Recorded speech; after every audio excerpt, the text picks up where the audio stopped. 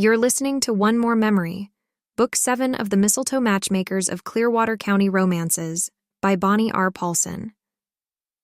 Mistletoe hasn't lost its holiday charm, but David Dean and Elizabeth Wilson face other outside forces besides winter storm warnings and a meddling, conniving ex-wife. The king and queen of matchmaking need to face their own romantic longings outside the expectations of their families, friends, and the town. Heartbreak isn't something they want, but sometimes past rivalries and secrets do more to break down budding love than anything else can. When David's ex-wife comes back, again, she decides she's going to get back together with David like nothing ever happened. The announcement is made the same day David declares his love for Elizabeth. She loves him in return and wants to be with him, on one condition. He has to give his ex an opportunity to make things right before they can give themselves anything that looks like a jingling chance.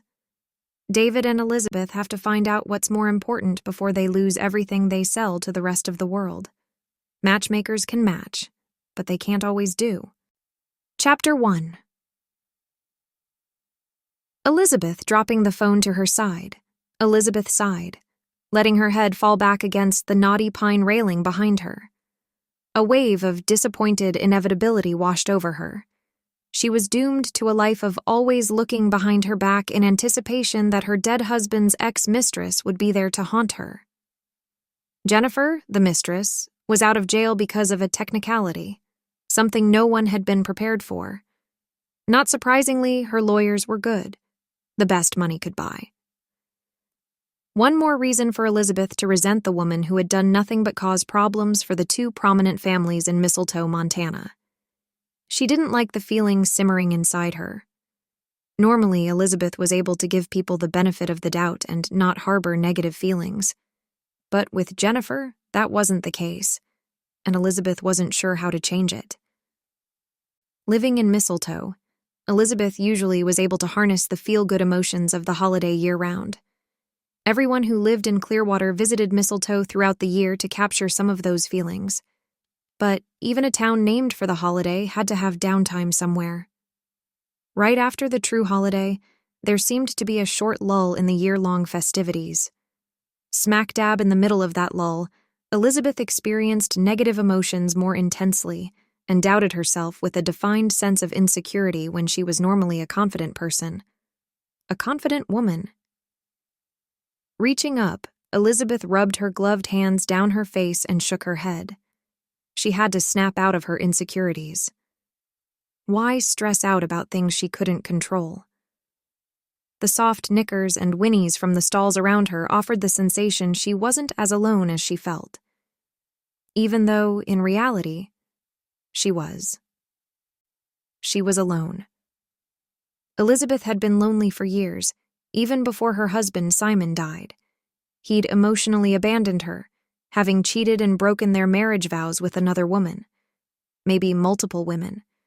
Elizabeth couldn't even ask him to gain any amount of closure. His mistress, the one Elizabeth had known about, was the wife and mother of the Dean family. The Dean family where some of Elizabeth's daughters-in-law came from. Not to mention, Simon had had a daughter with that woman, and he'd let another man raise the child. Getting to know Amanda was less difficult than accepting Jennifer. Amanda was innocent. Jennifer was the catalyst. The complexities of the mess that Simon and Jennifer had left behind were hard to unravel, and Elizabeth wasn't sure she wanted to even try. Not when she was trying to get through the next big event in Mistletoe. And worse, poor David. The man had been through a lot. As the father of Amanda and the ex-husband of Jennifer, he'd raised another man's daughter, all the while never knowing the girl wasn't his.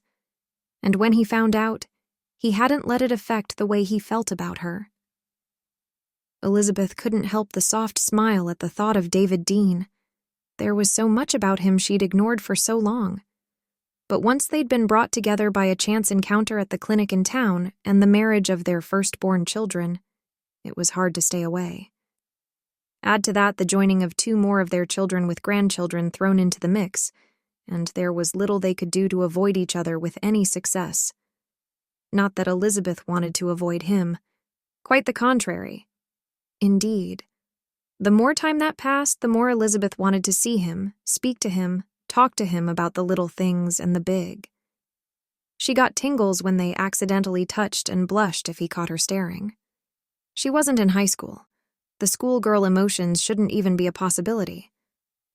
And yet, butterflies fluttered in her stomach when she saw him. Elizabeth lifted her head from the pole and took a deep breath, reveling in the cool but not cold air in the partially heated stable. She'd opted to let the temperatures cool off because one of the mares was with foal and her coat had started to shed. Mistletoe's vet had advised her to keep it a little cooler in the stables until it was time to birth for the mare to keep her comfortable and less likely to lose more of her hair. She was already stressed, and they didn't need to add more to the poor mother's nerves. A creak announced the opening of the man door, and Elizabeth jerked her head toward the intruder, unintentionally on edge from the bend in her thoughts. Her daughter-in-law, Lily, edged through the small opening and shut the door behind her. She turned, leading the way with her not-quite-big stomach as she sought out Elizabeth. She spied her mother-in-law, and her brow furrowed in concern. "Elizabeth, are you okay?" Scooting to the side of the hay bales set up like a bench, Elizabeth patted the prickly straw beside her and smiled at her daughter-in-law. "I'm fine. Come on in and sit down. Wow, look at you. You're getting there. Time will pass faster than you know." And in no time, her babies would be grown and married. But Elizabeth kept that morose thought to herself. Why dampen Lily's excitement with thoughts of a sad, happy future? As if reading her mind, Lily sat and nudged Elizabeth with her shoulder. "Do you miss having babies in your house?" How did someone answer a question like that? Without crying. "Of course, but with grandbabies it's even better. I can give them back." She winked but looked away. There was a lot she regretted from raising her own children and dealing with her own marriage. But again, those weren't problems she needed to share with someone just starting out in her own happy ever after. It was no one's fault that Elizabeth's happily ever after had been more like mediocre to fair. She had beautiful boys she loved, and who returned that love and respect. What more could a woman ask for? Love. But she ignored the whisperings of her heart. If she had it to do all over again, who was to say she wouldn't have tried to find David and fall in love with him? That would have cost them both the children they had, and Elizabeth wouldn't trade their children for anything in the world. "What's on your mind, Lily? I didn't know you were coming out today." Elizabeth smiled at the young woman. She wasn't a teenager by any stretch of the imagination, but she was younger than Elizabeth, which pretty much made her a toddler. "Brock and I came out to check and see if you're okay. We got the text about Jennifer getting out." None of the girls called Jennifer mother or mom. They'd all been hurt too sharply by the woman in their past and in the near past for them to recover just yet.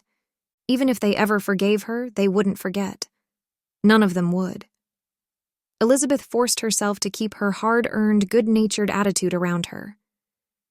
She'd been out in the barn for almost an hour before Lily showed up. That should have been plenty of time to get things straight in her head.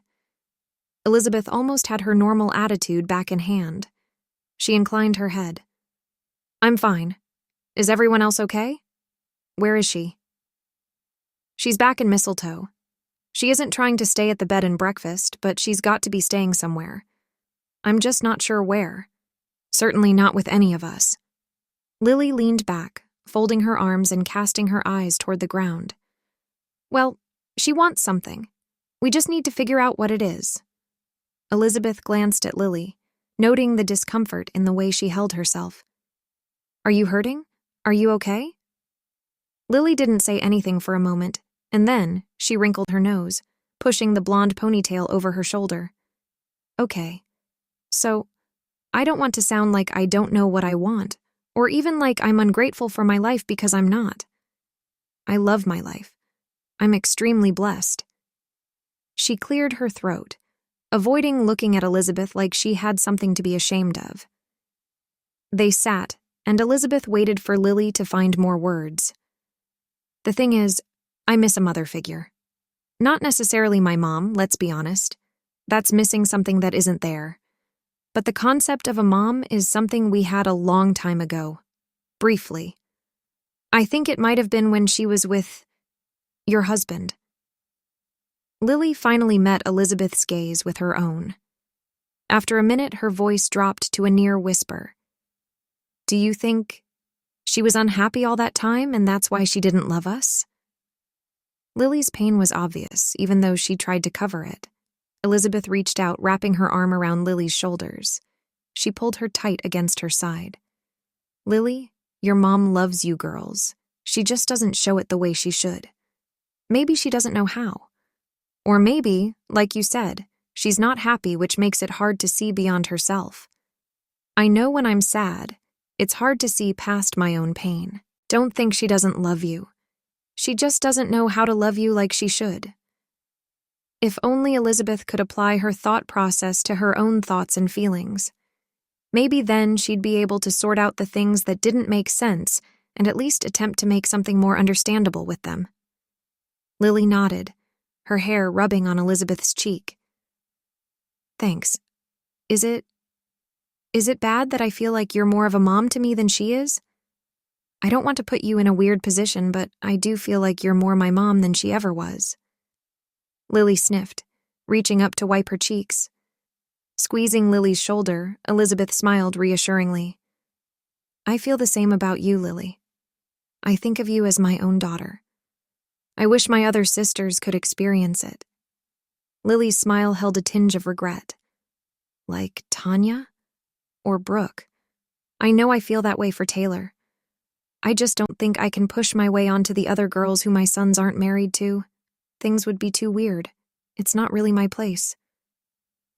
Tanya had disappeared shortly before Christmas, which alarmed the Deans but not the Wilsons. Colt and Levi disappeared often, making their way to Alaska or wherever else they went to carve out their own interests. Yeah, I think she left to get away from the reminders. Lily picked at the zipper of her coat. I think we all would like that once in a while. Tanya will be back. Don't worry, she just needs a break. Think of it like a vacation. We all need them once in a while. That was the best way Elizabeth could help Lily understand that Tanya wasn't upset with the family. She was just searching for a break from the confusion around their mother. Yeah, I understand. I thought for sure with Jennifer in jail we could all start to heal, but she wasn't even in that long. At all. So now, I don't know how to feel. And she's back. It's just all so confusing. Lily shrugged, waving her hands in the air. Okay, skipping topics. I need to talk about something that isn't so emotionally conflicting. She didn't wait for Elizabeth to agree, but plowed on. What do you think Dad was saying when he suggested we merge the matchmaking companies? Has he said anything to you about it since? David's plans were grandiose, but usually he had a good business head. If he thought there was something beneficial to having their companies merge, then there was probably something there. I think your father is brilliant in the business world. I haven't had a chance to talk with him about a merge, but that doesn't mean it's off the table. We're just trying to get through the official holidays. Are you guys coming for the New Year's Eve party?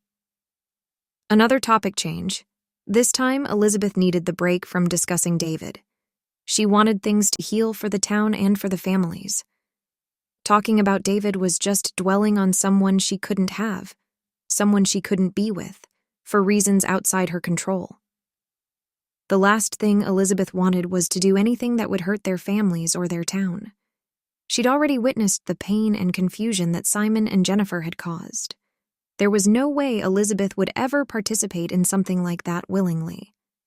Having already accepted that she and David were probably more like star-crossed lovers than anything else, Elizabeth had to accept that was probably a huge part of the reason why she felt the way she did even more acutely than normal. She couldn't tell anyone that she had feelings for David that were more than platonic. She couldn't do that, or she risked disrupting the fine balance between their families, themselves, and their town. She couldn't do anything like that. Elizabeth couldn't be that selfish. She refused to be. Of course, I wouldn't miss the party for anything. Lily grinned and studied Elizabeth. Is it okay if I just sit with you for a minute? I'm tired lately and I just want to be. Brock wants to talk and talk and talk. I need the quiet. She laughed a little. Elizabeth reached out and patted her hand. She wouldn't take it offensively that Lily needed quiet. Elizabeth had raised all of her boys. The house was never quiet. Even with some of them married and out of the house seemed to echo with the sounds of wrestling boys and play between children. Escaping to the stables was a habit for Elizabeth, one she hadn't stopped as the years had faded on. The two Wilson women sat back on the hay bale in companionable silence, staring into space as the sounds of horses swelled gently around them. Peace. With Jennifer back in Mistletoe, Elizabeth had no doubt peace would be hard to find until things were figured out. Before the day was up, Elizabeth would cave under her resolve not to bother David, and she would call him to find out how he was handling the news. She would justify it and tell herself they were friends, but deep down she knew she just wanted to hear his voice. But she'd never tell him. That wouldn't accomplish anything. So what would be the point? Chapter 2. David. David paced from the kitchen to the living room, down the hall, and back to stand at the counter. Once, twice. He lost count around the 20th time, and then he just stopped. He braced his hands on the sides of the seamless sink and hung his head, offhandedly noticing the similar slump to his neck and shoulders that was in the stainless steel faucet. "Dad? You okay?" Amanda's soothing voice pulled David from the dark thoughts swirling through his mind and heart. He whirled, blinking as he forced a slight smile. "Amanda, of course. Ahem." He studied her, noting the pallor of her skin and the way her eyes looked even bigger than normal. "What's going on? Are you okay?" Amanda held up her phone, shaking her head and glancing at the screen. "I got a text. Did you get it? About Jennifer?" She scrunched her lips to the side, tears welling in her eyes. "I got that text. I'm trying to ignore it, to be honest." David bit his lower lip and studied his daughter. He didn't care what a paternity test said. David was Amanda's father. Simon Wilson had no claims over the girl. None. And David would fight the man, dead or alive, to keep Amanda as his. "Are you okay?" "No, I'm not." Amanda's tears spilled over her eyelids, coursing down her cheeks as she wiped at them. "We did so much to get her arrested. We had so much evidence. Why would they let her out?" "I don't know, honey. I don't understand all of the laws myself. I wish I did. It's times like these. I wish I had gone to law school." David's boots scuffed on the tile floor as he crossed the kitchen toward her. He reached for her hand. "Listen, it's okay. She can be anywhere she wants to be. We won't let her ruin things for us. Not anymore, okay? She doesn't get to say if we're happy or not. She doesn't have any way to ruin this town or this family anymore. Do you understand?" Amanda studied his face and slowly nodded. "Yes. Okay." She rubbed at her cheeks. "I feel like a fool, though. Tommy and I tried so hard to get things figured out. Get her out of Mistletoe so she wouldn't be able to bother us anymore, and now this. I just feel like I let everyone down." She glanced down at her hands folded on the edge of the counter. Drawing back, David took a deep breath. He'd had no idea Amanda blamed herself for the things her mother did. "You didn't let anyone down, Amanda. If anything, you've made us proud. You're everything we could want in a daughter or sister." David shook his head, tamping down his internal anger at the woman who would try to hurt his daughters. "Is there anything I can do to make it easier for you?" Amanda lifted her eyes and half shook her head. "I heard she's in town causing problems." Her words were soft, but David heard every one, and he tried not to wince. "She's the type of person that holds grudges, Amanda. That's just who she is. I'm not saying that to be mean. Some things are outside of our control." David felt like he was constantly walking a tightrope, always on the verge of teetering one way or the other of hurting someone's feelings. "I know. You're not a mean guy, Dad." Amanda chewed on her fingernail and then lifted her chin, dropping her hand back to rest on the granite countertop. "Dad, can I ask you a question?" "Of course." David leaned his hip against the counter, folding his arms while he waited for his middle child to ask whatever was making her nervous. She waited a moment, obviously trying to figure out how to frame her words. Finally, she furrowed her brow and lifted her gaze to meet David's. "Okay, I'm just going to ask. Would you be upset if I tried to learn more about Simon and the Wilson family? Would you feel like I'm letting Simon usurp your spot in my life?" Before he could think too closely about what she posed to him, David plastered a reassuring smile on his mouth and squashed the hurt that followed. Of course, he would be upset. But that's not what she needed.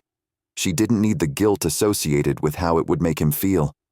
She needed his blessing to do what she felt she needed to do. David was the adult. Amanda was an adult. But David was the father. He needed to be able to be there for his daughter.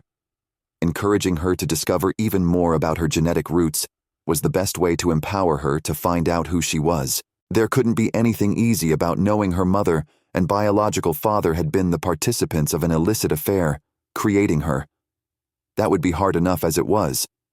Add to that the stress and guilt she had to be experiencing around where she came from and what the families were feeling and going through, and Amanda was under a lot of pressure to just figure things out. David reached out, placing his hand over hers. "Amanda, I think you should do whatever you feel you need to do to come to terms with what he and your mother left you with. You have to figure out how all of this makes you feel. That's the hardest thing you have in front of you. Absolutely, you should research him and his family. I know Elizabeth would love the chance to get to know you more." He had spoken with Elizabeth only once since the fateful meeting where Jennifer had been trying to get back at Amanda. Both families had stood around, waiting for the news on what had happened. When they'd found out Jennifer had been arrested, they couldn't believe it, and there was plenty of extra celebrating going on at Christmas. But now, with Jennifer out, there was a distinct pall over everyone's moods, and it didn't take a sixth sense to feel it. "Are you sure? I don't want to push anything that you're not comfortable with." Amanda's wide eyes searched David's face. He shook his head. "I promise. You do what you need to do, and I'll support you the whole way." As much as he wanted to support Amanda, how did he make things easier for himself? He needed to talk to Elizabeth. She would know. That woman had a way of making things seem tolerable, no matter how impossible they appeared. "What's with the look? What are you thinking about?" Amanda licked her lower lip and leaned forward, her eyes wide as she studied him. "I was just thinking about talking things out with Elizabeth." David leaned his hip more fully against the counter and folded his arms. "You like her, don't you?" Amanda gave him a sideways glance, suddenly losing her sad woe-is-me aura and shifting into her suspiciously fun mode. David grinned. Rather than pretending like he had no idea who she was talking about, he huffed. "I better. We have grandkids together." But together sounded a whole lot more like together than it actually was. He shifted in his boots, suddenly uncomfortable with the direction the conversation had taken. "Yeah, you know what I mean. I'll stop bugging you about it." She gave a little wink and glanced at the delicate silver wristwatch on her left arm. "Oh, I need to go. Tommy is meeting me at the cafe." "Is he making you happy?" David didn't want to bring up the situation Amanda had gone through, but he had to ask. She was his daughter after all. "Very happy. Thanks, Dad." Amanda leaned forward, brushing her lips across her dad's cheek and grinning as she walked toward the door. "You focus on what that Mrs. Wilson is up to." She waggled her fingers over her shoulder at him and laughed, ducking out the door. At least she was laughing. David would take the teasing just to see her laughing again. Chapter 3. Taylor. "Isaac, are you ready to get a bear claw from Aunt Carrie?" Taylor glanced in the small mirror that clipped easily onto the rearview mirror so she could have a clear view to what her children were doing in the back seat. Isaac nodded, his head barely moving with the warm hood pulled up from his puffy coat and everything strapped in securely with his child's seat. "Mommy is too. I'm having an eclair style, though. I can't wait." She mostly spoke to herself. Isaac wasn't old enough to really care what kind of donut she wanted. He just wanted his own, and he probably wouldn't even care what kind he had, as long as he got a donut. All the donuts at Carrie's bakery were amazing, and Taylor wouldn't mind having one or two of any of the flavors. Even the newest flavor of jalapeno jelly and chocolate had made an impression on Taylor, and most of mistletoe.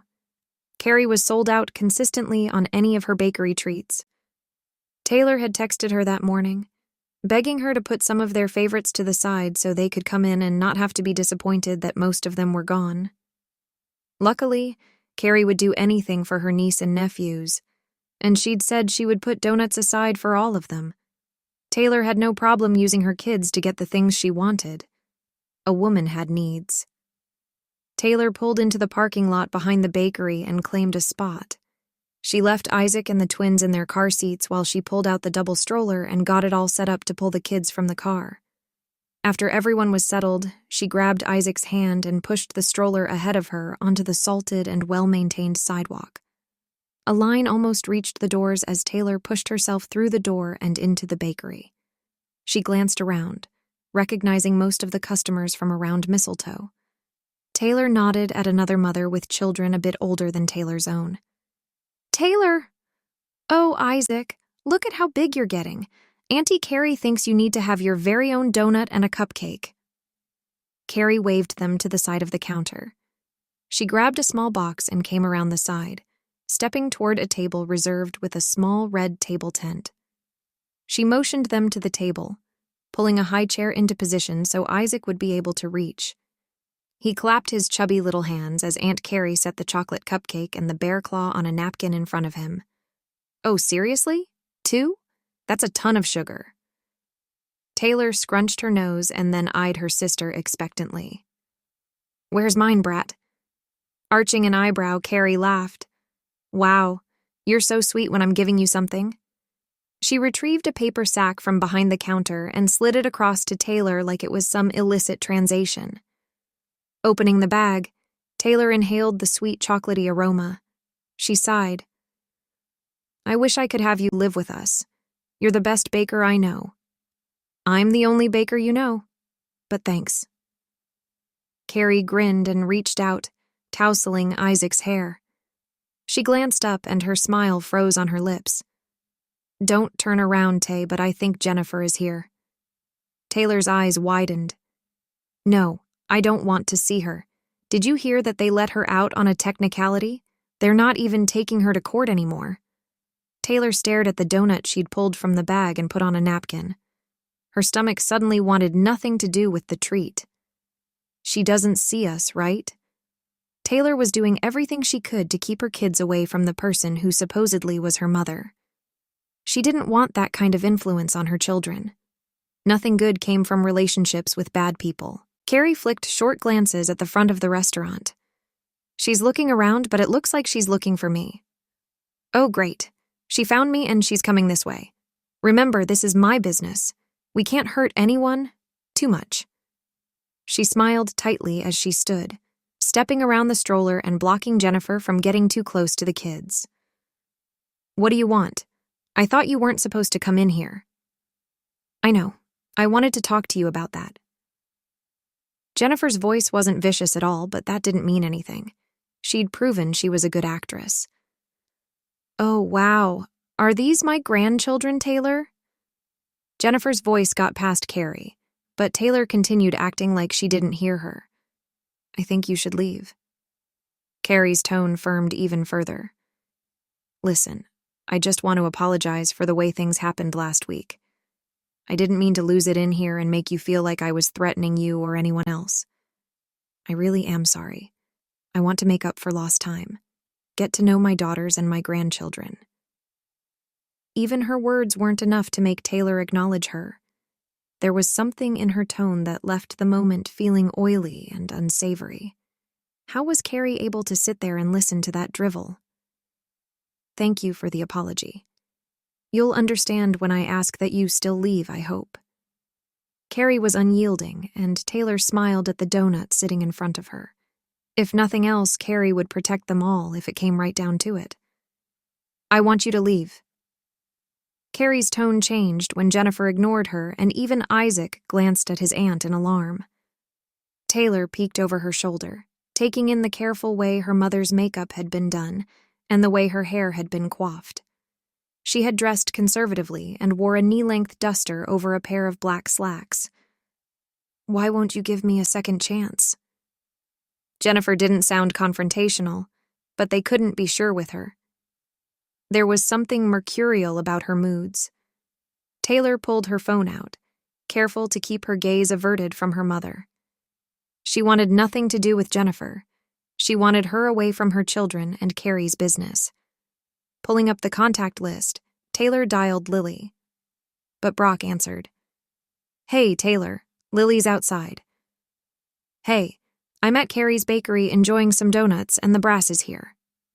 Taylor kept her tone light and then hung up. She didn't need to go further into details. Either Brock would recognize the code name they'd given Jennifer, or he wouldn't. In seconds, a text came through from Brock. "Be right there." Taylor needed all the help they could get.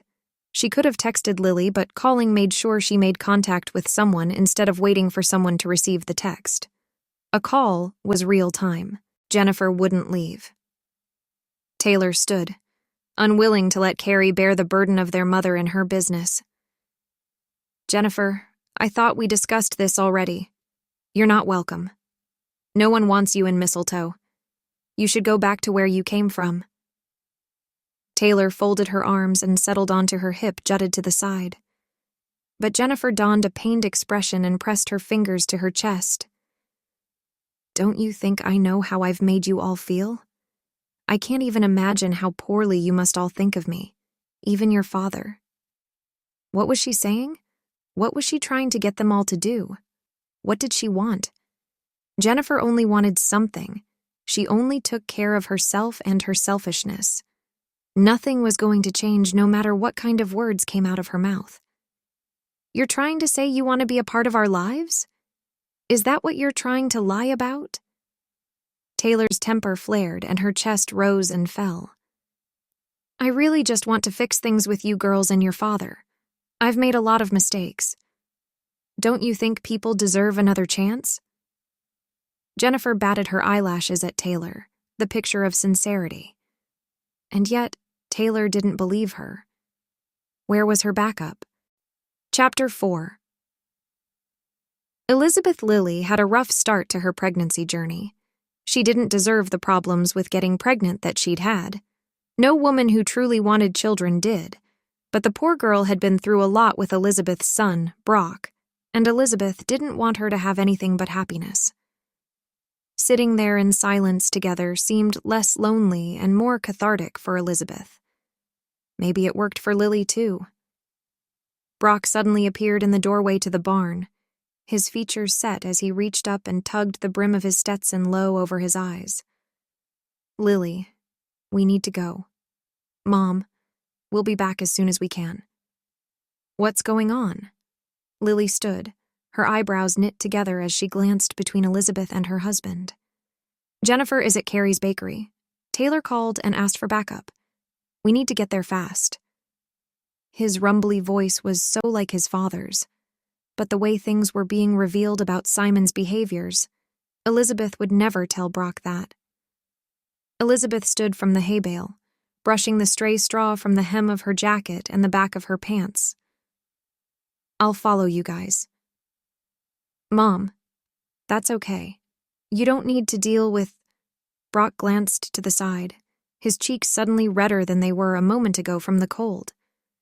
"I don't need to deal with your father's ex-mistress, or I don't need to deal with your wife's mother.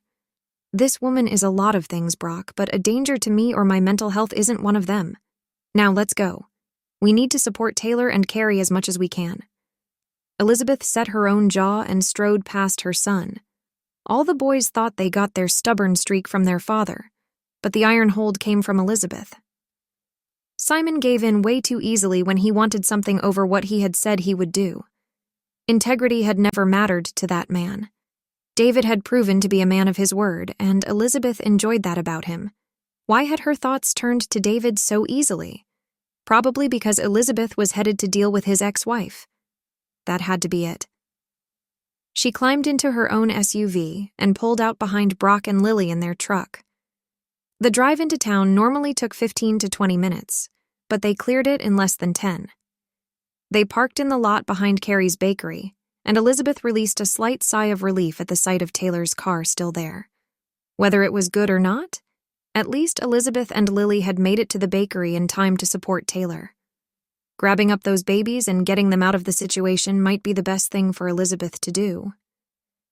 Lily and Brock climbed from their truck and waited for Elizabeth at the front of her rig. Leaving her own vehicle was easy as Elizabeth moved to join them. "Do we need a plan?" She glanced at Brock as they all strode toward the bakery. "I'm just trying to make sure I don't do bodily harm to the woman." Taylor didn't sound scared, just really upset. "I didn't like it." Brock's jaw flexed and he yanked the door open to hold it for Lily and Elizabeth. Elizabeth wasn't sure if she was nervous or what, but she was definitely worried for Taylor. There was a conflict of interest where Taylor and the rest of the girls were concerned regarding their mother, and Elizabeth didn't blame them.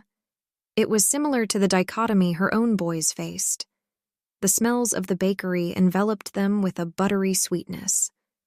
Glancing up at the sign featuring cinnamon rolls as the daily special, Elizabeth made a mental note to grab a half dozen to take out to her place after whatever they were doing with Jennifer was finished. She scanned the interior of the bakery. Where was Taylor? And there was Elizabeth's daughter-in-law, standing at the far booth with her arms folded over her chest and her head tilted back just enough to give the image of a challenge as she focused her narrowed eyes on the woman in front of her and Carrie. The stroller behind her and the small child in the high chair gave rise to Elizabeth's fury. She brushed past Brock and Lily, murmuring an "excuse me" as she did so, and strode to the small confrontation still in full swing. "Why I can't just see them. Let me hold one, Taylor. It's the least you owe me." Jennifer's voice hadn't changed since the last time Elizabeth had seen her years ago in the center of Mistletoe. Jennifer had been snide and sarcastic even then, and that hadn't left her tone at all. That realization seemed to harden something inside Elizabeth.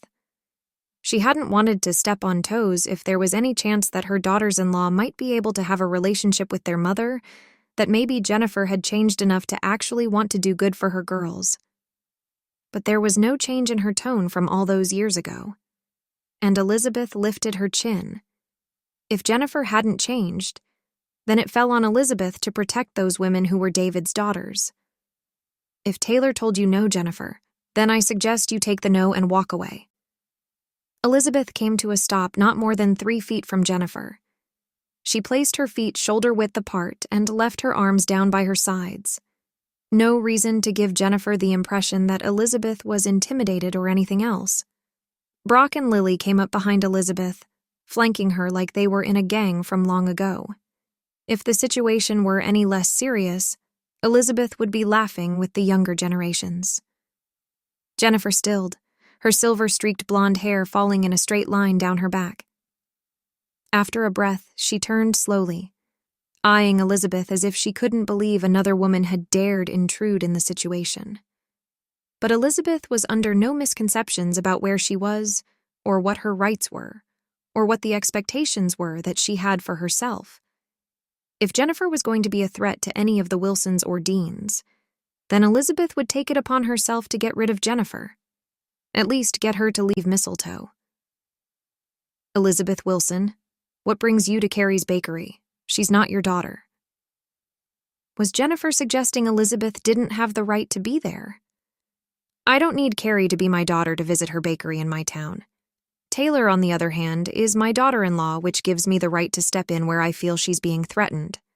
Now, I don't know what you're doing or even if you're threatening them, but I do know I heard Taylor tell you no, and since she's talking about my grandchildren, I'm going to step in and deal with this." Elizabeth narrowed her eyes but smiled at Jennifer as if what Elizabeth was saying was exactly what they all wanted to hear. "They're my grandchildren, too. Don't you think I have the right to see them?"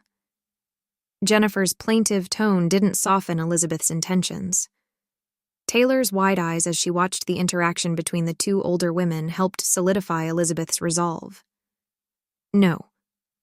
What I think is that you left the girls and David a long time ago, which already eradicates some rights. But add in the fact that Taylor doesn't want you to see her children. And I'm sorry, but your rights are non-existent. You've been overridden by her desires as their mother." Elizabeth spoke as boldly as she could. She wanted to make sure things stayed calm but clear. I'm Taylor's mother. She doesn't get to tell me no. Jennifer's lips pulled back in a grimace. Elizabeth stepped closer to Jennifer, unsure why her husband had chosen that woman over 20 years before when he had a family at home waiting for him. She lowered her voice and held Jennifer's gaze with her own. I recommend that you keep this in mind, Jennifer. You left when these girls were young. They didn't know better then. But they know better now. They know what you've done, and the more you're here, the more they see just what a disappointment you've been. They don't need the drama you bring. They're trying to keep their lives simple and happy. You're just bringing poison.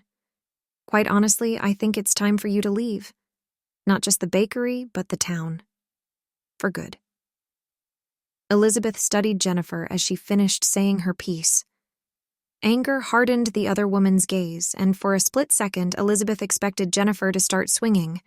But then Jennifer's anger melted and she smiled. You know what, Elizabeth? You're right. I'm being selfish. I mean, you didn't get to have Simon's daughter. I did that. You can't possibly know what it's like to raise a girl or a bunch of girls. I'm going to give you the benefit of the doubt for interfering with my relationship with my daughters, this one time. Next time, though, I won't be so understanding. Elizabeth threw her head back and laughed, the sound deep and infectious. She wiped at her eyes and met Jennifer's confused glare with another smile. That would have hurt if I hadn't known exactly what kind of man Simon was. You fell for him after I'd already fallen out of love with him. He would have left you for me. He told me all the time he was going to. Jennifer's lower lip quivered, and that's when Elizabeth recognized the other woman's weakness. Elizabeth softened her tone and leaned close, careful to keep their gazes locked. The thing is, Jennifer, he left us both in the end. Wouldn't you agree? Jennifer's eyes grew round and wide as she searched Elizabeth's features. After a second, she shook her head and glanced back at Taylor over her shoulder. I expect to see those grandkids, Taylor. You can't hide behind the Wilson woman forever.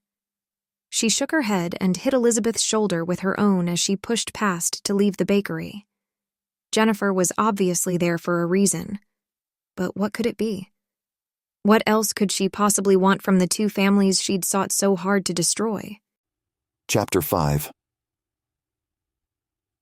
David's antsy feeling didn't leave. He grabbed his cowboy hat from the hook by the door and left the house. He stomped down the steps and headed toward his truck. He wasn't sure why he felt the need to head toward the Wilson ranch, but he did. In the cab, he started the engine at the same time his phone rang. Pulling the cell to his ear, he put the truck into reverse and started down the drive. This is David. Dad, it's Taylor. You'll never believe what just happened at the bakery.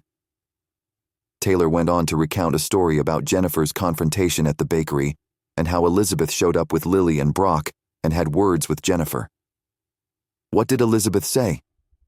David furrowed his brow, glancing in the rearview mirror absent-mindedly as his truck thundered down the road. I couldn't really hear what they were saying. I was so upset about the whole thing and the twins were starting to fuss. I'm sorry, Dad. I'd go over and check on Elizabeth, but I need to get the kids home and talk to Roman. Can you check on her? I'm not sure what Jennifer is doing back here, but I have a bad feeling it's going to get worse and worse. Taylor's words sent a shiver of foreboding down David's spine. I'm already headed over to Kringle Ranch. I wanted to talk to her about finding out that Jennifer wasn't in custody anymore. Now I guess I better add this to the list of topics. He gave a short bark of laughter as he rested his free hand loosely on the lower curve of the steering wheel. Who would have thought I'd need to have an agenda on what to talk about with Elizabeth? Thanks, Dad. I know.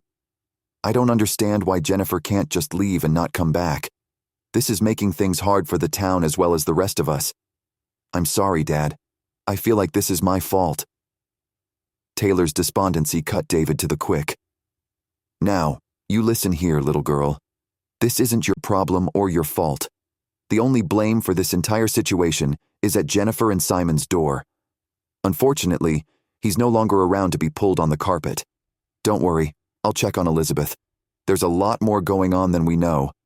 I have a feeling all of our problems will end as soon as we figure out what else Jennifer wants, and we deal with it. I'll call you later. Tell Roman hi, and give those babies a squeeze from their grandpa." They hung up, and David gripped the steering wheel tightly in his hands. One way or the other, he had to get the families united. Not just in deed, but legally. And it wasn't just to protect them all from whatever Jennifer was bringing down on them. No. David needed them all to see the Wilsons and the Deans as one group so that they would all accept when David convinced Elizabeth to marry him. If she would marry him, he had to make sure there was no opposition, none. They deserved happiness, and he was just starting to realize how much he cared for her. And it wasn't platonically. For a matchmaker, he'd done a poor job in recognizing his perfect match all that time. Now, he had to fix what he'd missed. Parking the rig beside her SUV at the Wilson Ranch, David climbed the steps and pushed the door open. Thankfully, they'd reached a point in their friendship where they didn't knock at each other's homes. They just went in. The sound of his footsteps was muffled by the thick rugs placed strategically through the foyer and hallways. Her crying wasn't muffled by anything. He followed the sounds to the living room, stopping at the doorway to take in the image of Elizabeth curled up in the corner of one of her expansive couches, with her arms wrapped around her knees and her face hidden by the folds of her hair. Her shoulders shook with sadness. "Elizabeth, are you okay?" He didn't wait for an answer as he rushed to her side, taking a place on the couch and pulling her into his arms. She collapsed against him, her face suddenly warm and wet against his neck. He rubbed her back, offering soft sounds of comfort. A moment passed, and then she lifted her head and met his gaze. "David, it was awful. She was just trying to see her grandbabies, but my protective side kicked in. She was rude to Taylor and Carrie, and then... But I think Jennifer is just hurting. I don't know. I feel like all of this is my fault." She sniffed and wiped at her face with her hands, letting her feet slide from the cushions on the couch to rest beside his on the floor. David sighed. "This isn't your fault.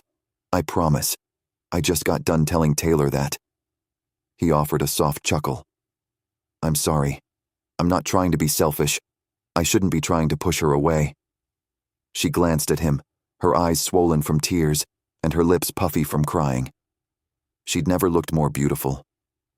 He reached up, brushing the hair back from her forehead and her damp cheek. "Elizabeth, before we get into all of that chaos, I think I need to tell you something." She jerked her gaze to his and stared. "David, I can't handle any more secrets.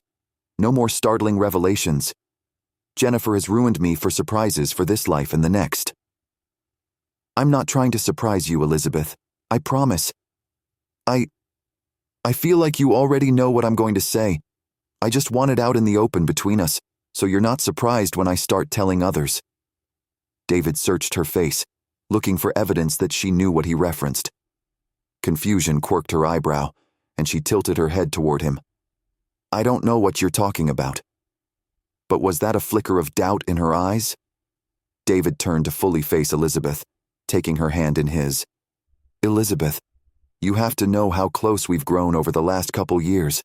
You're the person I call when I have something exciting to talk about, and you're the one I want to turn to when something disappoints me. You have to know that I've been falling for you. I'm here, I've fallen, I love you, I want to be with you, and I think you want to be with me." His words faltered at the end, at the look of pure terror on her face. Maybe he'd read all of her signals wrong. Maybe his feelings were one-sided. She shook her head, pulling her hands from his like he had something contagious. "David, no. You can't love me. We can't be together. Please. We can't." "Why? We're grown adults. I want to love you. What is wrong with this?" David jerked back like he'd been slapped. How was it possible he'd misread everything? Elizabeth stood, pacing away from him, and then back. She searched his face as she stood in front of him, and then leaned her head back, sighing. When she started speaking, she dropped her gaze back to his. "I could sit here and list all of our children's names, but I'm sure I'd lose track. That's 12 reasons right there. Then, look at the issues around Simon and Jennifer. Don't you think it's a little backward for you and I to be together when they were as well? Not to mention, our companies are rivals, David. We've become great friends. I would even say you're my best friend. But that's all we have. That's all we can have. There's too much piled against us for more.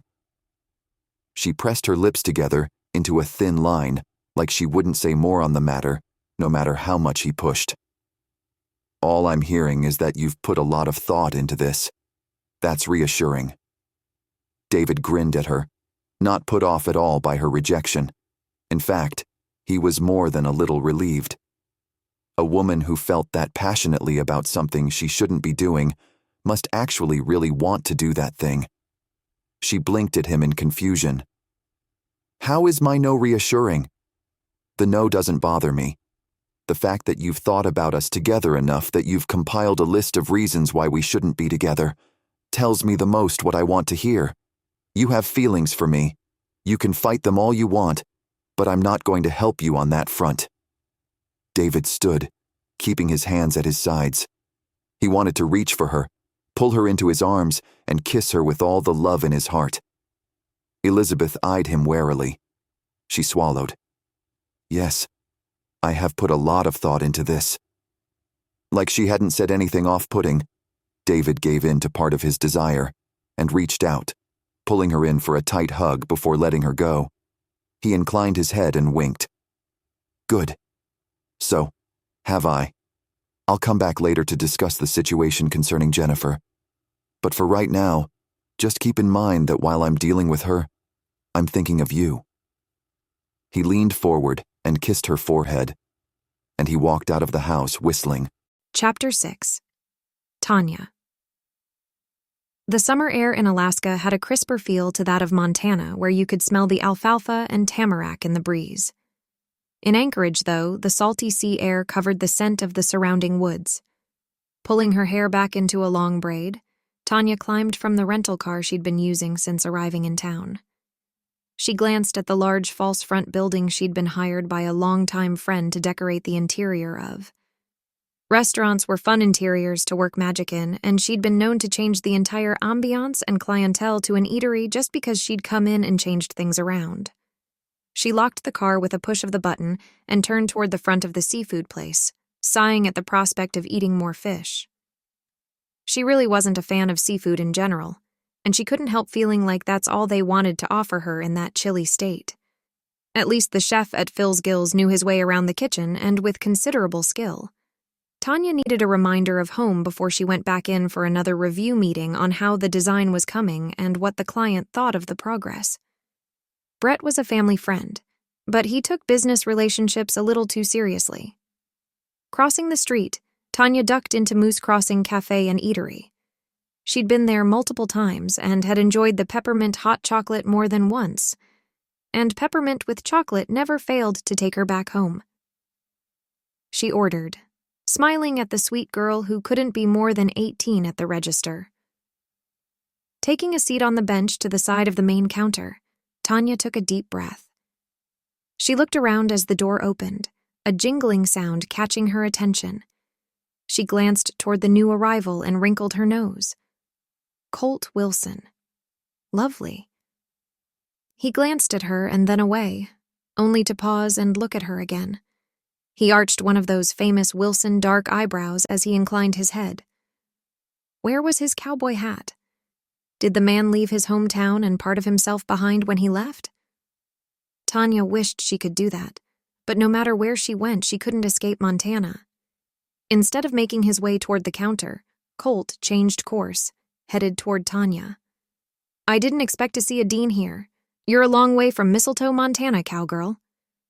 You know of Mistletoe, Mr. Wilson? The barista at the counter batted her lashes at the man who exuded rugged attraction to everything he walked by. Born and raised. Miss Dean. Here. And I come from the same impossibly small town. He charmed everyone in the room with his crooked smile and the blue of his eyes. Dang those Wilson eyes. The employee of the cafe held Tanya's cup aloft and smiled. Here you go, miss. Dean. She slid the cup across the counter and then turned her attention back to Colt. "Would you like your regular, sir?" But the way she said sir made it sound more like something you would say to your significant other, rather than someone you served coffee to. Tanya claimed her cup, cradling the drink in both hands and pressing her lips in a tight line as she backed up to watch the rest of the interaction between the obviously smitten girl and the unassuming cowboy. "Thanks, that would be perfect." Colt glanced at Tanya and waited patiently for his order, which turned out to be a particularly fragrant cup of mint tea alongside a cranberry scone. He nodded at the girl behind the counter when she handed him his order and turned toward Tanya, lifting the plated scone. He closed his eyes as he inhaled through his nose and then pierced Tanya with his gaze. "That is one of my favorite smells. What did you get?" He claimed a seat across from her without asking, as if he had the right to assume that's where he should sit. Tanya arched an eyebrow, but glanced at the already melting whipped cream in her cup, and then lifted her gaze to his. "Peppermint hot cocoa. I'm definitely missing home right about now." Colt nodded, sipping from his mug as he shoved the plate between them. "Try some. This will remind you of the Northside Bakery." Wrinkling her nose, Tanya shook her head. "No thanks. I've had Carrie's scones and donuts. Nothing else will work for me. I even tried the bakery off the docks up here and they paled in comparison." She sipped from the sweet and heady drink in her hands. "Carrie's are that good, huh? That might be enough to head home and check it out. I'm a sucker for a sweet pastry." Colt picked at the scone in front of him, glancing at Tanya as he did so. They sat in companionable silence, which was surprising in and of itself. Were they friends? She'd never really acknowledged him before. She wasn't exactly interested in any of the Wilson boys. Maybe it was just nice to see someone familiar. Maybe Colt expected something since they were both outside of the realm of the Montana lines. No one would know back in Mistletoe if something happened in Alaska. How could they? Tanya laughed, using the small black straw that came with her drink to scoop up some of the whipped cream. She shook her head at her internal dialogue. "What's so funny?" Colt's eyes twinkled, which only made Tanya laugh harder. She shook her head again as if that would make the moment that less hilarious, and she twirled the straw in the drink. "Okay, so here's the thing, Colt. I'm not going to fall for you. I'm not interested in the Wilson blue eyes or the rugged cowboy thing you're exuding. I'm just not. So, you can tone down the appealing charm you're trying to hypnotize me with." She leaned forward and laughed, lowering her voice. "For the record, I'm not charmable." Chuckling to herself, she peeked up at him through her lashes. Would he admit to what he was doing? Instead, he leaned back, holding his cup in one hand while resting the other in his lap, and watched her. "Interesting. You think I'm trying to get you romantically? You Deans sure are confident, aren't you?" Tanya blinked at him, her smile fading as confusion set in. "I don't understand. Isn't that what you're doing?" It was Colt's turn to chuckle. "Actually, I'm just connecting with someone from home. I've been up here longer than I wanted to be, and the timeline is still stretching out ahead of me. I thought it would be nice to talk, catch up. I didn't realize you would think I was proposing marriage." He held up his free hand. "Which, by the way, is not in my future. I'm not interested in a relationship or anything that even remotely resembles one, thank you very much." Tanya eyed him, inspecting his features for if he was teasing or telling the truth. After a moment, she relaxed, her shoulders untensing. "Okay, phew. Because I'm not either, and I certainly don't want to contribute to the whole uniting the Deans and the Wilsons thing going on down there in Montana, you know?" Tanya reached forward, breaking off a piece of his scone and popping it in her mouth. "Oh, go ahead and admit that you're attracted to me and that you wanted me to tell you that I'm interested. Come on, Tanya, you can be honest." He winked at her and set his cup on the table, tapping his finger along the edge. The laugh that burst from Tanya reminded her that she hadn't laughed like that in a while. She shook her head, reaching her hand across and patting his. "That was awesome. Thank you." "Okay, but in all honesty, why are you up here?" I can't help but feel like you were sent by my mother to check on me." Even with that kind of accusation loosely lobbed in Tanya's direction, Colt didn't lose his relaxed facade. "I bet you wish I was." Tanya shook her head and assumed a more sober attitude.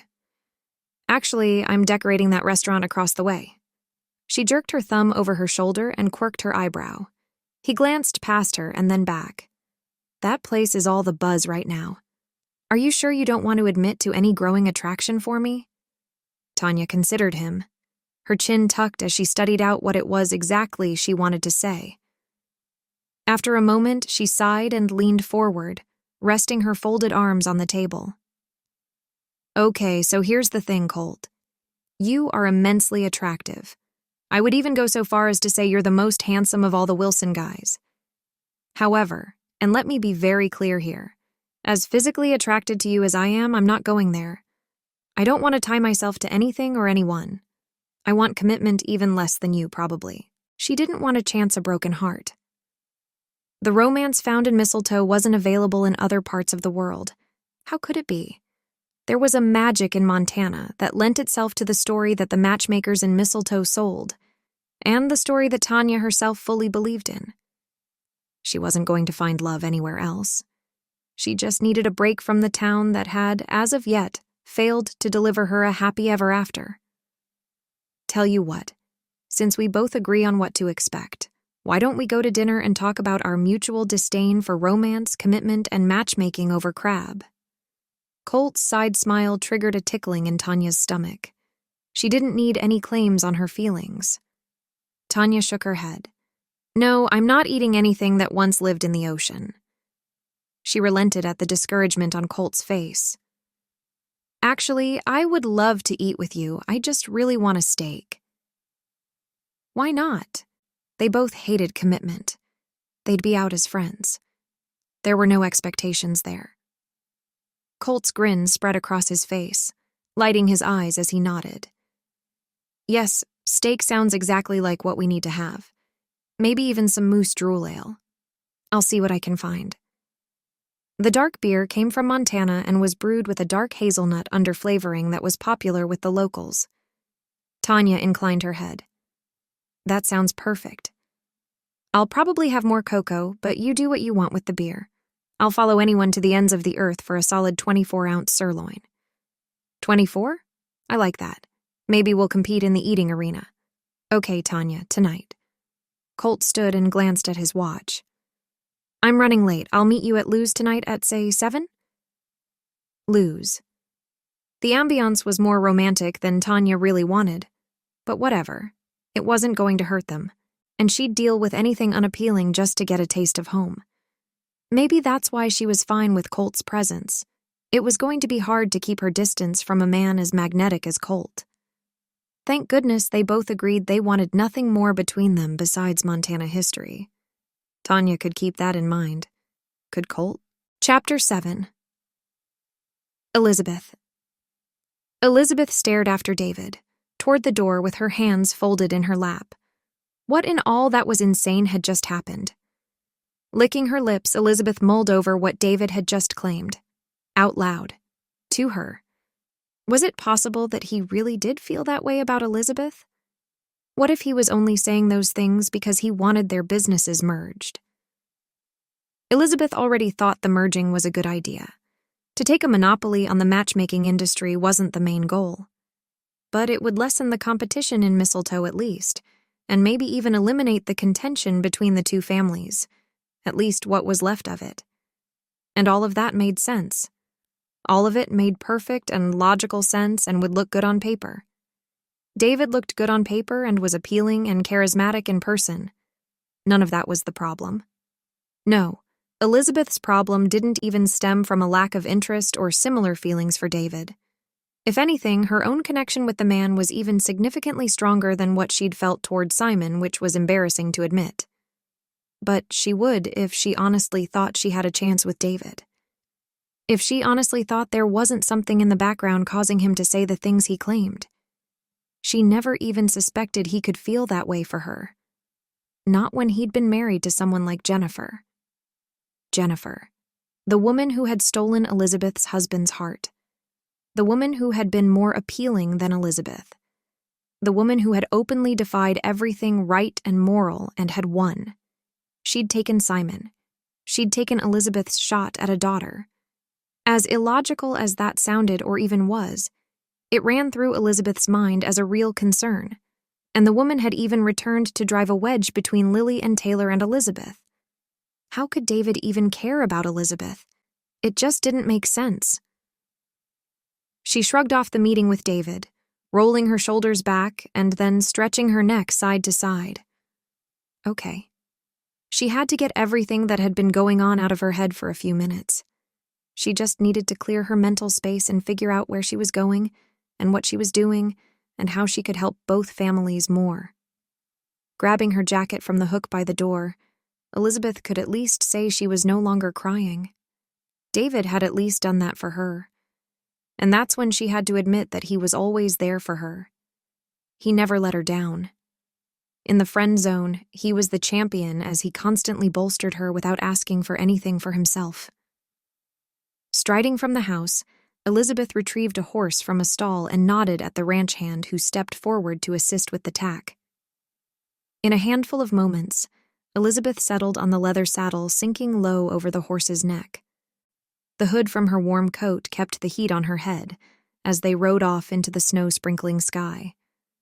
No storms were predicted for another 48 hours or so, and Elizabeth needed a short ride to get her head out of the clouds as she couldn't help wondering what it would be like to be with David.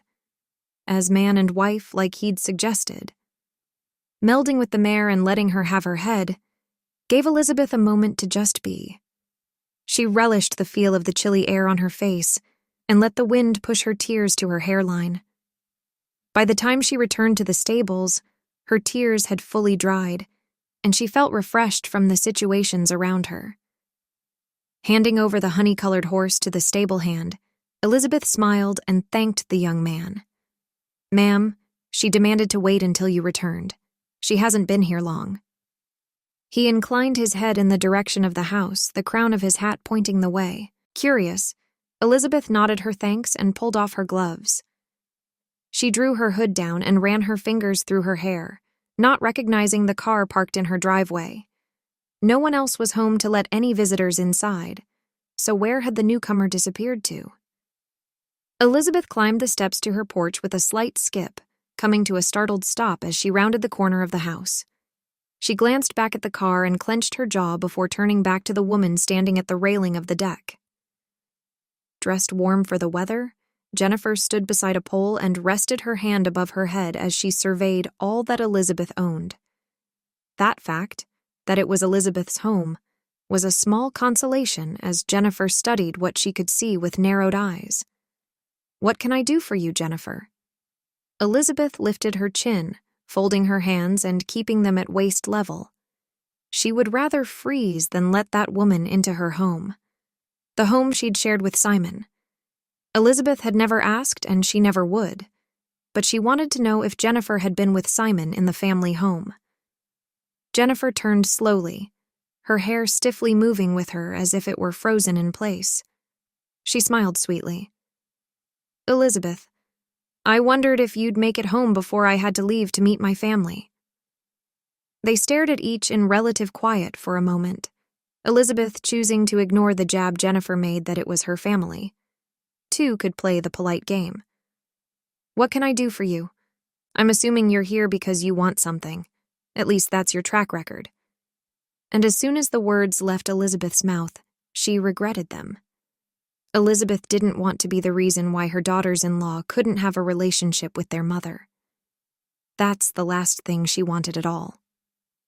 Jennifer turned, motioning toward the house and eyeing Elizabeth with an eyebrow arched. "Are you going to invite me inside? It's rather cold out here." Scoffing, Elizabeth shook her head. "If you're cold, you have the option of going back to your car and driving to whatever hole you crawled out of. You're not welcome in my home. Ever." Elizabeth didn't mince words as she waited for Jennifer's reaction, but none came as the blonde stared at Elizabeth with expectations in her eyes. "If I were you, Jennifer, I'd get to it. I'm only going to stay out here another few minutes before I go into my warm home. Jennifer's snide smile set Elizabeth's nerves on edge. Shrugging, Simon's old mistress leaned against the pole with her hip. You're not half the mouse Simon said you were. That's twice now that you've stood up to me. Aren't you intimidated by me? Elizabeth's jaw dropped. You're kidding, right? There's nothing intimidating about you. And Elizabeth realized in that moment that she wasn't lying. Jennifer looked like any other woman their age with her dyed hair and heavily applied makeup. She was a beautiful woman, but beauty at their age wasn't a metric that was used to intimidate. Not in an area of the world where beauty wouldn't tame the wild. At their age, so much more could accomplish the impossible. Good. I'm glad. But Jennifer's lips pursed like she'd taken a bite of a lemon, and she continued. That's important that we get along. But that's all she said as she blinked at Elizabeth as if waiting for Elizabeth to figure out what she was saying. Why? If you would just leave Mistletoe, we wouldn't have to worry about anything. At all. Maybe that's what Jennifer wanted. Maybe she wanted them all to be stressed out and worried about what her next move was going to be. Well, if I'm going to be in the girls' lives, I'm going to be there at birthday parties and holidays. I want my family back, and that means I'll have to deal with you on a more regular basis. I'm willing to do that. I'll do what I need to do to make sure my family is happy. Jennifer smiled at her, this time almost too innocently in the wide eyes and smooth smile. Before Elizabeth could stop the question, it burst from her lips. Why now? Lily and Taylor weren't the only ones with questions like that. Elizabeth wondered why Jennifer thought she could come back after everything she'd done and try to tear herself a new spot in the family. It wasn't fair. It's none of your business. This is between me and my family. I want you to stay away from my girls as much as you can. At least until I've had a chance to build a relationship with them. That's all I'm asking for. I don't think that's too much, do you? Jennifer furrowed her brow and batted her lashes at Elizabeth's scowl. Too much? There was so much wrong with what Jennifer suggested, as it correlated to what the Wilsons and the Deans had dealt with and what they'd planned. At the same time, Elizabeth had to try to put herself in Jennifer's shoes. While she would never participate in an affair, she couldn't say she wouldn't want a second chance if she'd done something horrific.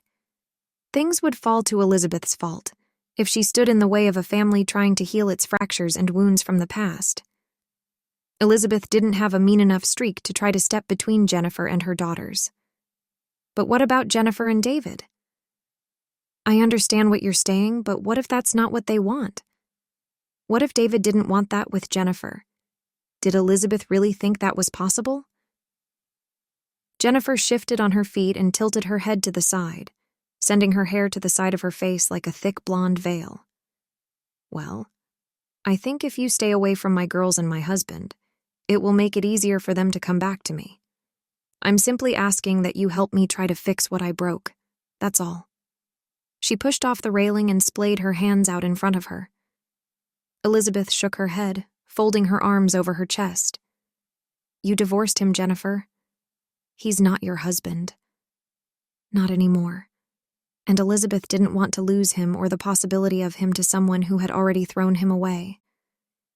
And anyway, 2 of your daughters are married to 2 of my sons. That's going to make things difficult. We all have a strong relationship, and I'm not willing to bruise that because you got a feather in your hat to try again. If you can't make things work with me in the picture, then you're not going to be able to make things work.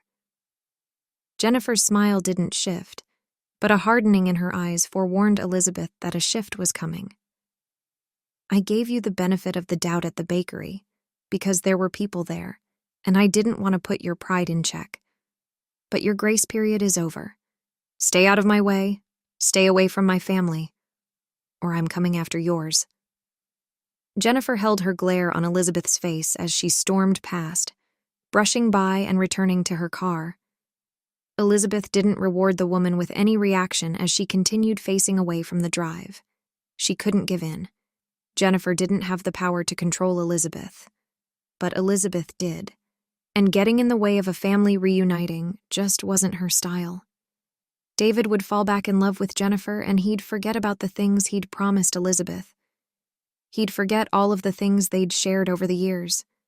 And Elizabeth would regret ever listing the reasons for him on why they shouldn't and couldn't be together, because all of those reasons seemed stupid in the face of not having a shot with him. Ever again. Chapter 8. David. Checking his watch, David parked his truck in front of the Wilson matchmaking offices. He'd made plans with Roman and Brock to get together that morning, and he'd lain awake all night planning out what he would say. David didn't care that Elizabeth had rejected him on the surface.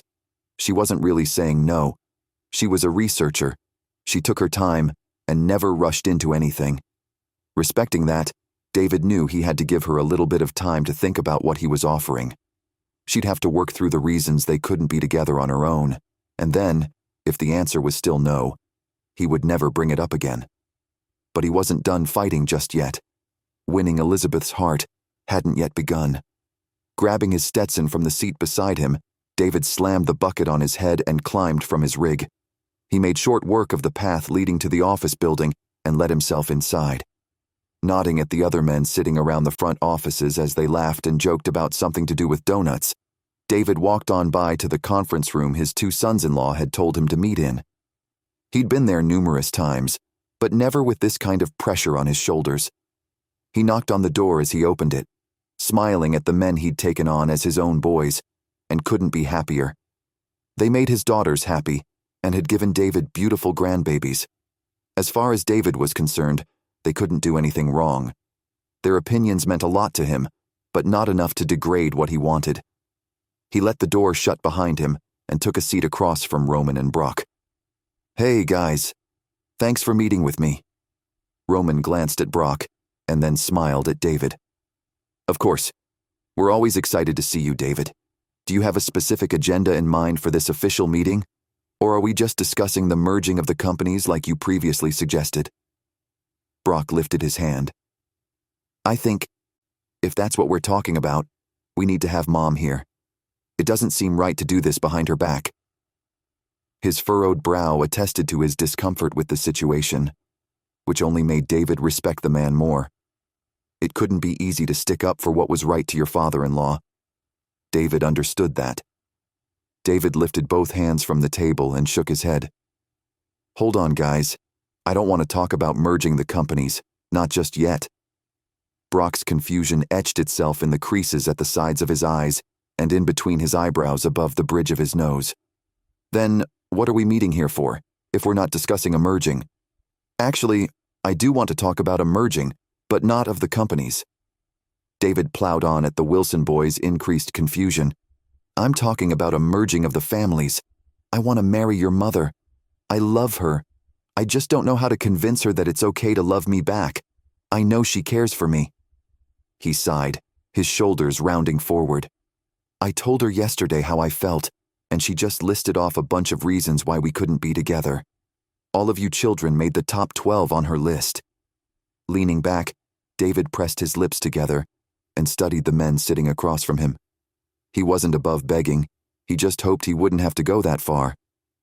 Roman laughed, shaking his head and slapping Brock on his back. "I told you. I don't know why you don't listen to me more. I'm right more times than I'm wrong." Brock shook his head, reaching up to take off his hat as his smirk grew larger and larger. "I didn't argue with you, brother. If I remember correctly, I even said they'd better match up before the end of the year. With less than a week to go, I'd say I was right too." David flicked his glance between the two and blinked. "You were betting on this happening? You matched us?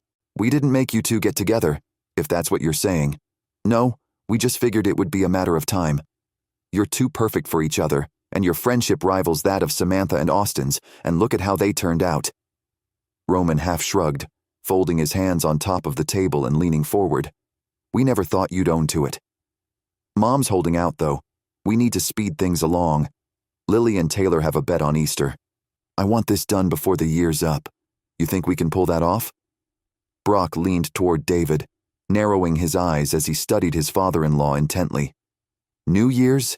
You guys bet the girls?" He wasn't sure what to think of what they were saying. Roman waved his hands and shook his head. None of this matters. What matters is that Mom is arguing with you. Leave it to us, David. We'll make her see the light. You guys can get married, and Mom can be happy. He narrowed his eyes and turned his full attention on David. You better make her happy. I don't think we'll tolerate anything else. No, we won't. Brock shook his head, his features tight as he studied his father-in-law. David chuckled and shook his head. I appreciate what you guys are saying and attempting, but honestly, I don't want your mother to want me because someone made her. I want her to choose me, to choose what I could give her. Nothing else is good enough. Even if he might not get to have her in his life, he was more concerned with her being able to make that choice for herself than he was with what would make him happy. Elizabeth choosing him would make him happy. Her choice and protecting her choice would make him happy, no matter what it happened to be. Would the Wilson boys respect that? Chapter 9. Brock. The meeting ended unceremoniously, but Brock couldn't contain his anticipation. He wanted to call his mom and tell her what to do, because it was so obvious that David was what she wanted. But David made Brock and Roman promise not to push anything, not to mention anything to their mother, and certainly not to try to make her do anything. They'd reluctantly agreed, but Brock hadn't promised he wouldn't run to his wife and tell her what had happened. That's exactly where he was headed. He clenched and unclenched his hands around the steering wheel of his truck as the rig thundered toward the bed and breakfast where Lily worked. She and Taylor had decided to split management, with each of them focusing on their specialties. Lily did marketing, and Taylor managed. They didn't need the money, but they enjoyed the feeling a job gave them, like most of the Wilson and Dean family members. Parking out front of the B&B, Brock grinned at the sight of his pregnant wife trying to hang a new wreath on the front door. The front of her shirt rode up, and she reached down to tug it back into place before she finished hanging the round decoration. Shaking his head, Brock joined her quickly, taking the wreath from her hands and hanging it on the hook a few inches above her head. He bent down and kissed the top of her head. Hey, gorgeous, you'll never guess what I just heard. Lily hugged him, wrapping her arms around his waist before turning and leading the way into the front living room of the bed and breakfast. Tell me. I'm bored out of my mind. Everyone is gone, and I can't do another photo session without losing my patience. The lighting is all wrong in here. She curled up on the couch on the wall opposite the window and patted a cushion beside her. Sit with me. Tell me the gossip. I have something to tell you too. Conflicting emotions shadowed her gaze. Brock hesitated, more concerned with what she might have to tell him, but her insistence outweighed his desire to hear what she had to say. He rushed forward. Your dad had a meeting with Roman and me today. We thought it was about the merging of the companies, but it wasn't. Your dad... Brock paused, hoping to increase the tension. Wants to marry my mom. He crowed, clapping his hands and knocking his hat off the back of his head. He ignored as it plopped to the carpet softly behind him. Isn't that crazy? We said it would be sooner rather than later. He shook his head, but his enthusiasm faded as he studied Lily's expression filled with confusion and doubt. What's going on? I'm just surprised, I think. I just got a voicemail from Jennifer saying that she is going to work on getting our family back together. She's starting with Dad. I'm not sure how this is going to play out.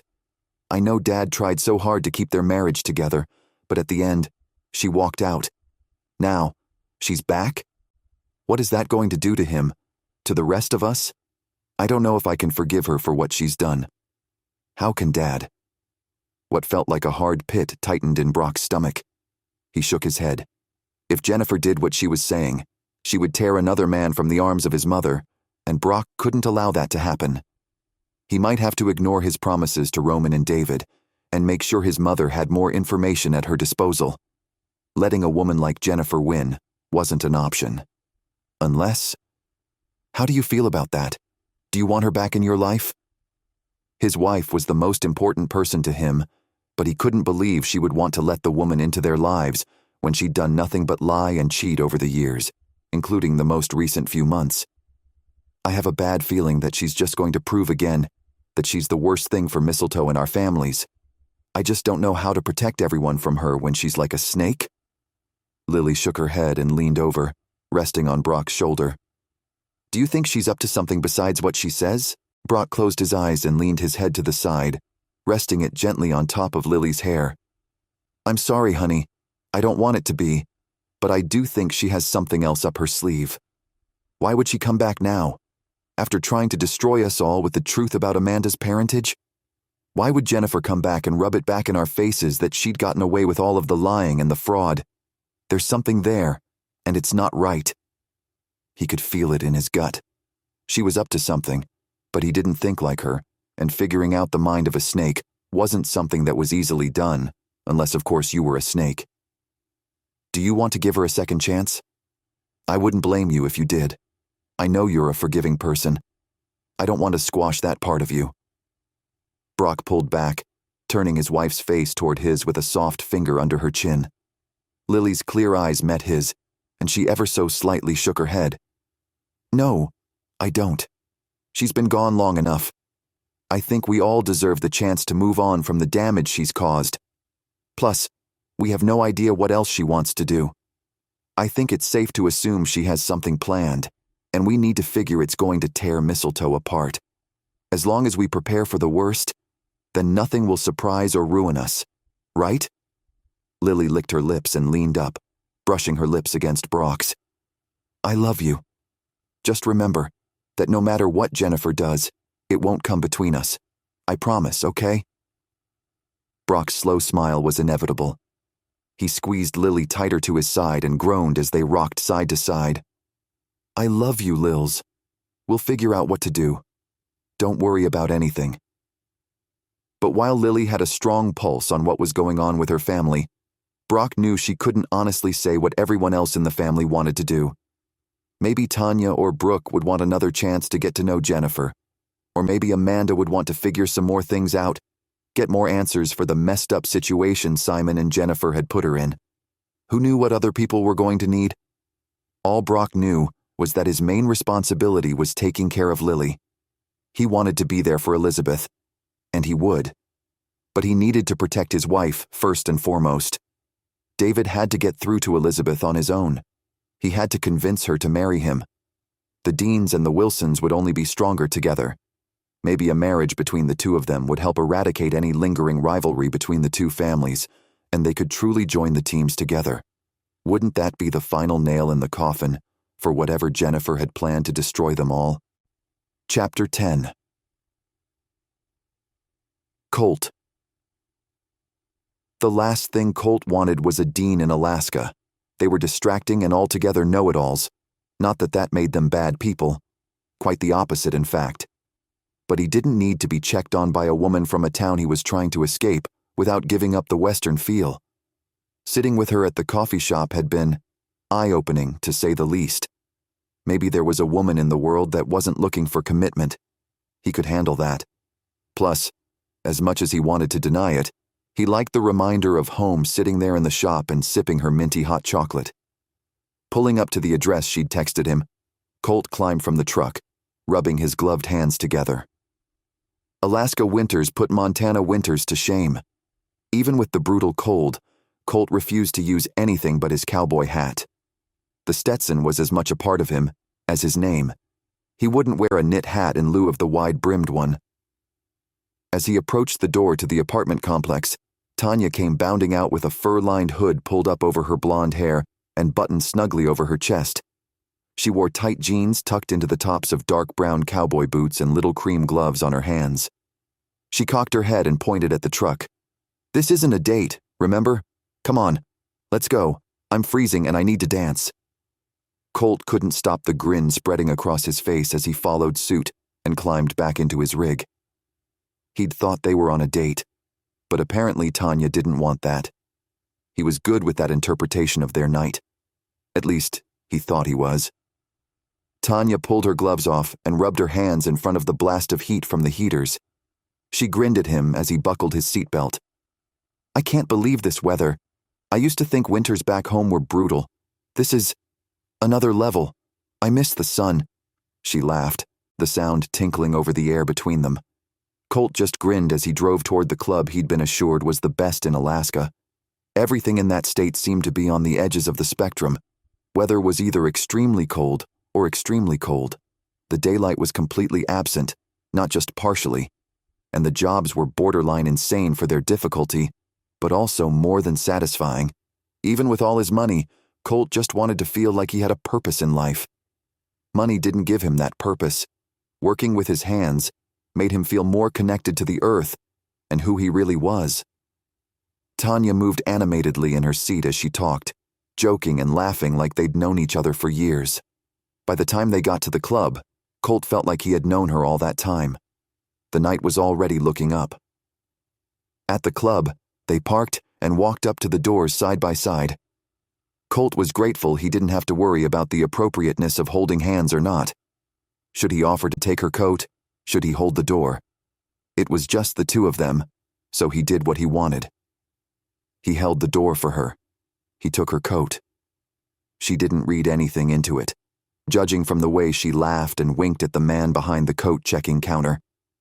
If Colt had been on an official date, that blatant flirting might have bothered him, but they weren't, and it didn't. In fact, it made him feel even more relaxed with Tanya. What a refreshing feeling after what he'd been worried about when he saw her in the coffee shop that morning.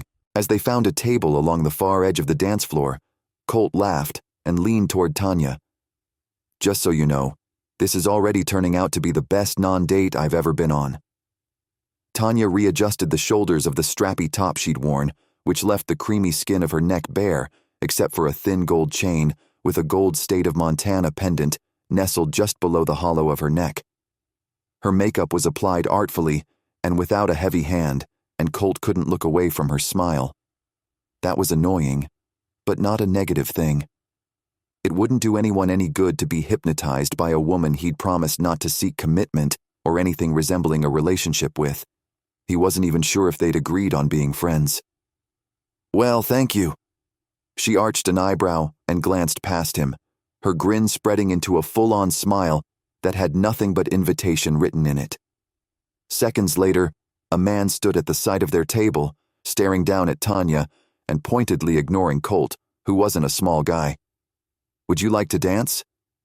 Tanya didn't even glance at Colt as she stood, taking the man's extended hand and nodding. "That's why I'm here, darlin'." And before Colt could ask what she wanted to drink, the pair danced off. And for the first time in his life, Colt had to admit it was disorienting to sit at the table by himself after only just arriving. He was normally surrounded by women and men fawning for his attention. He'd never been abandoned within moments of arriving at the destination. The situation was so far outside of his norm, he stared for a brief moment at the waitress who appeared with a pen and paper in hand. "Sir, did you want to order anything?" The woman furrowed her brow, but didn't lose the appreciative gleam in her eyes as she not so subtly gave him the once-over.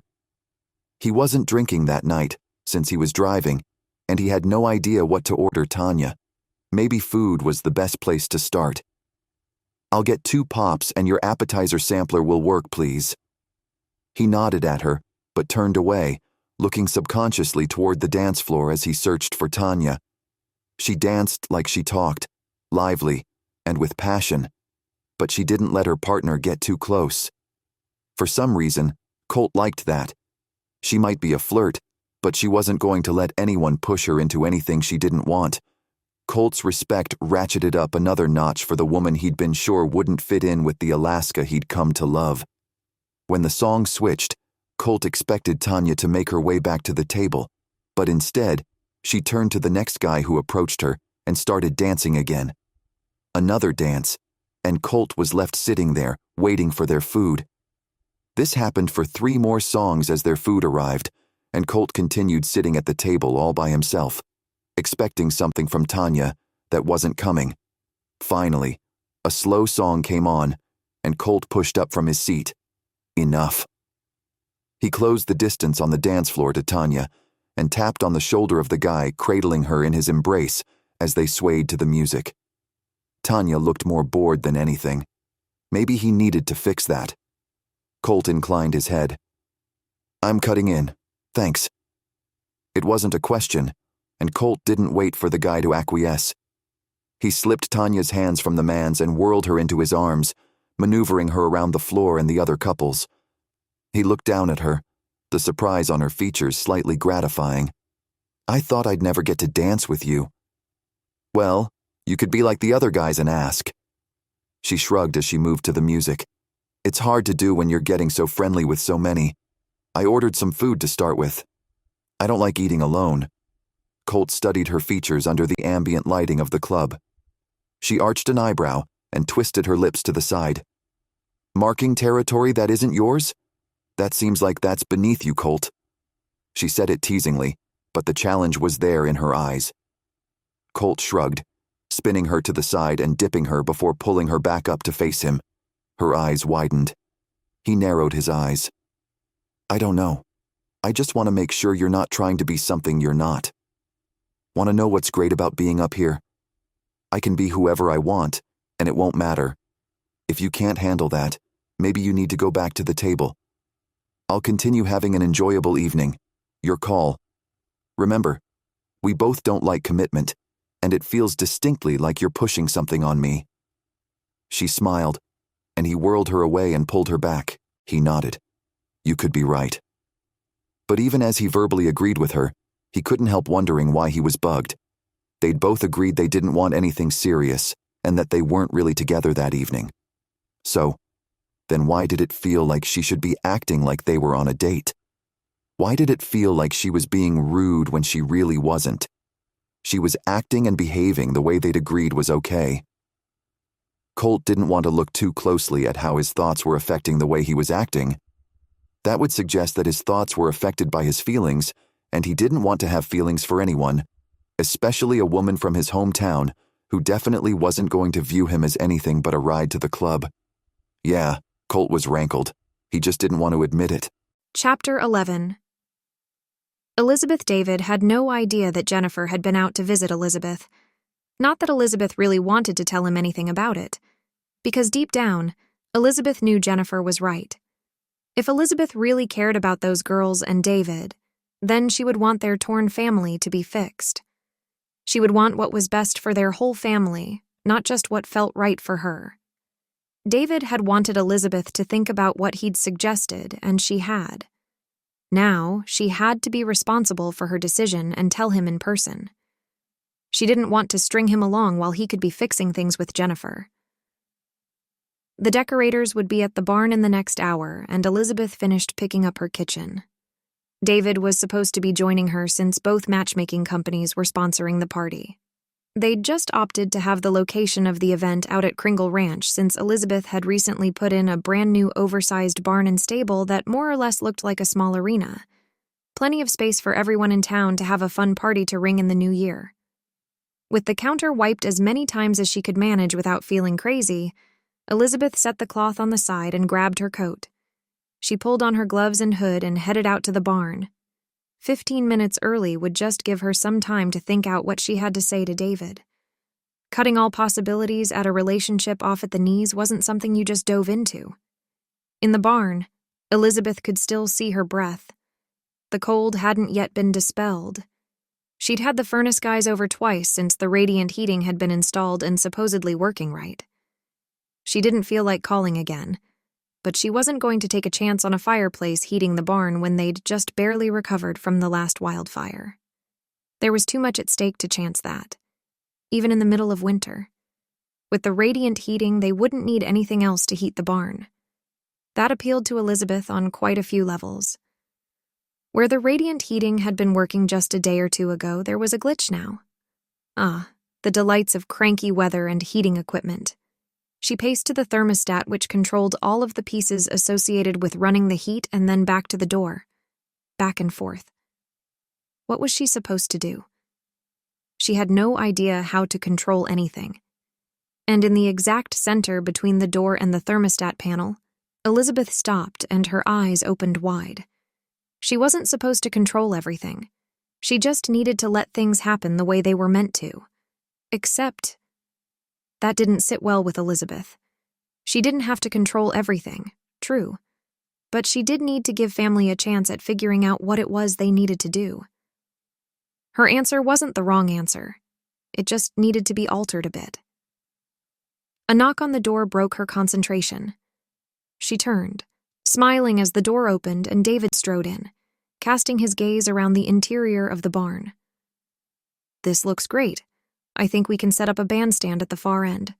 Spread the speakers on the ends and then do the food back here." David motioned with his hand over his shoulder at the same spot Elizabeth was thinking something similar. She smiled, but didn't say anything as she waited for him to reach her in the center of the tables. He slowed his step, coming to a stop in front of her and studying her face.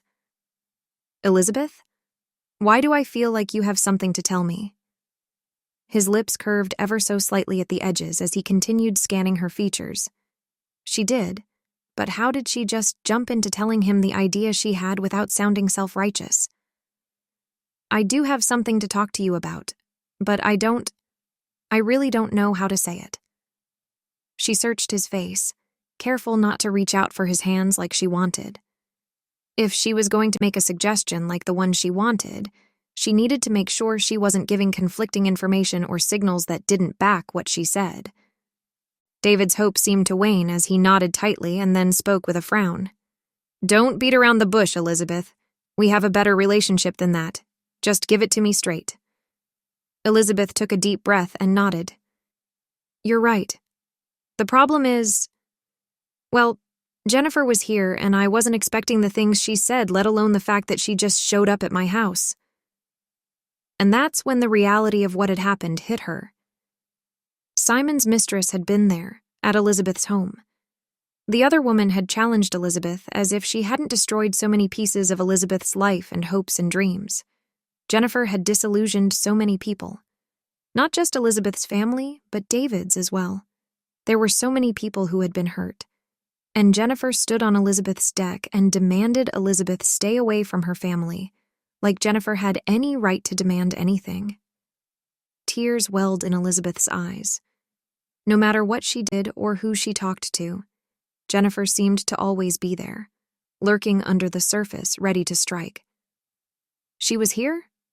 Are you okay? What happened?" David reached out, taking Elizabeth's shoulders in his hands. He ducked slightly, the shadow of his hat brim casting a line across his eyes and nose. "What did she say? Did she hurt you? Did she leave?" He glanced over his shoulder like Jennifer snuck around the dark recesses of the barn, waiting to pounce on any unsuspecting person walking by. "She wants to get your family back together. She wants to try. And she wants me to stay away from you. All of you." Elizabeth stared into David's eyes. She wasn't sure what that even meant. Would she even be able to stay away from David? He'd become her best friend, and she'd never told him. But she loved their families, and she knew in her heart that Jennifer was at least right about one thing. If she loved them, she wouldn't stand in their way. "I don't know how to spit anything out, David." She wished she could make him understand. "Just be honest. Tell me you don't love me the way I love you. It's okay. I can take it." He clenched his jaw like he braced himself for a punch to the gut. But she did love him. She couldn't hurt him the way his ex-wife had hurt him. Elizabeth wasn't that type of person. "But I do love you. David, I love you more than I thought I possible with Simon." She dropped her gaze from his face and then stepped back, putting distance between them and forcing David to drop his hands from her shoulders. "It's because I love you so much that I think we need to take a good hard look at what we're doing." She raised her gaze to his face, hoping he understood what she was getting at. Hope mingled with confusion as David's brow furrowed. "I don't understand. You love me. I love you. That should be enough." "But it's not. Your ex-wife wants back in the picture. She wants to reunite your family and make things better than they ever were before." Elizabeth bit her bottom lip, feeling her age as she realized she had nothing new to offer him. "I'm not going to stand in the way of that. I refuse. I don't want her. She left me. I'll never get past that. No matter what she does. My love for her died a long time ago." David reached for Elizabeth's hands, and she didn't have the strength to reject him again. but you haven't even given her a chance. You don't know how you feel about her. Not honestly. I know she's been terrible, but what if she's changed? What if she can help with Amanda's pain and the things the girls are going through? You need to try for them, if nothing else. Elizabeth gritted her teeth. She didn't want to hurt David or even push him away, but she had to make him try. She didn't want him to look back one day and resent her for getting in the way of putting his family back together. Are you saying you want me to go out with Jennifer before you and I can have a shot? David narrowed his eyes at Elizabeth. Was that what she was saying? Twisting her lips to the side, Elizabeth slowly swallowed as she thought out what he was saying. After a moment, she nodded. Yes, actually. I think that's exactly what I'm saying. Give that a shot. Once you know for sure, then I'll know you won't hate me in a few years. She laughed to take the sting out of her words, but didn't back down. Yes, dating his ex-wife would probably be the best thing. It would hurt, but David had to know and Elizabeth had to know he knew. Chapter 12. David. I just think you should listen to what she has to say. Elizabeth gazed up at David with her large eyes full of compassion. Her compassion was one of the things he loved about her. Listen to the lies that Jennifer has to say. That's seriously what you're telling me to do. Why did it feel like Elizabeth was brushing him off and using whatever excuse she could come up with? His insecurities had to be a huge part of why he felt like that. Elizabeth wasn't like that at all. She would be honest, but she would also set aside her own feelings and wants if it meant someone else could be happy. But Elizabeth didn't reply to his comment. She just stared at him with those eyes that he swore could see straight through him. You really want me to try to fix things with Jennifer? That's what you're saying? David felt like he'd been shot in the stomach as his muscles clenched and an intense pain shot down from his heart. I don't think I can. His words came out husky and tired. Everything he did, Jennifer seemed to ruin. She couldn't stay away from them, and David could have sworn she would have learned her lesson with the last time she tangled with the residents of Mistletoe. But instead, she wanted something. She was out to get something, and she was trying to convince Elizabeth, and whoever else would listen, that she wanted to fix things with her family, cure the fracture she'd created. You haven't tried. Elizabeth reached up and ran her fingers down his cheek. She shook her head. I'm not trying to be mean, I promise. David pulled away, this time outside of her reach. He glared at her with accusations rippling through him. You wouldn't be saying these things if you felt the same way I do. Everything in him wanted to yell at the skies. What had he done to deserve the heartache his ex-wife left in her wake? Why was he tormented by someone who wanted nothing to do with him? No, David. I do love you. It's because I love you that I'm doing this. Elizabeth reached up, tucking a stray strand of her silver-streaked dark hair behind her ear. So, I need to date my ex-wife to get you to consider being with me, merging our families. That's seriously what you're saying? David tucked his hands in his pockets and lifted his chin. Yes, I'm sorry. Elizabeth licked her lips and dropped her gaze to the ground at their feet. David wasn't sure what to make of her apology. Was she sorry she loved him, or sorry for the game she played? Either way, it didn't matter. She'd made a deal with him and he was going to hold her to it. He shook his head. I'm not. I'll prove to you that Jennifer isn't trying to fix anything. If I'm right, she's actually trying to find a way to destroy us further. I have a sneaking sensation that she's starting with you and me. He winced as Elizabeth raised her gaze to his, her eyes full of soul-searing pain he wouldn't wish on anyone, least of all the woman he loved. Don't worry, Elizabeth. I know it seems like a lot, but I'll do it. You wait and see. I can't stand to be around her. I can't imagine that will change. He reached out and pulled her into a long, hard hug, closing his eyes as he realized, while he offered comfort, he received it as well. He ducked out of the planning meeting a moment later, careful to keep his patience in check. One way or the other, he had to get Jennifer to leave town, or he was going to miss his chance at happiness with Elizabeth. Chapter 13. Flynn had to tell someone. He had to. But something like that wasn't exactly something a guy just blurted out in conversation. He leaned back in the booth bench seat across from Austin and set the menu he had memorized to the side of the table opposite the window and took a deep breath as he looked around. Austin studied the menu like he'd never seen it before. The diner never seemed to see a real lull in business. Christmas decorations and music fit the branding of the entire town, and the diner had taken on the epicenter of what Mistletoe, Montana had become, a place to share the holiday spirit year-round. "You boys ready to order?"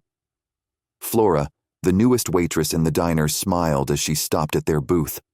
Her dark hair had been pulled tightly into a bun at the crown of her head, and her red and white uniform gave her the look of a very young Mrs. Claus. Her red fingernails and bright red lipstick completed the look. "Can we get a couple more minutes, please?" "Thanks, Flora." Flynn blinked at his brother as the server walked to a different table. Austin hadn't even looked up from the menu, nor had he shifted from the spot he stared at. Leaning forward, Flynn tracked where Austin stared and then grimaced. "If you order liver and onions, you and I will never eat together again. Are we clear?" He returned to his position in his seat and tapped his finger on the table until Austin finally lifted his gaze. "Sorry, what was that?" Austin licked his lips and lifted the cup of ice water in front of him for a sip as he glanced around the restaurant. "Is our waitress going to come? I'm hungry." Blinking again at his brother, Flynn shook his head. "She was just here. You ignored her and me, so I sent her away. Are you ready to order now?" He jiggled his knee, the movement careful, and definitely without control. He had to tell someone. He just had to. "I need to tell you something." But Austin beat him to it, blurting out that he needed to share something before Flynn could even move his lips. Austin's eyes were wide under his cowboy hat, and his chest rose and fell as he braced his elbows on the edge of the table. "Are you panicking? What's going on? I have something to tell you too, but I'll wait until I hear yours." "Spill." Flynn reached for his water too, suddenly wishing he'd ordered something with a little more flavor. Judging by the worry in the creases of Austin's forehead and around his eyes, they might be in for a serious conversation. "Okay, so..." He dropped his gaze to the table and then shook his head. "No, tell me what's going on with you. Maybe I'll be able to wrap my head around this by then." He offered a slightly crooked smile, but tore at the corner of his napkin while staring at Flynn. Taking a deep breath, Flynn nodded. "Yeah, okay." He wanted to tell someone, and Austin was a good brother to tell. He wouldn't blab anything to everyone. If Flynn didn't tell someone and talk about it besides Kali, he wouldn't be able to get the worry off his chest. "Okay. So, Kaylee is having a baby. She just told me." There. The first part was out. He couldn't take it back, and he hadn't said anything he might regret later. He could just stop there. That was enough. Right? Then why did he feel like he had a huge hole in his chest that was slowly expanding outward, including his stomach, his back, and up into his shoulders? "Okay. And how do you feel about that? Do you think it's a good idea?" Austin's eyes had rounded as he studied Flynn. He lifted his now empty hands and splayed them in front of him. "I mean, congratulations, obviously. That's huge. But also, how do you feel about that? Give it to me straight." Flynn reached up, resettling his hat on his head, and glancing around like maybe someone could hear him. No one there cared about what he was saying or what his worries were. This was his chance to get the issues off his chest and get some feedback. "The thing is..." He pinched the bridge of his nose and dropped his hand, meeting Austin's gaze with his own. "The thing is, I'm excited, so much to be a father, until I start to think about the type of man Simon was. The things he's done and never was accountable for. That terrifies me, in all honesty. I don't want to be like that. Simon wasn't even really there for us, and when he was putting us down and telling us we would never measure up. Yeah, but that's not us, man. We're not like him." Austin's neutral expression turned into a frown. Flynn jutted his chin forward, offering a challenge in his eyes. Did you know that's why Colt and Levi aren't in Mistletoe, or even in Montana right now? Colt isn't even sure he understands what family means, and Levi can't figure out what he's supposed to feel about Amanda and the whole thing. He's kind of messed up about that time someone said they'd make a good match. That was before we knew, obviously, but he's still having issues with the whole idea that she's our sister and Dad was less than a husband should be. He sighed, closing his eyes and shaking his head. I completely understand how they feel. I'm terrified that I'm going to turn out like him as a father. There. The truth was out. He couldn't take any of it back. And in a small part, he felt relieved that he'd been able to expunge that from his chest and his heart. Austin nodded slowly, studying Flynn's face. I think staying away from home is stupid. Hearing you voice the same things I've been worried about so much is like hearing myself say them out loud. Now that I've heard it, I can tell you honestly that we need our brothers up here. We need our family together. They can't heal away from each other. When they come back, they'll just have to face it then. Why delay the inevitable? Austin shook his head and nodded toward Flynn. Our kids need their uncles here. I'm going to do everything I can to get them home. You need to help me with that. Our kids do need their uncles. Wait. Flynn narrowed his eyes at Austin. Our kids? Are you saying it like, one day our kids? Or are you... Flynn's question trailed off, but not his curiosity. Sam and I decided we want to start a family too. It comes from Kaylee's revelation. She already told Samantha, but now Sam thinks she's ready to have kids. Austin shrugged. I don't know. I'll do whatever makes her happy, but I will admit to having misgivings myself. But we're not Simon. We're not. We have to give ourselves credit for choosing what we do and having the capability to decide to stay with our wives and to raise our children right. That's what we have to do with this information we've had dumped on us over the last year or so. We can do that. Flynn nodded slowly. You're right. It's not like we have any other choice. Choose to be better than him and be happy, or choose to be like him and cause misery for ourselves and our loved ones. Austin nodded, lifting his gaze to the returning waitress. He pointed at the menu. Flora, I'm ready. And this burger here, I'd like to make it a triple. I need to start getting ready to be eating for two.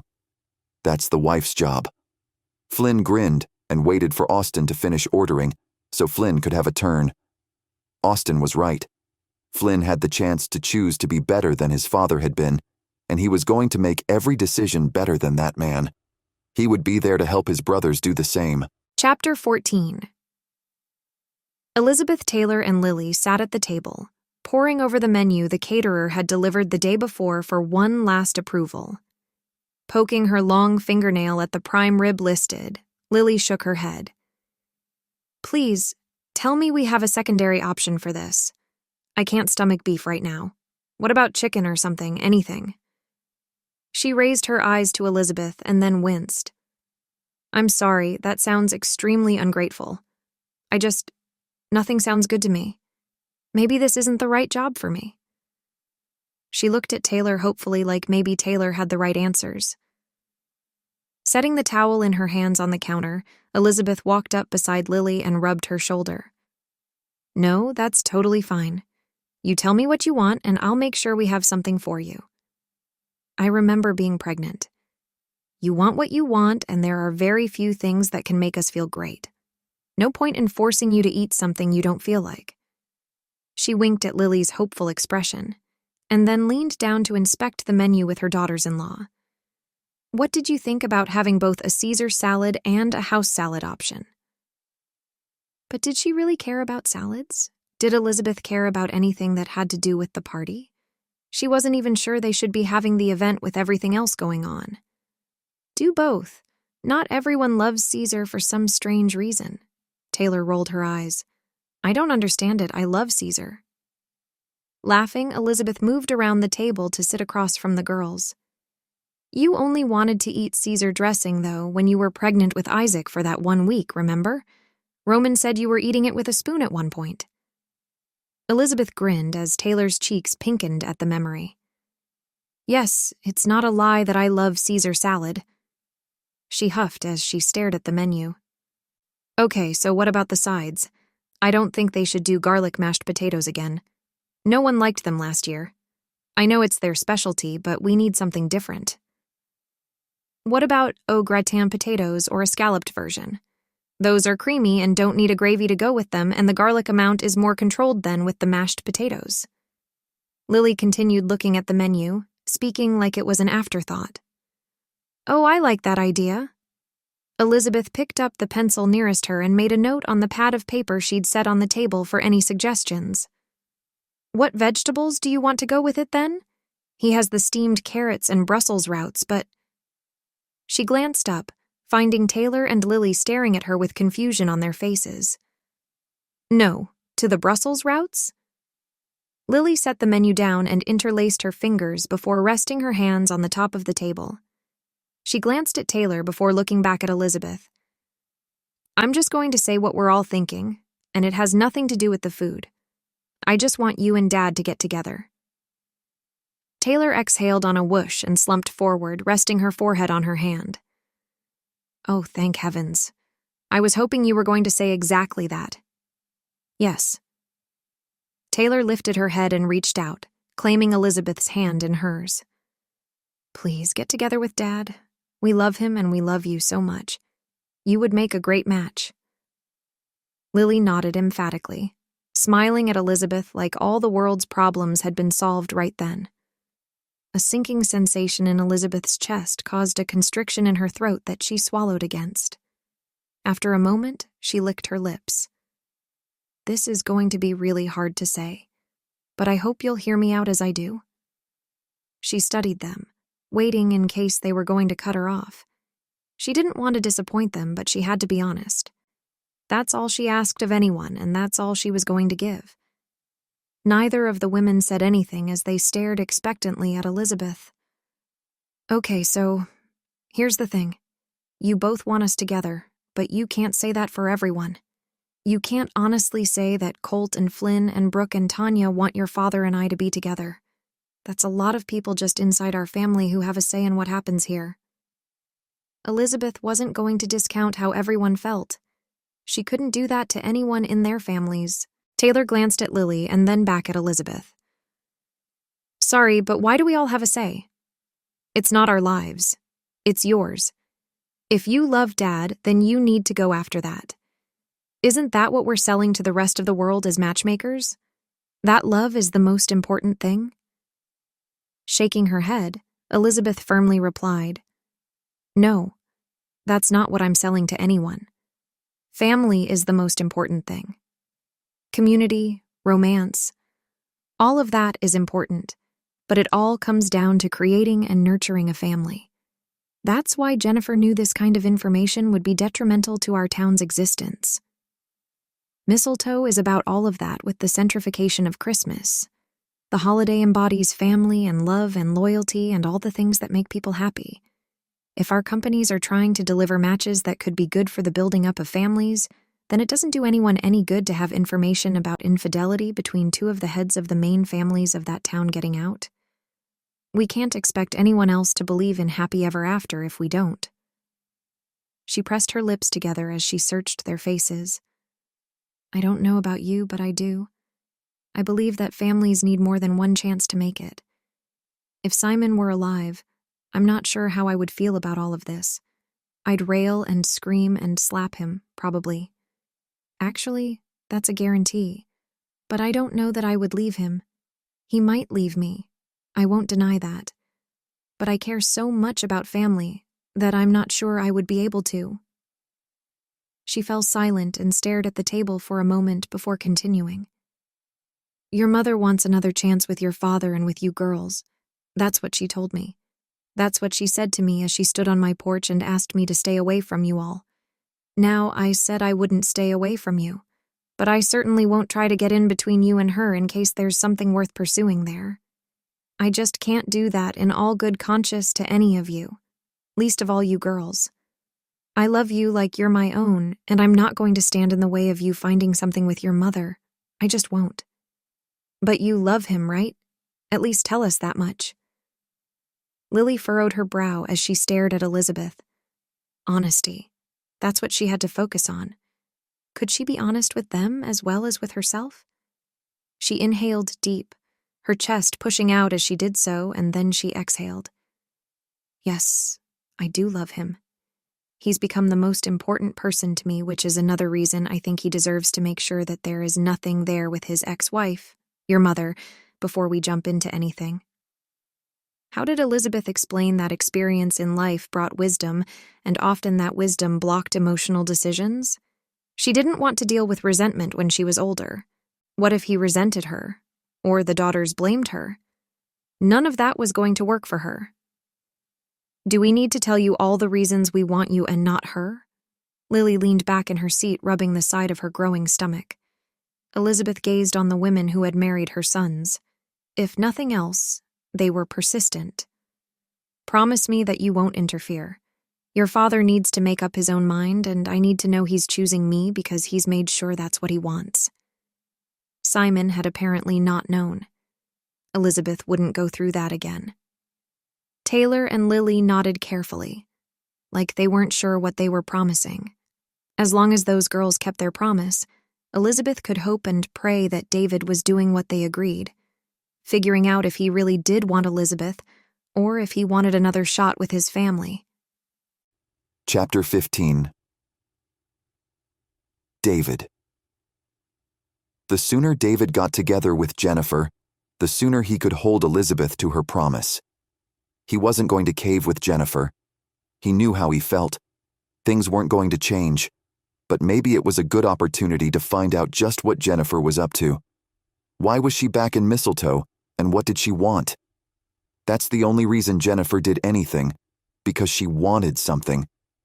So, with David, what could she possibly want?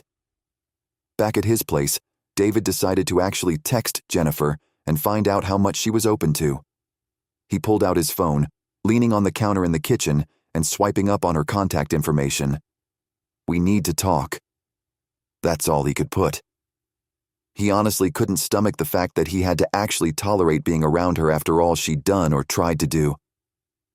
Her text came almost immediately, like she'd been sitting on her phone waiting for him to reach out. I agree. Meet me for dinner at the diner at 5. That was it. No question marks, or even the suggestion of a question being asked. She wasn't taking no for an answer, and David was glad he didn't have to text her any more than he already had forced himself to. Dinner in a public place would be the best move for David right then. Anything else, and he couldn't guarantee what would happen. Before he knew it, 5 o'clock arrived, and he stood in front of the diner in the center of town. Everyone and their dog would soon be there, or know someone eating there, and David wouldn't be able to hide the fact he was there with Jennifer, even if he wanted to. No. He needed people to report it to Elizabeth. He needed her to have proof that he was doing what she'd asked him to do before he could return and ask her again to marry him. Because that's where everything was leading. He didn't just want her for a girlfriend. He didn't want to just date her. He'd been falling for her long enough, and he was old enough to know what he wanted. Elizabeth was what he wanted. Jennifer was a means to an end. Just like David had no doubt he was a means to an end for her. In the restaurant, David pulled his Stetson from his head and smoothed his hair to the side, glancing around at all the tables to see if she'd already arrived and been seated. Her blonde hair was unmistakable. She'd sported the same long style for years. Even the color was almost the same, except for a slight brassiness that her blonde coloring hadn't had before when they were younger. David strode past the other tables and booths, sinking onto the bench across from his ex-wife with a tight smirk on his lips. He wasn't there to make friends, but to put the time in, until he felt he could actually say he'd tried. Jennifer's slightly aged face had been set in boredom until she saw him. Then a bright smile smoothed some of the creases and created some of their own. She patted the table in front of him and raised her eyebrows. I thought it was going to be a lot harder to get you to meet up with me. I'm so glad you reached out first. Well, I figured you've had a chance to talk with each of the girls. Maybe it was time for us to talk as well. David eyed her, careful to keep his gaze on her face, as she'd worn a blouse with a daring neckline she never would have worn when they were married. "You said you wanted to meet as well. What did you need to talk about?" Jennifer shrugged coquettishly, batting her eyelashes in a not-so-subtle manner that left David questioning his sanity for being there. "Us." David blinked. "I'm sorry. Did you say us?" He shook his head, leaning forward on his elbow. The sounds of the diner seemed to amplify around him like he'd entered into some kind of a tube. "There is no us. Jennifer, you divorced me and left, remember?" "I know. And I'm so sorry, Davy. I'm so sorry. I never should have left. I should have stayed and worked on us. We could have been so happy if I'd only tried. I'm trying to fix the things I broke. I promise. I'm not trying to make anything worse." Was that a tear at the corner of her eye? He studied her, convinced she was after something more than just him or their daughters. Jennifer had never been altruistic. She'd always been out for herself, and David had knowingly shoved that fact under the rug, even when they'd first been together. "David, can I please have another chance? I want to at least try. Can I do that?" Jennifer focused her large and heavily made-up eyes on him, ignoring the server and everything else going on around them. Shifting in his seat, David glanced up at Flora and nodded with a smile. "I'll take the special, please, and whatever for the lady." He said the term loosely, but he waited for her to acknowledge the waitress. He'd forgotten how truly rude she could be. Jennifer didn't say anything as she continued staring at David with intense concentration on her face. David glanced back at the server and held up 2 fingers. "Just double the order, please. Thanks." Flora nodded with a smile that shifted to a confused frown, directed at Jennifer as she walked away. "Can you tell me why you want to get back together after all this time? After what you pulled with Amanda? She told us all about it." David needed to get the information from Jennifer, but he wasn't quite ready to stoop to the dating game just yet. Not yet. Jennifer reached forward, grabbing David's hand in hers and tracing swirls on the back of his knuckles. She offered a slight pout as she peeked at him through her lashes. "Do you really blame me for trying? I don't want to dredge up old blame. I really don't. Can we just try spending time together? Get to know each other again? I think there's still something there. Or it could be." She wasn't asking as if she had any say in what he chose to do. All he had to do was get her complacent, get her trusting him, get her thinking that he was fully on board. Once he did that, he might be able to break through her walls and figure out just what it was she really wanted. David could do that. If he didn't, then who knew what was going to happen to his family? And Elizabeth's? He smiled and gripped Jennifer's hand in his. "Well, let's take it one day at a time. No expectations, all right?" She nodded, smug delight in her eyes as she wiggled in her seat. David just hoped it didn't take long to get to the truth. He wasn't sure what kind of a tolerance level he had for the woman he'd been secretly glad had left him all those years ago. One day at a time. That's all he could do. Chapter 16. Amanda pacing at the Dean matchmaking offices, Amanda reached up and tucked a chunk of curls behind her ear. The one thing that tied her to the Wilson family was undeniable. Her coloring. Her blue eyes and extremely dark hair were hard to deny. Even with the DNA evidence supporting her parentage as Jennifer Dean and Simon Wilson, her coloring was enough to cast away any doubt. Amanda wrung her hands as she walked from the counter in the reception area to the window overlooking the frontage road. There was no real answer for why she was so anxious or why she felt like the other shoe was going to drop. Jennifer wasn't going to get charged. Her trial wasn't even going to happen. Everything she'd tried to do was circumstantial. Even the fraud didn't count since she hadn't completed any of it. That didn't make Amanda feel any better. She was still the daughter of someone who lacked morals, who was willing to throw her family under the stampede simply to better her own circumstances. As long as she could choose, Amanda wanted nothing to do with anything like that. She didn't want to be a part of anything that might upset the order of other people's lives or make anyone unhappy. Nothing Jennifer had suggested in that bank a few weeks before had been an attempt to help anyone. In fact, Her plan had been to destroy all of the small businesses in Mistletoe, and that just didn't sit well with Amanda. Mistletoe was her home. Both of her families were there. She couldn't justify hurting anyone or being close with anyone who would willingly do something to hurt others. Tommy's broad shoulders caught her attention as he entered the offices. He ducked beneath the older, shorter door frame as he entered and took off his hat, his fleece-lined denim jacket hugging his back and down to his trim waist. Amanda sighed. "Tommy. Hi." He was early by a few minutes, but as far as Amanda was concerned, he couldn't have been too early. Furrowing his brow, Tommy stepped in front of Amanda and set his hat on the counter behind her.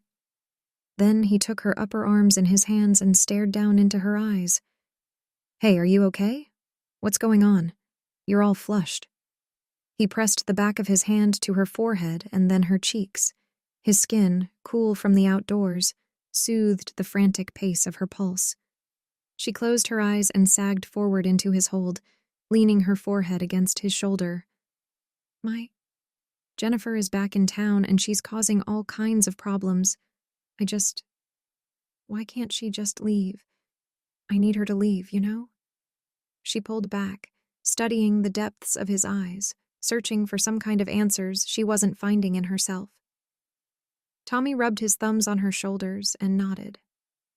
"I understand. Maybe your mother needs my private investigative skills. This time for herself." Tommy offered a crooked smile as he teased Amanda. She huffed, pressing her lips together. "She hired you before, remember? I don't think she was happy with the results, to be honest." She wrinkled her nose and sighed. "No, honestly, I just want her to go away. I don't want her to be around, and it feels like I can't get rid of her.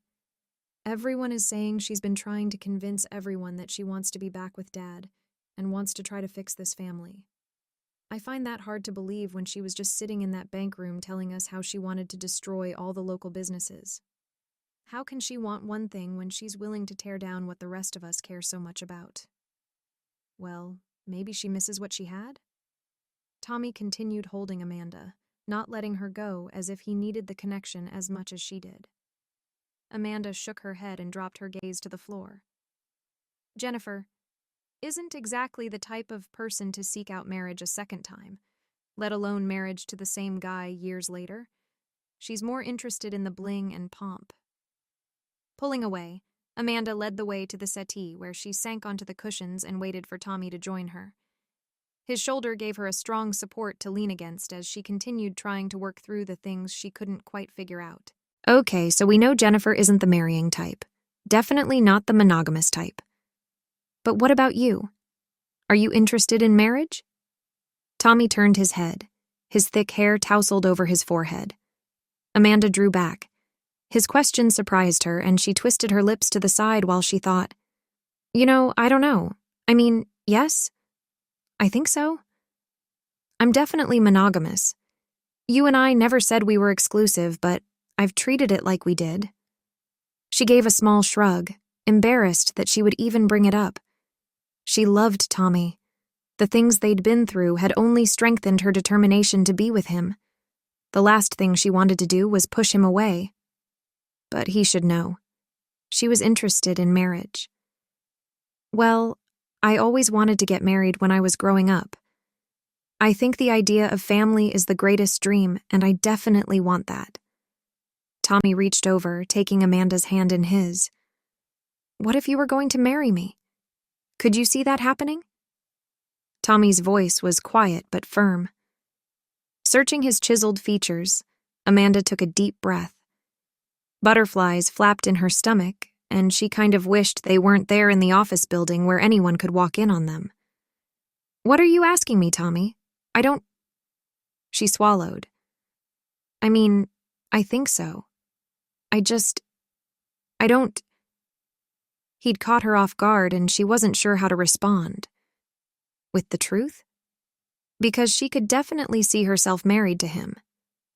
With nonchalance? Lie about how she felt? That would go against what she was mad at him for not that long ago. I know you don't like surprises. The last thing I want to do is spring anything on you. I don't want to do anything you wouldn't like or want, and springing a question on you like that falls, I feel, in the realm of big surprises. He searched her face, holding her fingers in his. Gratitude swelled inside Amanda, filling her from head to toe. You have no idea how much that means to me, that you're thinking about how I feel and what would upset me. That I've had enough surprises in my life, yes, especially in the last year. So, thank you. She sighed but smiled at him, grateful for the man he was proving to be. Okay, so if it was something I was going to ask you, would you want a big production? Do it in front of the whole town kind of thing? Jump from the sky or ride in on a pyramid of horses? He winked, his half-smile engaging and lessening the seriousness of the moment. One more reason for Amanda to relax even further. She nudged him with her shoulder and shook her head. No, nothing at all big. I'd want it private, personal. I don't need a big production. She giggled. Can you imagine? I'd be so uncomfortable. I know. Tommy fell quiet, and then shifted from the settee to the ground on one knee. He reached into his jacket and pulled out a small box. Amanda cocked her head to the side, her breath suddenly very difficult to drag through her lips. Tommy? How would right now be? We can keep it secret and private as long as you want. But you're right. We never defined what we are. I'd rather just skip the whole boyfriend step and jump right into the engaged. We can do as long of an engagement as you'd like, or as short. I'm open, but I want to put a ring on your finger so you know where I stand. I love you, Amanda. I want you by my side always. Tommy held the small, unopened box in his large hand, but stared up into her face. As if the air had been sucked out of the room, Amanda's chest rose and fell as she tried to breathe easily. You're proposing to me right now? Her heart leapt, and she didn't want to ruin the moment with questions. But if she was reading the situation wrong, then it wasn't the type of situation that she thought it was. Oh yeah, I'm definitely proposing to you now. He snapped open the lid of the box and pulled out a ring that was made completely of zebra wood. The smooth design with startling contrast in the grain of dark and light was like maple and black walnut swirled together. Amanda glanced up, her eyes wide. It's beautiful. Did you make it? I did. What do you get the girl who has everything? He quirked an eyebrow as he slid it from the box and slowly onto her finger. The warm wood fit her snugly, but without the weight of metal. I've never seen anything like it. She held up her hand, admiring the smooth and velvety soft shine of the wood on her hand. It's one of a kind, just like you. I'll buy you diamonds if that's what you want. I'll do whatever you want. Just say you'll marry me. Tommy stared into her features as if he sensed she was going to say no and he needed to convince her otherwise. I can buy myself diamonds. I can't get one of these. I couldn't have picked out a better ring. Thank you so much. She leaned forward, wrapping her arms around his neck and pulling him close. Their lips touched, and Amanda had to admit, as well as the ring fit, she and Tommy fit better. He was her own cowboy, and Amanda refused to let her mother ruin anything that was Amanda's in Mistletoe. First, Chapter 17. Tanya. Brett, I think you should hire help. Tanya was only half kidding as she flipped the celery stalks around and applied the large cutting knife. Why would I want to do that when you're available, Tanya? Brett's good-natured tone didn't let on that he was slightly serious about keeping her on. He filleted the halibut on the large wooden block cutting board and motioned in the air with his own sharp tool. I think you'd be excited to have a job at Alaska's up-and-coming popular seafood joint. What makes you think you're going to be so popular? It's not like seafood isn't a dime a dozen up here, Brett. Tanya held up her hands, holding the knife in one. Not that I don't love your restaurant or even that I'm being a downer. I just want to know what you think is special about yours. Burning someone's dreams wasn't Tanya's idea of a good time. But for some reason, ever since the night before with Colt, she hadn't been in a good mood. The call with Lily had left her in even less of a good mood. Well, put aside the fact that it's decorated so beautifully, Brett motioned around the interior that Tanya had designed, then continued, and the fact that seafood cooked the way I do it is extraordinary. No, all of that aside, and I think the taste of Montana steak served alongside every seafood dish is going to set this place apart. Not all beef is created equal. He tipped his head toward Tanya and added the fillets on his block to the bin of ice beside him. Tanya's cell rang, and she rinsed her hands before reaching for the phone in her rear pocket. Brooke? Why was Brooke calling her now? Maybe Lily had said something about Tanya being done with her decorating job with Brett to her other sisters. Hey, Brooke. Tanya wiped her other hand on the towel tucked into the strap of her apron and wandered to the side of the kitchen furthest from Brett. Tanya. Hey. Look, I need your help. Brooke sounded frustrated. Dad asked Amanda and I to look for anything out of the ordinary with Jennifer. I think it's too obvious for me to do any research here at home. Can you do some up there? Lily said you're not doing anything. I'm helping the Wilsons with the preparations for the New Year's Eve party, and we're changing the menu around again. She sighed, obviously exasperated with the whole ordeal. Or you could come up here and visit me. We could skip the party. But even as Tanya made the suggestion, she wasn't really feeling the interest like she'd hoped. There was nothing for her in Alaska. The decorating job was finished, and Lily had mentioned another job in Mistletoe that could start in January, if Tanya wanted it.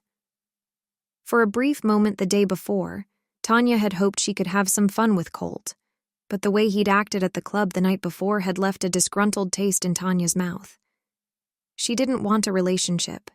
She didn't want to be tied down. Not when there was the possibility that things could go down the drain like they had for her father and Jennifer. No one could even think of Jennifer as mom. She'd made too many mistakes, too many bad decisions. Tanya refused to do anything like that, but she also didn't want to be put into that situation where she had to choose one person for the rest of her life. Not that Colt was suggesting marriage. She wasn't that naive to think he'd even consider commitment as anything more than a bad word to throw around in a fight. No, she just didn't like how he'd acted like she was his date the night before. They weren't on a date. They'd agreed. No, I can't do that. Plus, I don't like the winters we have here. Why would I run away to a place that has darkness for months at a time? No. Pass. Hard pass. Why don't you just come home and help out here? You always loved the New Year's parties before. Brooke made a good point. Tanya had loved the parties in the past. But the older she got and the more of her sisters who got married off, the more depressed Tanya got with her own circumstances. She wasn't happy alone, but she hadn't met anyone to spend her life with, and she wasn't even sure there was anyone out there for her. So why commit? Sighing like Tanya really didn't want to come home, she nodded. Okay, yeah, I'll come home. I'll see if I can book a flight in a bit. What am I looking for regarding Jennifer? Do we have any idea what might trip her up? I don't know. I think a general search on the internet would give something, anything. She's been gone for a long time. Maybe she's done something she's ashamed of, or that is general knowledge, but we just don't know about it. I'd ask Tommy, but Amanda isn't exactly welcoming regarding any intrusive questions right now. She's still kind of jumbled up about Jennifer, Dad, and Simon Wilson. It's all a mess. Brooke's voice trailed off. Yeah, it is. Okay, I'll finish up here with Brett and go get that search started. I'll get the tickets home too. See you soon, sis. They hung up and Tanya tucked her phone back into her pocket before turning back to face Brett. She blinked and then narrowed her eyes at the sight of Brett and Colt talking only a few feet from where she stood. You're heading back to Mistletoe? That's too bad for me and my restaurant, Tanya. Brett winked, motioning toward Colt. Your friend here stopped by. I'm going to grab some crabs from the back to prepare for tonight. He glanced pointedly between Colt and Tanya with his eyebrows raised high on his forehead. Tanya folded her arms and tilted her head to the side. Colt, what are you doing here? I thought we agreed last night that we were done trying out the friend thing, or whatever that was. She moved to the side of the counter, rinsing the knife off she'd been using and then scraping the celery slices into a large bowl. They'd be used for shrimp cocktails that evening during the dinner hour. Yeah, I know, and I couldn't stop thinking about what happened. That was my fault. I'm not sure why I acted the way I did. I think... He chuckled, moving to the side and leaning his hips against the stainless steel counter. I don't think. I know I was acting territorial because you're unlike any other girl I've ever met. Because I'm not interested in a commitment? That's weird. I can't be the only woman who doesn't fall down at your feet, Colt. She shook her head, amazed at the arrogance in his words. No, it's not that. Okay, actually, it is that. We were out and I thought it was just out. That was my mistake. You treated it like we were friends hanging out and that's how I wanted to treat it. But, wow. It threw me for a loop that you were faster to go that route than me. He held up his hands and grinned. I'm not even hurt. I think I was just surprised. Tanya turned to face him, bracing her hand on her hip as she studied him. What was he getting at? That they could be friends? Did she want that kind of relationship with him? With anyone? It was just one more thing holding her in place. Okay. Tanya smiled at him and then pushed away from the counter, shaking her head. Okay? What does okay mean? Colt narrowed his eyes as he watched her. It means okay. Thanks. I don't know. I'm not mad or anything. I just have different expectations. None of it mattered anyway. She was going home, and even Colt, with his lopsided apology, wasn't going to keep her there. It might be nice to feel her toes again. Chapter 18. Elizabeth. Elizabeth had been craving ice cream for a few days, and she didn't have any at the ranch. With the house empty and quiet and nothing else to do but work that she just didn't want to finish, Elizabeth climbed in her SUV and went into town. She couldn't think of a better justification to go in then for a big chocolate sundae at Marvin's ice cream shop. She parked on the street and climbed from her seat, digging through her purse to make sure she'd grabbed her wallet. Shutting the door with a snap, Elizabeth lifted her head and caught sight of David coming out of the diner with her. Jennifer, his ex-wife, the woman Elizabeth has pushed him back into dating. Jennifer glanced up at David, all smiles as she reached out, looping her hand onto his bent elbow. She said something, laughing as they turned from the building and headed toward the ice cream shop. The same shop Elizabeth had been headed toward. Heart pounding like a rodeo was taking place in her chest. Elizabeth rushed back into her rig and leaned back in her chair. She couldn't breathe. She couldn't believe she hadn't understood just what it was she'd been pushing David into. He'd taken her up on the idea fast. No, that wasn't fair. Elizabeth had told him to do it. She'd demanded it. She'd even said there was no hope for them until he'd made sure and considered all of his options. And she stood by that ultimatum. But, watching them walking side by side toward Marvin's left, a gaping hole in Elizabeth's chest that made it hard to feel anything but pain. She didn't want to be the reason David wasn't happy, but at the same time, she didn't want Jennifer to be the reason he was. No. Elizabeth wanted the chance to see if they could be happy. Together. She didn't want to lose David in any capacity. Best friend, date, potential love interest. She wanted to have a chance at happily ever after with him, but she couldn't when she pushed him toward his ex-wife. She couldn't have that life with him when that ex-wife was the ex-mistress of Elizabeth's dead husband. There were too many links in the web. Who did Elizabeth think she was? She was doomed to be alone. Even when she was married to Simon, she'd been alone. Why did she think she had the right to expect anything else? David and Jennifer walked at a moderate pace as they made their way to the ice cream shop.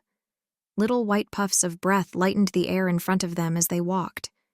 And, of course, David looked like he belonged in an old-fashioned Western movie with his well-stacked worn jeans, well-used brown cowboy boots, and his fleece-lined denim jacket over his red flannel that was so popular in that part of the state. Winters weren't generally wet so much as cold with snow. The denim jackets worked in staving off the cold without worry about absorbing too much moisture and making it uncomfortable. Elizabeth blinked, and David held the door to the ice cream shop for Jennifer, laughing at something she said. Jealousy warred inside Elizabeth with her desire to make sure David wanted her and wouldn't regret his decision later. She had to know, but at the same time, she didn't want to know this way. She didn't want him holding Jennifer's hand or laughing with her or spending time with her. Elizabeth didn't want anything to do with Jennifer, including David or the kids being around her. There was nothing good about her. But Elizabeth couldn't just say that. She had to do what was best for the girls, best for David, best for her boys, and then best for Elizabeth. Sometimes being a mother was all about sacrifice. Her needs and wants came in last. She was fine with that, but it was hard to swallow when the sacrifice hurt more than acid on her heart. Even with as much as she hated the things she'd put into motion, Elizabeth couldn't back down. Not where she was at. Not with what she was doing. She had to stand strong. She was at fault for whatever happened. If he ended up with Jennifer again, it was Elizabeth's fault. She'd have to deal with those consequences when they came down the chute. What could she do about it now? Nothing. And that's something she was just going to have to get used to. Maybe the next time she had the opportunity to make a decision, she should stand up for herself and do what she wanted, rather than what was right. As she started the car and shifted into drive, she couldn't help casting multiple glances at the window, watching for a sign of the two in the shop. As they settled into seats at the tall table in the very center of the front window space, Elizabeth took a deep, shaky breath. She wasn't sure what she was supposed to be doing, but getting out of there before she made a scene was going to be the smartest thing she could do for her mental status. That's all she had to do. Get out of there. The alternative wasn't good, and she wasn't willing to put her relationship with David any further on the line. What more could she do to push him into Jennifer's arms? Elizabeth wasn't willing to find out. Chapter 19. David. Was the evening over yet? David could have sworn he saw Elizabeth's SUV as he entered the ice cream shop, but when Jennifer and he sat down at the table, the rig was gone. And then maybe we could take a year-long cruise. I've wanted to visit the Poconos in the Caribbean again. Jennifer held on to the plastic spoon, but hadn't yet dipped it into the plastic ice cream dish in front of her. David scooped a bite of the fudge, nuts, and ice cream from his own cup and placed it in his mouth. With the meal and the dessert, he couldn't say that the night was a complete waste. But the more time he spent with Jennifer, the less worth it everything became. How much money do you think you have now? Could you afford a place in the islands for me? I mean us? Jennifer batted her eyelashes, and David swallowed down the bile trying to climb up his throat. The more time he spent with Jennifer, the more he was reminded why he hadn't been that upset when she'd left him. She glanced at her reflection in the window, smoothing an errant hair with a fingertip. Jennifer hadn't gotten over prioritizing her looks. Elizabeth was a polar opposite and appeared more beautiful than the well-made-up woman sitting in front of him. Elizabeth had the tendency to make a smudge of dirt on her cheek look fashionable as she laughed while taking care of a horse. One of David's favorite memories of Elizabeth was the summer before, when David had ridden to her house on a mare he'd been trying to saddle train. He'd shown up, and Elizabeth had been on her rear end in the garden, slowly pulling weeds from around a bean plant. A wide-brimmed sun hat had kept the shade off her fair skin, and she'd hummed to herself. She was completely devoid of makeup, and David had never seen anyone or anything so beautiful. "David, are you even listening to me?" Jennifer's narrowed eyes and strident tone snapped David from his memories. He blinked, dropping his gaze to his half-eaten ice cream, and nodded. "I'm sorry. Yes, I was, but I was. Remembering from when we were younger. If they'd had an ice cream shop here then, maybe we would have made it."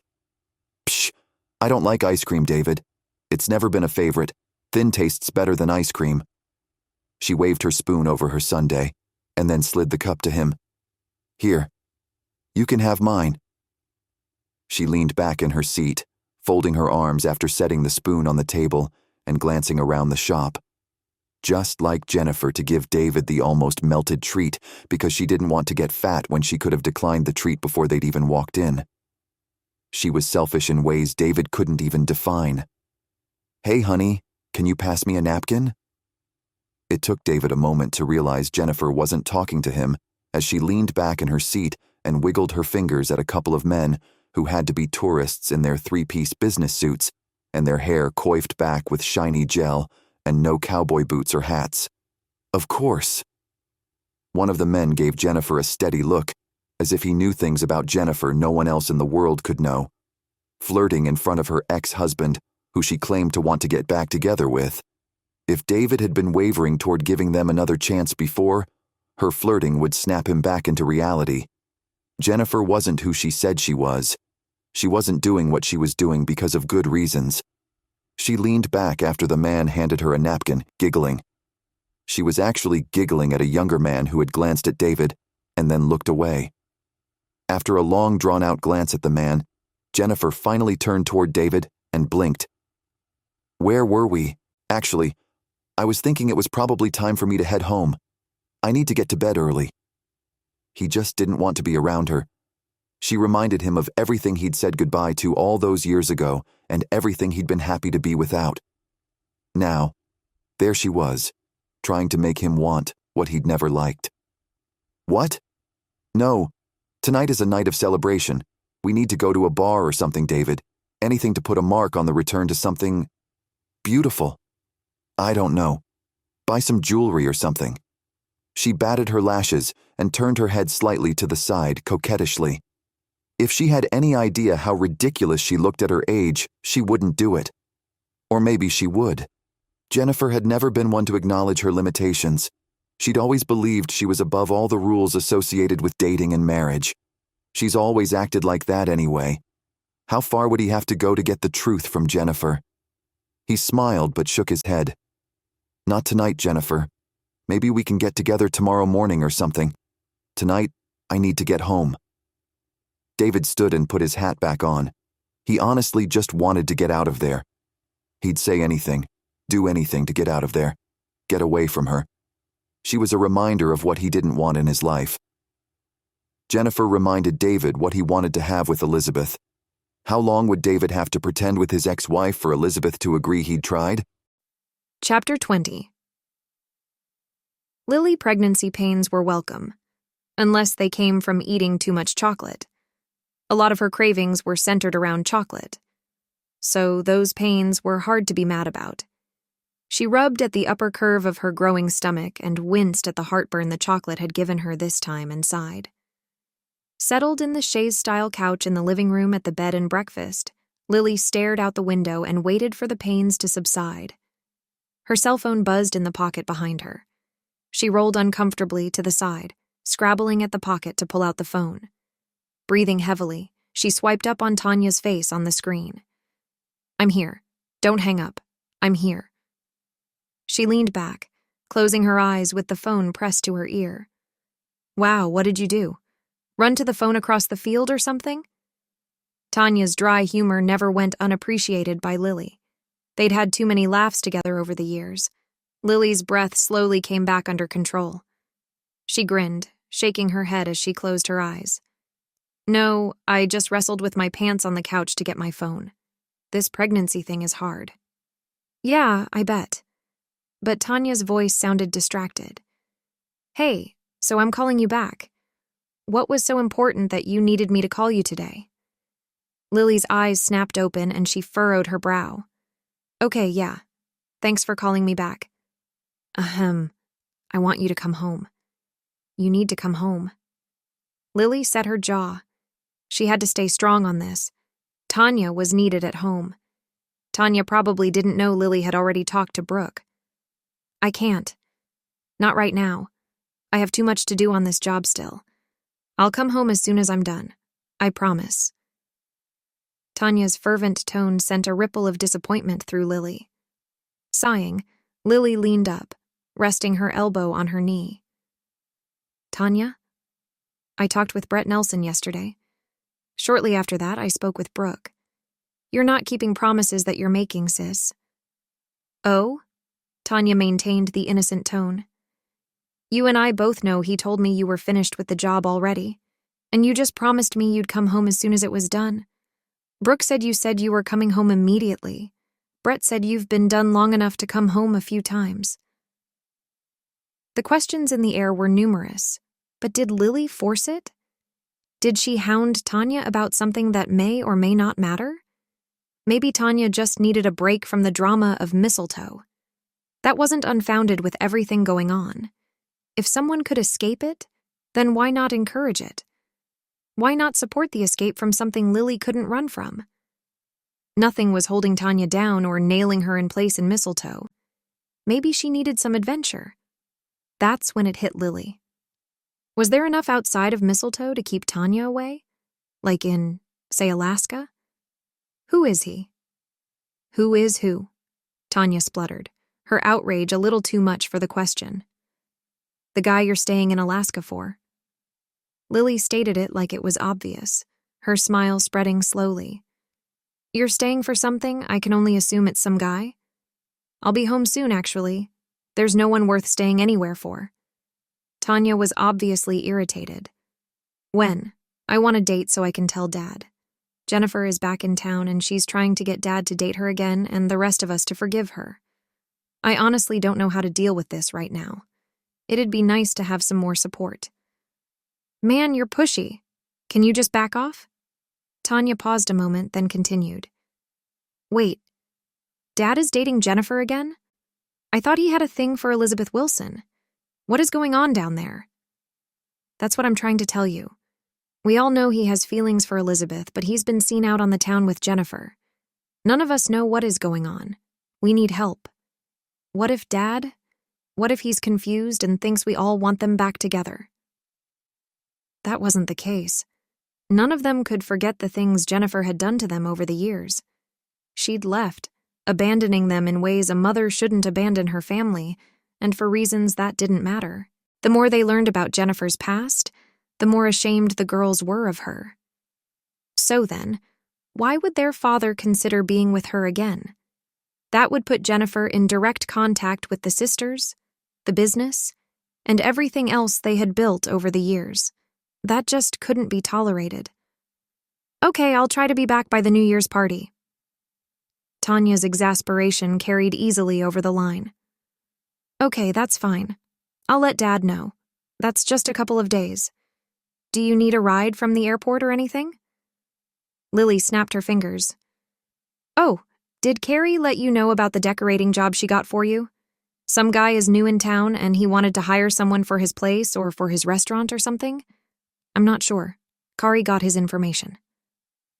Lily glanced down at her lap, placing her hand over the gentling curve. Yeah, she told me. Let me have a bit more time and I'll come back to real life, okay? Tanya wasn't asking, and Lily figured that was as good as she was going to get. Okay, sounds good. Lily wrinkled her nose. I do miss you, you know. I think Brooke does too. Brooke stayed at the Dean Ranch on her own with their father, and she'd been in town eating meals on her own the last few nights since Christmas. I miss you too. Tanya's answer lacked the snark of the last few minutes, assuaging Lily's concern that maybe Tanya didn't miss them like they did her. They hung up the phone and Lily stared at the piece for a long while as it sat on her leg. There was a lot to be said for technology. Some of the older guys in town said they wanted to get rid of all the newer technology. But when it came right down to it, communication had made the world smaller, and if that hadn't happened, Lily would be feeling the sting of Tanya's absence a whole lot more. She rubbed her belly and whispered, Don't worry. Aunt Tanya will be back soon. You'll love her. She's so much fun. Chapter 21. Elizabeth Gentle Snow fell around Elizabeth as she walked slowly from her car to the Dean home. She glanced behind her, noting the growing distance from the warmth of her vehicle as she continued taking steps. Crazy steps. What was she doing? The clock would soon strike midnight, and she'd driven from her own ranch with little thought of the snow falling. There was always snow in Mistletoe during December and January. Sometimes the season took a little bit of time showing up between September and October, but winter was in full swing by Halloween and didn't completely leave until well into April or May. That's what happened when a town had settled in a snow belt. The flakes were thick and white, attesting to the warmer temperature of 30 degrees. Warmer in terms of what exactly? Elizabeth almost snorted at the humor of the situation, but she was too cold, and she was also more than a little nervous. She couldn't stop thinking about David with Jennifer in town. He hadn't just been with her. He'd been with her. What exactly did that mean? Elizabeth didn't want to think about how it looked like David had been enjoying his time. He'd once been married to the blonde woman who had tried to destroy their families on more than one occasion. Elizabeth stopped walking. She folded her arms across her chest and stared up at the dark house. What was she doing? It was too late. He couldn't possibly even be up at that time. Everyone in Montana turned in early, and David and Elizabeth were no different, except on that night. She couldn't get the picture of David and Jennifer out of her head. Jennifer smiling up at David as she walked past him to get into the ice cream shop. David as he grinned down at her as she passed by. The two of them taking their seats and staring at each other. There was an awful lot of looking at each other from where Elizabeth had been. Elizabeth didn't like that. Not at all. What had she been thinking to tell him to pursue something with his ex-wife when Elizabeth wanted a future with him? The more she thought about it, the more she wanted it. And the more she wanted it, the more she thought about it. The circular thought process had pushed her toward the car and then toward David's home. But the cold had brought with it a chilly sense of reason. What was she doing outside his home in the middle of a snow flurry late at night? What was she thinking? She bit her lip and glanced back at the car and then again toward the house. It wasn't too late. She could still get out of there. She could head home and no one would know she'd made such a rash decision that late at night. Nodding in agreement to her unspoken comment that she actually needed to head home and stop being crazy, Elizabeth Stutter stepped to turn around and her jacket hem caught the wind, billowing out behind her. The motion sensor light flicked on over the deck and Elizabeth froze like she'd been caught. She hadn't been caught. She didn't have to freeze. She needed to get into her car and get out of there before someone woke up and found her standing indecisively on the gravel driveway torn between the car and the house. She'd probably freeze to death right there if she stood there much longer. The creak of the door as it opened made Elizabeth close her eyes and grimace. "Elizabeth? What are you doing out here?" David's confused voice made Elizabeth turn to face him. He stood just inside the screen door, a shotgun hanging loosely in his hand with the barrel pointed toward the ground. He wore a white t-shirt over a pair of worn jeans, and his hair stood in tufts around his head. He motioned toward her, pushing the door open more. Come in. It's so cold out here." He waited until she begrudgingly did as he said and joined him just inside the doorway. David shut the door, moving to the side to hang his shotgun on the hooks above the door jamb. He nodded toward the firearm and glanced out the window one last time. "I thought you might be the wolf pack down from the mountains.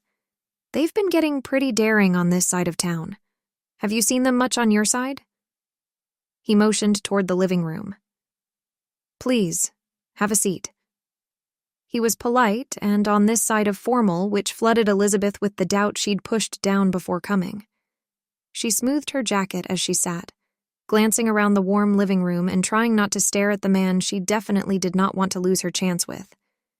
She wasn't so naive to think he'd wait around for her forever. She fidgeted with the zipper on her coat, smiling forcefully as she realized she was making a bigger fool of herself than she had when he came over to her place and told her he loved her. She'd told him to try things with his ex-wife. What was wrong with her? Was she stupid? David sat on the couch a foot or so from her and folded his hands as he leaned forward. He studied Elizabeth, his forehead furrowed in confusion. After another moment of silence, he spoke softly. "Elizabeth? What brings you over here so late at night?" She swallowed. She didn't want to tell him. Everything about that day was going horribly wrong, and she just wanted to go back home and sleep. Not that she would get any sleep. You'd think a woman her age would have it all together, but she had no idea what she was doing. Could she feel any more foolish? Elizabeth? Is everything okay? David glanced behind him at the door and then back at her. I mean, are you here because of an emergency or something? Is everyone all right? Lily? Did she lose the baby? David's eyes widened in alarm and he scooted to the edge of the couch with worry. Elizabeth shook her head quickly. She had to tell him what she was thinking, what was going through her mind. It wasn't fair otherwise. Licking her lips, Elizabeth took a deep breath. No, nothing is wrong with anyone per se. I mean, there's something wrong with me, but it's not something a doctor could fix. She closed her eyes for a brief moment and then opened them again, piercing David with her gaze. The thing is, I saw you tonight as you walked into the ice cream shop. With her. There Elizabeth had said it. Having it out in the void didn't make her feel any better. She blinked back tears that she hadn't known were close and she lifted her gaze to the ceiling, continuing to blink to keep the moisture from spilling over. I thought I saw your car there. Okay. You saw us. So you know I'm trying to do what you asked. David's voice softened, making the moment feel that much more intimate. Elizabeth shook her head, standing to pace around the living room. No, you don't understand. I didn't like it. I didn't like seeing you with another woman, and most definitely not her. Elizabeth shook her head again, coming to a stop at the end of the couch and folding her arms. She set her jaw. I didn't like it. I really don't like that I'm acting like a teenager when I'm nowhere near that in age. I don't do jealousy. She paced back to the fireplace, pulling her coat off and setting it on the armrest of the couch as she passed, but she didn't stop walking. She moved left and right, back and forth, grateful that David waited without saying anything. After a minute, she stopped by the fire, even more distance between her and David, and she folded her arms. You want to know a secret? I've never told anyone this. She shook her head and stared above his head. Her need to get the truth out surpassed her shame over how she felt. She swallowed again. The thing is, I think I knew Simon was having an affair. I'm also fairly certain Jennifer wasn't the only one he was having an affair with. And I wasn't jealous. I didn't care. In fact, I was almost relieved that he didn't want to spend time with me. We got pregnant a few more times after his apparent affair with your ex-wife, but he'd checked out with me a long time before that, and I'm not proud of this, but I did too. I checked out on our relationship because I didn't care. I had the boys to raise and our company to grow. I'm sure it was much like that for your family. I just didn't want to invest more of myself in a man who wasn't invested in me. If you don't do jealousy, then why are you acting jealous? David studied her, his eyes soft as if he knew the answer to her question, but he didn't want to spoil it for her. She sighed, moving closer to the couch, then closer, as she carefully sank onto the cushion she'd originally been on. I'm not a teenager. I'm not a fan of drama, David. His eyes didn't leave hers as he spoke cautiously, like she might bolt. I know. It's one of the reasons I love you. Out of many, I might add. Many reasons why he loved her. I'm jealous and I don't know how to deal with it. Elizabeth's stomach tightened with embarrassment. She didn't want to admit to the way she felt. Elizabeth, honey, you told me to date her. You told me to try to see if I could make things work with her. I'm doing what you wanted. His voice didn't change in volume or octave as he continued studying her. A slight sob broke from Elizabeth as she nodded. I know. What could she say? She'd been the idiot that pushed him toward his ex-wife? She'd been the one to make him think she wanted him with that woman. That wasn't what she wanted. She just wanted to make sure he didn't have a reason to resent her. Are you asking me to stop? David didn't move, as if he were suspended in time, waiting for her decision. I don't know, I didn't like it. What do you think? I know I sound wishy-washy and I'm not trying to be that way. What do you think after being out with her? What's your experience telling you? In short, was he falling back in love with his ex-wife? Not that an afternoon could undo everything she'd done, but what if the evening had rekindled a spark? Elizabeth had to know the possibilities. She had to know what she was up against. Because as much as she hadn't cared what Simon was up to and hadn't even felt like fighting for her husband, she found herself more than willing to fight for David. She'd do whatever it took to get her chance back, even fight the woman in the center of town by the Christmas tree still standing in the park. Why? David cocked his head to the side, as if she couldn't change her mind, or maybe like he wondered what had caused the change. Look, I know what I said. I want to rescind it. I regret saying it. I regret it and I want to take it all back. I don't want you to fall for her. I love you and I hate myself for coming up with that stupid suggestion. I take it back. All of it. She couldn't be clearer than that. But something in his expression suggested it might not be enough. Chapter 22. David. Elizabeth loved him, and David didn't want to waste that. But at the same time, he'd made up his mind about what he had to do. He just needed to make sure Elizabeth understood. I can't even tell you how much I love hearing that. He swallowed, interlacing his fingers, as his hands hung between his knees. The thing is, I need to see this through. I'm not sure if there's a chance that something is there, but I do need to push forward. Not just to prove to you that I don't love her, but to prove to myself, to the girls, and to Jennifer. While saying that hurt everything inside David to say, he had to keep the complete truth to himself. He couldn't have Jennifer accidentally finding out that he was using her false affections to find out what she was really up to. If he told Elizabeth and Elizabeth accidentally talked to one of the boys, who knew where it would go from there? The way things stood, it might be the only chance David had to find out and protect the town of Mistletoe and his family from whatever Jennifer had up her sleeve this time. Elizabeth's features twisted with remorse. She nodded tightly, patting under her eyes with still gloved fingertips. Yes, of course, you're right. You're right. She dropped her hands to her lap and lifted her chin, determination in the steely set to her jaw. I'm sorry. Yes, you need to follow this through.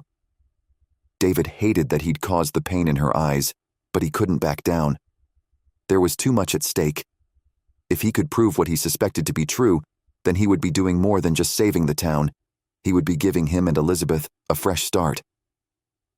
Elizabeth stood from the couch, pulling her coat on as she approached the door. I guess I'll see you at the New Year's party then. Well, yeah, we have some meetings on the calendar before then too. I'll see you soon. Don't worry. Everything is going to work out. He followed her to the door, reaching out and pulling her back. I promise, Elizabeth, everything is going to work out. He stared into her eyes, wishing he could tell her everything he had in mind and how much he truly loved her. But he kept it in. He had to let things play out. What if he pushed her away? He couldn't do that. He had to hold on to his plan. She nodded and left, rushing to her SUV through the gently falling snow.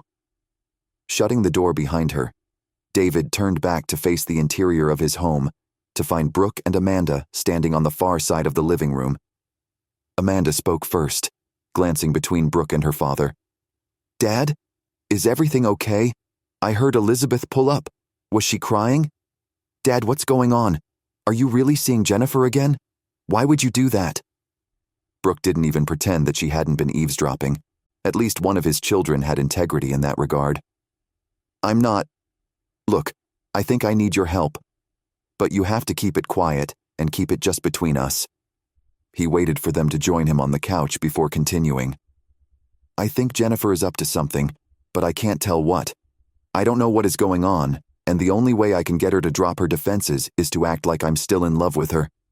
Elizabeth told me to date her again, which gave me the perfect reason to reach out. I'm not sure how to wrap this up in just a few days. David ran his hand through his hair and glanced between his girls. He'd already asked Brooke for help, but now he had to make sure and solidify what it was he needed from them. What could it be that she's hiding from you? Do you have any suspicions? Amanda leaned back on the couch to give Brooke easier access to seeing David. He shrugged. I have no idea. She failed at getting Amanda to do what she wanted. What's left? I'm not going to give her any more money. She left with what she was due. That's it. I'm not pursuing any more money-changing hands. Not with her. With all the things Jennifer had already put into place trying to destroy the Deans, Wilsons, and the town, David wouldn't put anything past her. He just wouldn't. Brooke glanced at Amanda and then back to David. She narrowed her eyes and folded her arms. Tell us what we have to do. Jennifer's not getting away with this. None of it. Agreed, and we can keep it a secret. Amanda nodded. If anyone had anything to lose, it was Amanda. But David wasn't going to ask them to make any major sacrifices. Maybe keeping their eyes and ears open would bring up something David could use against Jennifer. He wasn't sure what kind of a break he was looking for. All he knew was that he needed one, and bad. Chapter 23. Roman teething babies wore down their mother. Roman had to keep that in mind as he made himself move from the truck into the grocery store. Somehow, they'd run out of the teething medicine Taylor swore by, and she'd been too tired to come into town to get the little white tablets. Roman had volunteered, knowing she needed them, and also more than aware that she never got a break. She'd blinked back tears when he said he'd go to the store to get some, leaving Roman convinced she was hiding much more than he'd seen. Picking out the little dissolvable pills, Roman palmed 4 bottles. Better to be over-prepared than under. At the counter, the cashier smiled and put the bottles into the bag. Roman paid and left, climbing into his rig and sitting for a minute. What else could he do to help Taylor out? He should get her a cinnamon roll from the diner, go home and take over with the babies while she took a hot bath and enjoyed her treat with a glass of milk. That might help. Without talking himself out of it, Roman pointed the truck in the direction of the diner and pulled up moments later. In the diner, Roman leaned on the counter and grinned at the late-night waitress. Hey, Shelley, can I get a cinnamon roll? Maybe 2? No reason he shouldn't indulge once the twins finally went back to sleep. Of course, I'll get those bagged up for you. Take a seat and I'll get them set up in a few minutes. She winked and carried a pot of coffee to the rest of the late-night diners, already set up around the booths and tables. Roman took a seat in the foyer area, relaxing on the vinyl bench. He glanced at the framed pictures adorning the wall, using his hat to protect him from anyone randomly talking to him. He wasn't antisocial by any means, but he was definitely in the mood to get the treats and return as quickly as possible. A long, drawn-out conversation would only get in the way of that. I agree with you, Scott, but there's nothing else to be done about it. The woman's voice carried around the side of the doorway, announcing that someone was in the foyer between the 2 doors. Roman flicked a glance at the mirror above the counter, dropping his gaze quickly and turning back around when he recognized Jennifer coming into the diner. You don't have to get him to spend time with you. I don't like it. You're my wife. You need to be by my side. Watching you with this man is driving me insane, and you know it, don't you? The man behind her spoke with barely controlled fury as he followed her inside. Jennifer giggled, and Roman gritted his teeth. He hadn't known she was married already. There she was playing games with the Deans, the Wilsons, and whoever else was unfortunate enough to deal with her. And she was married. Roman had heard about David going on that date with Jennifer. Could she be dating when she was married? Well, she'd done it before.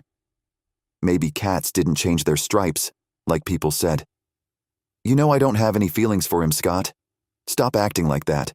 Let's just finish this and then we can go on a cruise or something and spend all that money. You just need a little bit more patience. Can you do that, baby? Be patient for me? Jennifer said something else that was unintelligible. Suddenly, Shelley stood beside Roman, giving him a bag and rolling her eyes at the couple standing at the counter. Here you go. I'll just put it on your tab. She winked at Roman, but he reached out before letting her walk away and thrust a $50 bill into her hands. Thanks, Shelley. He ducked out the door before the couple could pull away and see him. In the truck, Roman drove toward home, thinking over the things he'd overheard. Nothing made sense. When he got home, he went inside, carrying the items with him and shutting the door softly in case Taylor had been able to get the kids back to sleep while he'd been gone. The sound of crying babies pulled him to the back, evidence she hadn't succeeded. In the bedroom, Roman walked to the rocking chair where Taylor sat, and he reached down, pulling the baby currently in her arms from her exhausted hold. The other baby fussed in the cradle next to her. "Tay, take the cinnamon rolls in this, and go down and put some in the microwave, and then take a bath. I'll take care of the babies." She stared up at him like she wasn't sure what he was saying. He nudged her knee with his. "Seriously, hun, go get the treat and take a break. I'll stay home tomorrow and you can sleep in. Don't get up, okay?" She nodded, kind of dazedly standing from the chair and looking around at everything. Her red-rimmed eyes were blotchy, but clear. She had been crying, but it was a little bit ago. She clutched the bakery bag to her chest and offered a lopsided grin before bending down to the now-sitting Roman and kissing his cheek. "Thanks, Roman. I didn't realize this would get to me so bad." "You're welcome. Hey, save me a roll. I got 2 there." He winked, rocking backward and bringing the bottle to the baby's mouth. "Oh, hey, I saw Jennifer at the diner. She was with some guy named Scott who professed to be her husband. Did you know she was married?" Taylor cocked her head to the side and blinked. "No, not that I heard. I'll ask Amanda tomorrow. She might know something. She said for sure she was married. Did she introduce him to you or something?" "No, not at all. They didn't even know I was there. He said he didn't like seeing her with another guy. I think that's your dad. Anyway, he said he didn't like it since they were married. She said he had nothing to worry about." Roman shrugged, cradling his baby close to his chest as he stared down at the soft cheeks and partially closed eyes. "Go eat your treat. I'll be down in a bit." "Okay." Taylor seemed more awake as she walked from the room, consternation on her features. He'd given her something to think about besides the babies and how their teeth were cutting in. At least Roman had been able to do that for her. He wouldn't think twice about doing whatever he could to help Taylor. She was a hard-working mother and woman, and she deserved to be taken care of. Not that she would let him. The fact that she had let him give her a break was proof that she needed it that badly. Roman needed to stop making her wait so long under her burdens. He made a mental note to step up more, be more helpful in their day-to-day lives. They both had the family. The children weren't just Taylor's responsibility. Would she let him help her more? At that point, he was going to have to make her because she didn't need to fall apart before accepting help, and as her husband, Roman, needed to make sure she was taken care of all the time, not just at her most vulnerable. He would do that, and he'd make sure he didn't have to fight her about it. Roman made a second note to talk to his own mom about what he'd heard at the diner. He knew she had feelings for David. Maybe it was time to talk about just what it was she was leaving on the table by not pursuing him.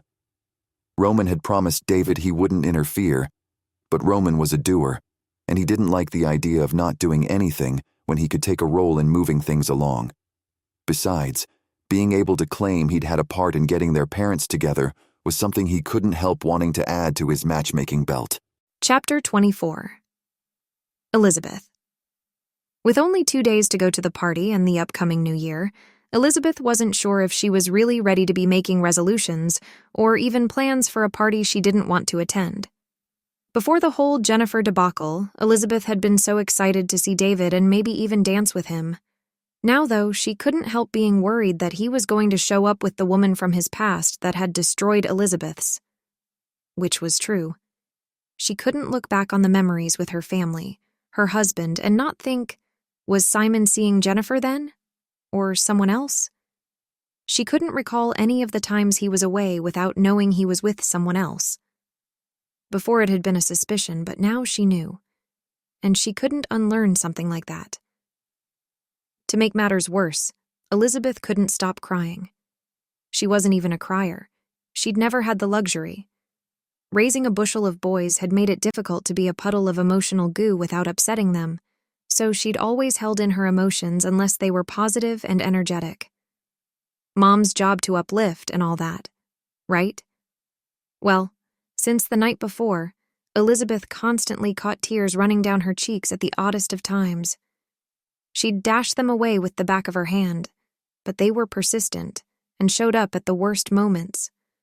Like when she was trying to talk about the final details with the chef and suddenly he looked at her like she'd grown a third eye and asked if she was okay. She'd been confused and touched her cheeks only to find them wet. That wasn't professional, and she smiled, shaking her head. To make matters worse, Roman had texted her asking for a word. A word. Why the formality? Why was he so determined to keep things vague until he showed up at her home? That had left her nervous, but she'd agreed, grateful for a chance to see her son for a few minutes without any distractions. Oh, don't get her wrong. She loved Taylor and the kids, enormously. She just liked being able to see her oldest once in a while. But with his need to have a word, it left her feeling uneasy about the situation, which left a shadow over her excitement to see him. As Elizabeth pulled a round table closer to the center of the arena-style barn, she wrinkled her nose. Something was missing, and she couldn't quite put her finger on it. The sound of a truck's engine got closer outside and then cut out. Roman had arrived. Glancing back at the tables, Elizabeth furrowed her brow.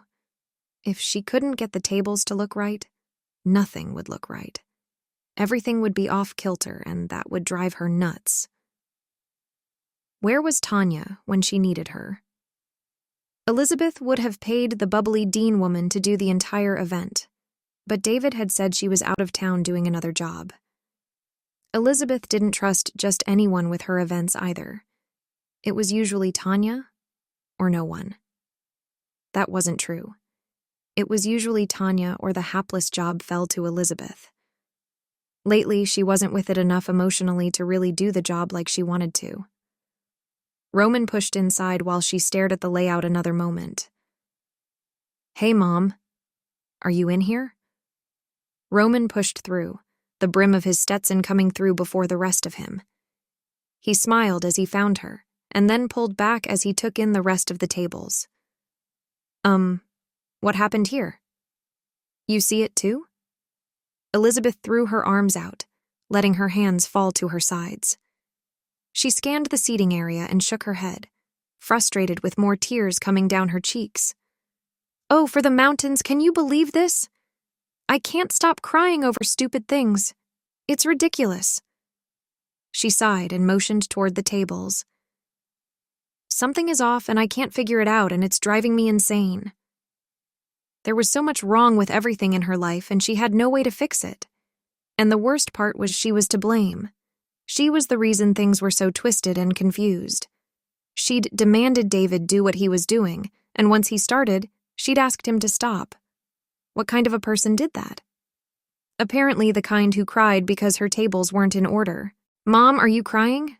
It's okay, it's not a big deal. We can fix this." Roman rushed to her side and tilted his cowboy hat back as he studied her more closely. "What's going on? You look like you've been crying a while. What can I help with?" Elizabeth motioned toward the benches set up along the perimeter of the stables. "Let's sit for a minute. Maybe what you need to talk to me about will take my mind off my problems." She smiled encouragingly as she took a seat and waited for Roman to join her. He sat, leaning back until his broad shoulders rested against the wood paneling. His hands dangled from a comfortable place on his mid-thighs, and he watched his mom from under the black brim of his hat. "Are you sure you don't want to talk about what's going on with you first?" Elizabeth shook her head, splaying her hands as she perched on the edge of the bench and faced him. "You wanted to talk. Let's talk. Afterwards, I can fill you in on what's going on here." Roman closed his eyes for a long moment and then nodded, opening his eyes and licking his lips. "Okay, I don't know how to tell you this. I don't even know if it's relevant to anything or what we can even do about it. But I know I need to tell you." He took a deep breath, his chest rising with the inhale. "The thing is, I saw Jennifer at the diner late last night. She was with another guy. The guy called himself her husband. She didn't know I was there. They were locked in a rather amorous embrace, but suffice it to say she's married and up to something here in Mistletoe. Elizabeth stared at Roman, filled with the overwhelming urge to run to David's place and yelling everything to him through the door. She didn't even want to wait until he opened it to tell him. But then what? After her visit to his place late at night, she would look crazy rushing off to him at the first scent of a rumor. She couldn't do that. Elizabeth bit the inside of her cheek and laughed as she rolled her eyes toward the ceiling and lifted her chin. Yeah, I have no doubt she's up to something. She's married, you say? Yeah. Are you going to tell David? Roman studied her, waiting for her to be excited or something else, she wasn't sure. She huffed, minutely shaking her head. I can't tell him. If I do, I'll just seem like a jealous shrew. She glanced sharply at her son and half shrugged. Just so you know, this actually is part of what's upsetting me so much. David asked me to make things serious between us, not just friendship, and I said that he needed to make sure that Jennifer's declarations of family togetherness weren't just words. I asked him to date Jennifer for a little bit before we went any further. She held up her hand at Roman's grin. Before you get all excited, David took her out, and then when I went over there at night and told him I was wrong, he said he had to see it through. I think that's why I'm so upset. Throw in the knowledge about her husband, and I'm doubly upset. Poor David. He doesn't deserve to get yanked around like this. That's all she does, and I'm furious for him. Just furious. But also heartbroken. She dropped her gaze to her fingers twisting together as if she couldn't figure out what else to do with them. Why did you tell him no? Mom, David is the best thing that could happen to you. We've all seen you two together. You're the perfect match. Not to mention, that would boost the image of the company David wants us to merge into. Roman's eyebrows drew together over his distinctly Wilson blue eyes. What?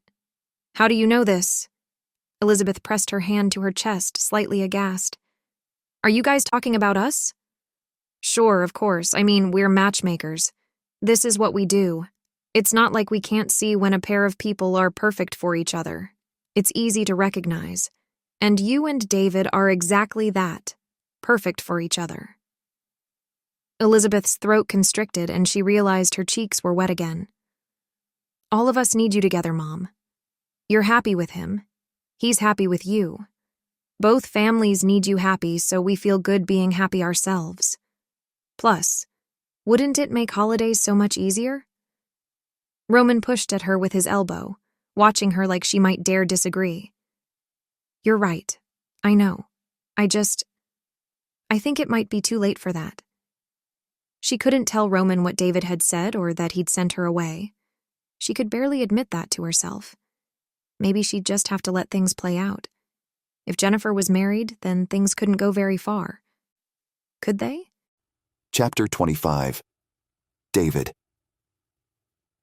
Roman, there's a storm coming. I'm not sure we should be out here. David lifted his hand as he pulled his horse alongside Roman's beautiful sorrel mare, standing in the slightly falling snow. Storms in Mistletoe started out slow and easy until they built into a frenzy. David leaned up on the stirrups, resettling back onto the warm leather saddle as he looked around the still-abandoned ruins of Whistlestop, a forgotten town north of Mistletoe. The land was owned by Kaylee and Flynn, but they'd opened it up for anyone to ride on and visit the town whenever they wanted. Roman had texted David and asked that his father-in-law meet him at the old town. David hadn't been fond of the idea, as he'd faced the heavy clouds pregnant with impending snow. What's all this about? It seems like a lot of secrecy. Is everything all right? David squinted at Roman, not for the first time appreciating the man's straightforward gaze and the way he didn't hide his emotions as he felt them. David, I'm not trying to cause problems. I'm really not. That's the last thing I want to do. I want you happy. I want my mother happy. I want Taylor happy. I believe all of those can be achieved by you and Mom being together. Put aside any pretense about being together, and any kind of arguments that might get in your way, and just be together.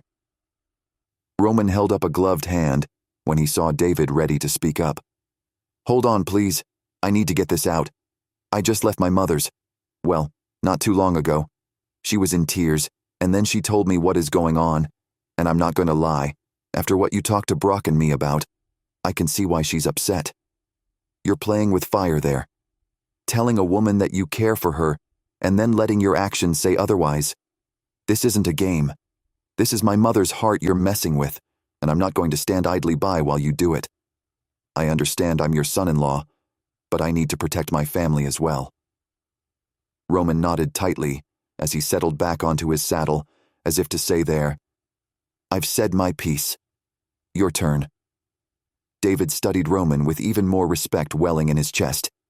He gave the younger man another moment to make sure everything had spilled before replying. "Roman, I appreciate what you're saying. I do. I love your mother, and between you and me, I don't think I've ever felt like this before about anyone. I want what is best for her, and right now, the best thing for her is to somehow get rid of Jennifer. Wait, you're not going to have her killed, are you? Not that I haven't thought of it, but I think there are way too many ethical and moral issues that would be crossed." Roman's serious gaze gave David pause. "What kind of a man do you think I am? I would never do that to anyone, let alone the mother of my children." David shifted uneasily in his seat. "I just don't have enough information on her to enact the right kind of justice." Roman studied David like he wasn't sure if he should believe him or not. After a moment of decision-making, Roman leaned forward and glanced around. "The thing is, I saw Jennifer at the diner last night with a guy named Scott. He identified himself as her current husband. Not to me. He didn't meet me. She didn't even know I was there, in fact. But he was very clear that they're married, and he's jealous that she's seeing you. She placated him and said it was only until things were figured out or something. Married. Jennifer was currently married. She pursued David like she had no other interests but getting back together with him and the girls. I can't rely on the government like I thought, so I'm going to take some things into my own hands. I know there are some laws that are still enforced that she won't be able to get out of. No technicality, nothing. It will be unavoidable." David sighed and glanced back at Roman from where his gaze had drifted. "Look, bear with me. I'm going to give you some directions when the time gets closer, but I really could use the support. Thank you for this information. I really do appreciate it. And please, don't give up on your mother and me. I love her. I want to marry her. I need to deal with Jennifer first. Don't tell her what I'm up to either. I couldn't tell her, if I wanted to. I have no idea what's going on. Just don't hurt her any more than absolutely necessary. I want her happy. She needs that. She deserves that." Roman scanned the area around them. "We better get back. This storm is going to get bad before it gets better. Let us know if you need anything at the house. Otherwise, I'm going back to Taylor. The twins are teething, and she's been in her own personal purgatory." Roman shook his head and reached out across the space to shake David's hand. Then they parted ways. David could come up with a plan. He already had the inklings of one stirring in his gut. He wanted Elizabeth, but he had to make sure that he protected their families, their town, and themselves before he could settle into happy ever after with her. Chapter 26. Brooke Tanya still wasn't home. Not that she'd given Brooke or anyone else any word that she'd be home by a certain time, but according to Lily, she had promised to be home in time for the party. And the party was closer than anyone was comfortable with. Brooke glanced around the bakery. She'd offered to help Carrie out and cover Carrie's favorite evening shift, so Carrie and her veterinarian could go out for a romantic dinner and fun night off. Thankfully, Brooke loved working in Carrie's bakery, especially at night when everything was already baked. All Brooke needed to do was talk to people as they bought the treats they wanted. There was nothing more amazing than bonding with others over a mutual appreciation for sugary pastries. The bell above the door jingled, and Brooke called out, "I'll be right there." She wiped down the back counter and hustled through the side door, smiling before she even saw anyone. At the counter, she came face to face with what had to be one of the most delicious-looking men she'd ever seen. She pulled up short. Hello. You must be new to town. If he was a tourist, she wouldn't be happy. Tourists left like a blip on a radar. Brooke wouldn't mind if this guy stuck around a while. Surreptitiously, Brooke glanced at his hand and softly sighed at the absent ring on his left hand. Okay, so he wasn't married. She could handle that. What can I get you? She leaned on the counter, smiling without the giggling or batting of eyelashes that Taylor said Brooke should use more. Brooke was more subtle when she flirted. She wasn't a billboard offering her services. Can I get one of everything? The man smiled, pulling his gloves off his hands and tucking them into the pocket of his long dark brown duster. He wore a cowboy hat that looked fairly new, but his eyes were hawk-like as he scanned the offerings in the well-lit display case. Absolutely. One of everything would be more than 24. He must be taking them to a party or something. Maybe he had a family and he just didn't wear his ring. He wouldn't be the first cowboy to work without his band. Brooke pulled out 2 boxes and grabbed 1 donut from each row, carefully placing them in the boxes so they wouldn't get smudged or ruined once inside. Out came another box, and Brooke glanced at the rest of the donuts. That's going to be about 28 donuts. Is that okay? She held a maple bear claw in her hands as she paused before going to the boxes placed above the display. Oh, sorry. I want one of everything. Not just the donuts, the scones, everything. Sorry. I should have made that clearer. He offered a side grin that made Brooke's insides flip-flop. She nodded, slightly laughing. Right, because 24 donuts isn't a lot. He would need more like 8 boxes. The cupcakes alone were a dozen. As she steadily filled the boxes and marked them on a sheet what she was getting, she glanced up. Are you throwing a party or something? Maybe he was surprising a beautiful woman with all those treats. There were a lot there. He shook his head and laughed. Actually, to be honest, I moved here not too long ago, and I've been in here before. I got a couple donuts and I've been craving them ever since. But I came in since then and they were out of the ones I had before and I wasn't sure the donuts would satisfy my cravings. So, I thought, what I need to do is come in, get one of everything, make notes on what my favorites, plural, are, so that the next time I have a craving and they're out of that one, I'll be able to turn to something I know I'll like and that will satisfy that craving. He waved in the air like moving the delicious smells away from him. I know. It sounds like I'm a complete dork, and I kind of am, to be honest. He laughed, shaking his head again. Brooke quirked her eyebrow and placed a blue velvet cupcake with cream cheese frosting in the cupcake box. Why do you think you're a dork? I think it sounds like a good plan. So you're going to eat all of these? That's going to be put you into a diabetic coma. I was thinking that, but it's too late to back out now. Maybe I'll take a bite of each of them and then only finish the ones I like. He glanced at the items in the display cases and sighed. Although it doesn't look like I'm going to dislike any of these. He placed his hand over his stomach. I have a feeling I'm going to gain a few pounds. Nah, you could probably stand to eat a few of these. Muscles need fat, you know? Heat flushed Brooke's cheeks. He didn't need to know that she was imagining him as fairly muscular. She glanced at him, surprised to find his gaze on her. Sorry, that wasn't... I don't have the best filter for the things I'm thinking. She didn't. She was blunt and bold, and she often said the things on her mind without thinking them through. Yeah, the best people are like that. Hey, would you want to get a sugar high with me? I can guarantee there will be a sugar crash. We will most like pass out from all of the sweets and carbs, but I can also promise a solid meal afterwards or before. He raised his hands, his eyebrows high on his forehead. Whatever you think. You probably have a husband or a boyfriend, though, right? No. I mean, I don't have a boyfriend or a husband. That sounds fun, actually. She smiled and finished gathering the last of the pastries. Is this happening tonight? She would be off in an hour, but maybe he didn't want to wait that long. When do you get off? He pulled out his wallet and returned to the counter with the register. In an hour, actually. She joined him and rang up the order. I'm glad I came in tonight. Kari is celebrating with her husband, so I'm covering. He pulled back, nodding. Oh, Carrie must be the one I met last time. I gave her my contact info. Are you the sister she was going to have decorate my place?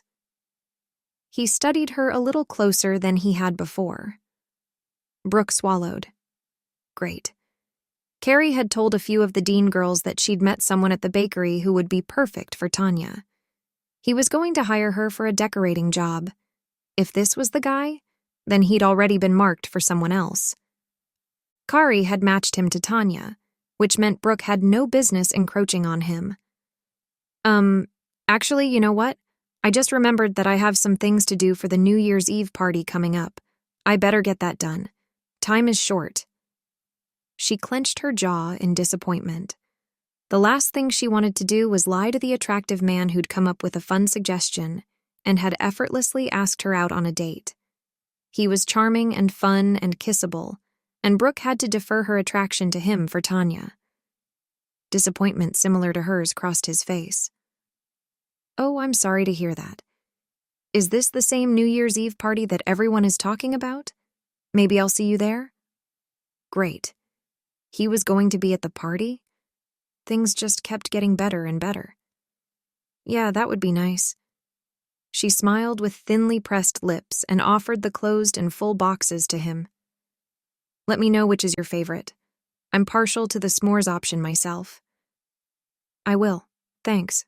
Well, maybe next time. He lifted the 8 boxes easily from the counter and carried them to the door, not looking back. Thank goodness. What was Brooke going to do if all the men in the town were spoken for before she even had a chance to find them? It just wasn't fair. Tanya wasn't even there. She wasn't even interested in dating or getting married. Everyone was off finding their happy ever after, and Brooke had eyes for the guys picked for her sisters. What was wrong with her? And Tanya would definitely like that guy. He was definitely her type. Dang, Brooke wasn't sure there was a woman he wasn't the type for. He was definitely Brooke's type. Not that that mattered. She lifted her chin. Finish the shift, Brooke, then go home. And don't be a liar. You can work on the New Year's Eve party to pass the time. What else would she do with her sad, lonely life? Chapter 27. Elizabeth. Thanks for coming to pick that up. Kaylee texted me the other day and asked to borrow it, but I forgot to get it to her. A lot had been going on, and Elizabeth hadn't been thinking about getting the Instapot to Kaylee's place. Yeah, well, she's been harping me about trying it. Apparently everyone loves theirs, and Kaylee wants to try it before she commits. Flynn moved to the counter and stood beside the white Instapot Elizabeth had bought not that long ago. Do you like it? Elizabeth scrunched her lips to the side. You know, I'm not going to lie. I didn't love it. A lot of people swear by them, but maybe I'm just using it wrong. I like my chicken slow-cooked, my ribs on the barbecue, and my steak on the grill. I don't have a lot of use for this hurry-up-and-eat mentality. She smiled apologetically. I know that sounds bad. I hope Kaylee likes it. I just prefer some things to be done the old-fashioned way. Yeah, I understand. Well, she wants to try it, so thanks. Maybe you could teach Kaylee how to make some of those dishes you like to make. I know she wants to learn to be more comfortable in the kitchen. Flynn grinned at his mom, placing his hands on the sides of the miniature appliance. Hey, Mom, can I tell you something? Sensing the moment was more serious than just sharing something private, Elizabeth sank onto the stool nearest her at the end of the counter and nodded, bracing her elbow on the countertop. Of course, you can tell me anything. Well, here's the thing. We're not ready to tell anyone else, so don't tell the guys, but Kaylee is pregnant. Flynn tried adding excitement to his tone, but even his lips were downturned. And you're not excited because? Elizabeth worked to keep the judgment out of her tone. Kaylee wasn't the only one in the marriage. She wasn't the only one who had taken a part in making that baby. Flynn needed to step up and celebrate the growing family, or things would be harder for Kaylee than they needed to be. I'm just nervous to be too excited. Flynn sighed, bringing his hand up to his eyes and rubbing on his eyelids. Yeah, I can understand that. Why don't you tell me why? Let's see if we can figure out the reasons. You need to be excited for this baby, if only to help Kaylee through it. Elizabeth leaned forward, resting her folded arms on the countertop. Right, so the first thing is, what if we get excited and expectant and hopeful and all those great things and Kaylee loses the baby? It happened with Brock and Lily multiple times from what I understand. Flynn dropped his hands and then his gaze to stare at his fingers. Not only that, but what if I'm like him? Elizabeth jerked back like she'd been slapped. Him? Like Simon him? Your father? She snort-laughed, the sound anything but ladylike. Honey, you're nothing like him. You could try to be like him and you still wouldn't succeed. I don't know if any of you boys are like him. Sure, you all have similar looks that came from him, but I don't think it's a secret that your father was a good-looking man. Flynn nodded, lifting his gaze to his mother's. Yeah, I know. That's what Austin said.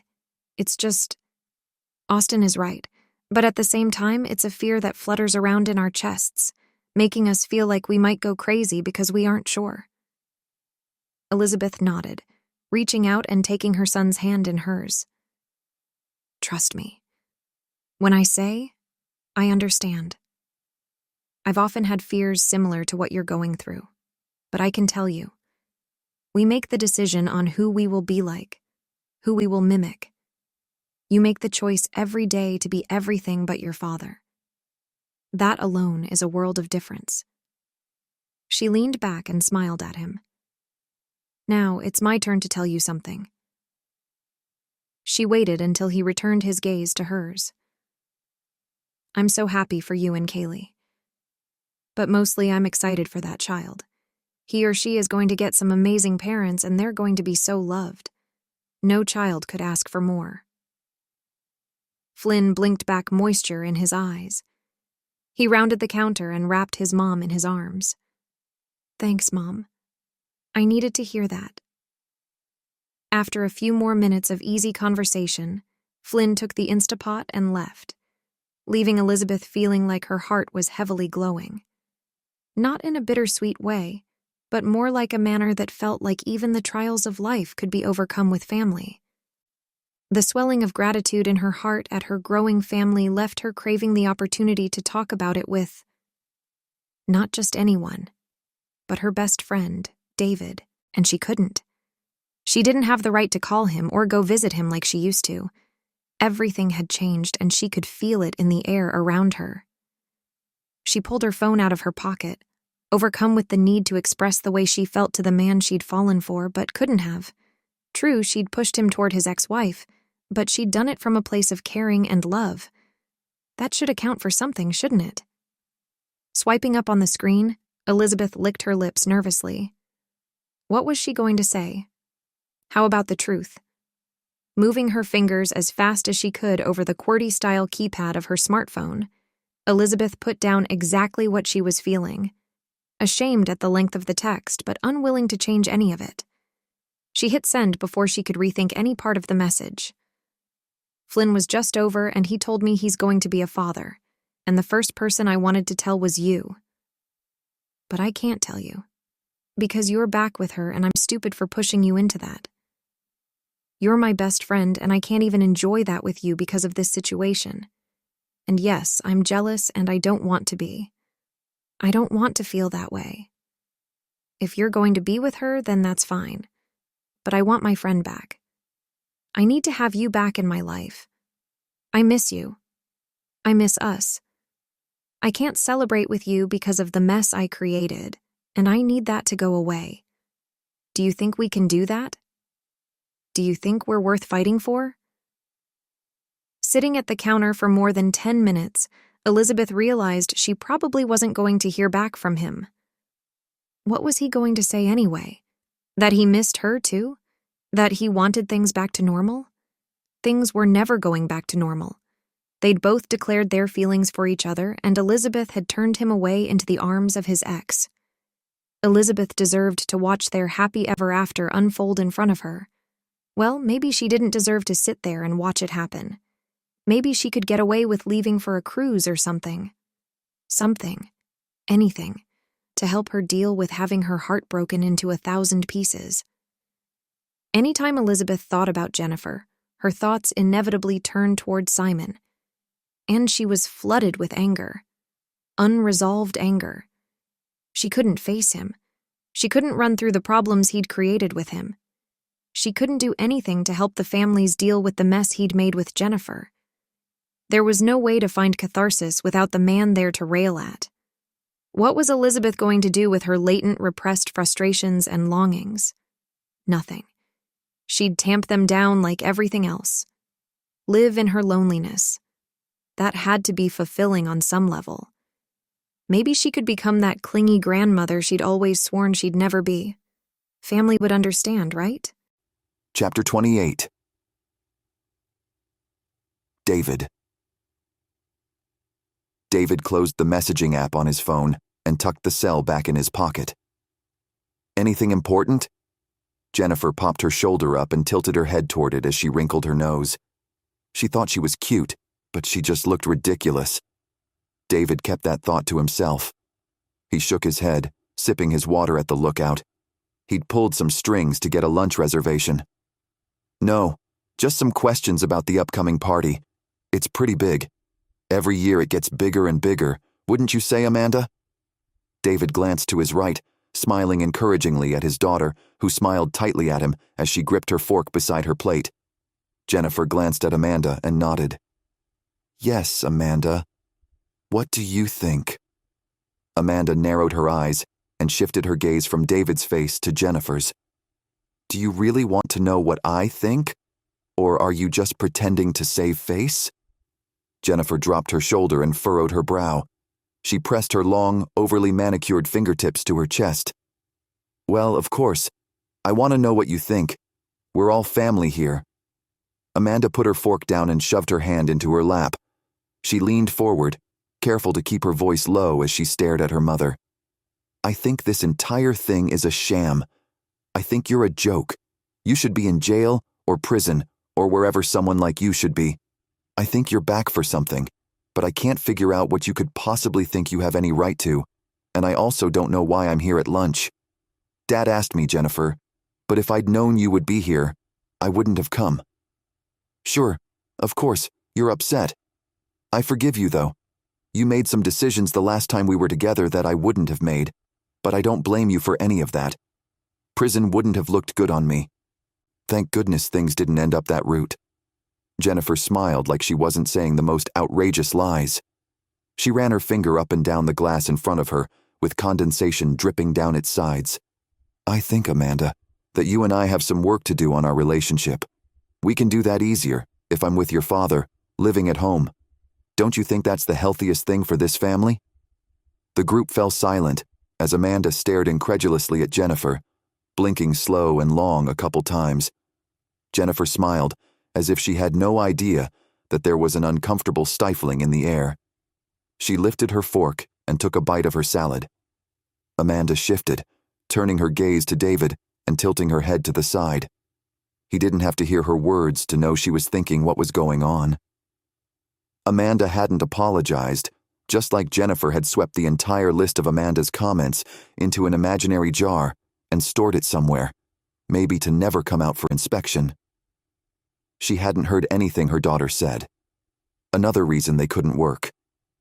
But David had to stay with her, try to figure out what it was she wanted before he could figure out the plan to get rid of her. Glancing at Amanda again before turning his gaze to Jennifer, David picked up his fork again and nodded toward his ex-wife. No one had any idea just how difficult it was to stay near her when he couldn't stand who she was and what she stood for. So, Jennifer, what have you been up to these last few years? I saw you started your own matchmaking company on the East Coast. I also heard somewhere that you got married. He laid it out there.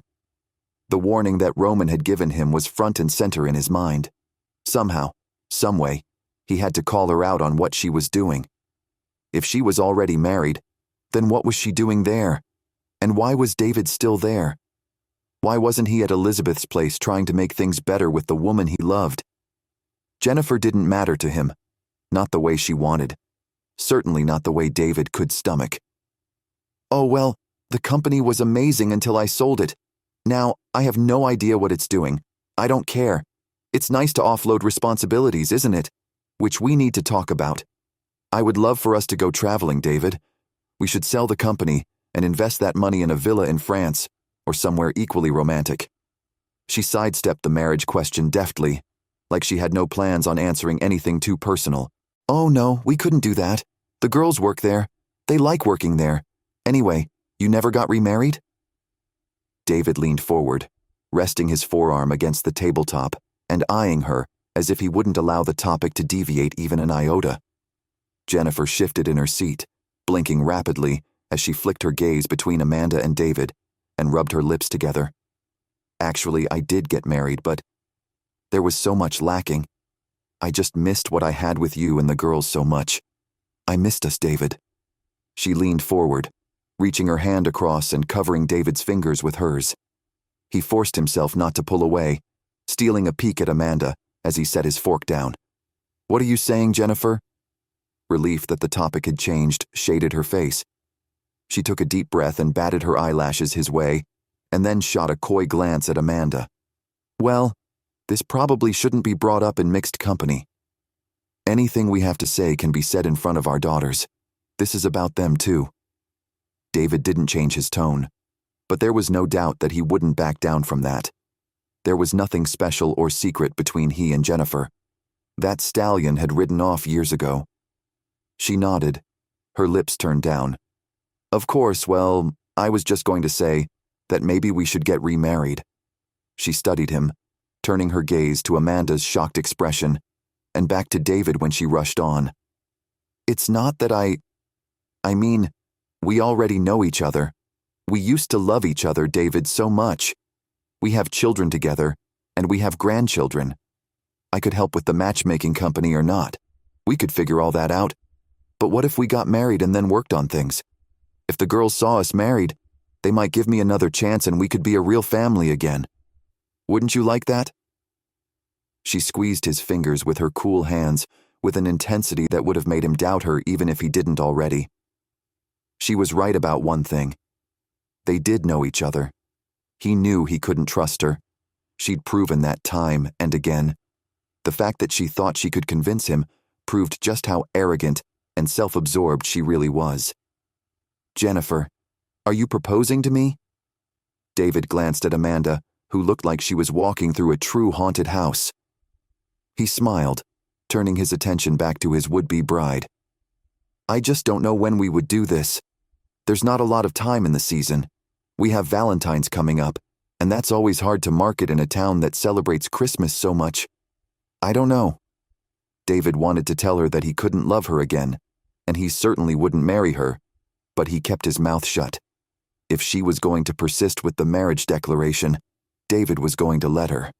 He had a feeling she really was married already, and he wanted to see just how far she would take things. Roman wasn't a liar, and there was no reason Jennifer would be in public with some man professing to be her husband if it wasn't true. There would be no benefit to that action. Jennifer giggled and released David's hand, picking up the cloth napkin in her lap and dabbing at the corners of her mouth. She glanced at the ground and then back at David. "Do you need me to get on one knee?" She was going to pursue the engagement with all seriousness. Okay, David was just curious enough to see what was next. "No, don't ruin your dress." "Yeah, why don't we? We couldn't do worse our second time around, right?" David wasn't going to wax romantic with a woman he could barely stand the smell of. She was touted up with gallons of perfume that filled the restaurant. None of that mattered. He'd have to pull Amanda aside later and tell her he wasn't really marrying Jennifer. There was nothing on that green earth that would convince him to give his ex-wife another chance. He wasn't crazy. "Really?" Jennifer's eyes widened and she clapped her hands. "Oh, this is excellent. If you're worried about the timing, why don't we make the New Year's Eve party a double celebration? Do you still have it at the ranch?" She shot curious glances between Amanda and David. Before Amanda could interject, David rushed forward. "Actually, that sounds perfect. What a great idea. Although, they do the celebration out at Kringle Ranch now. I'll make sure things are set up and ready to go. I think the girls will really like it." David nudged Amanda's foot with his butt, held his gaze on Jennifer.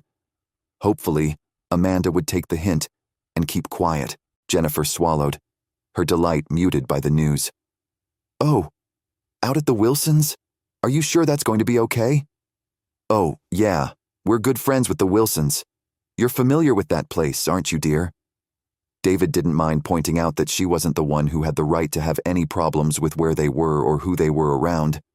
She needed to try to fit in, no matter where they were. "Not a problem at all. Okay, well, this sounds exciting. Yes." She leaned over, offering her cheek for David to kiss. He did so, but quickly took a drink of his water when she pulled back. All David had to do was hope Elizabeth wouldn't be too upset with him. And why wouldn't she? Her text had been clear. David didn't want to dwell too much on the things she'd said. She had every right to be upset and hurt.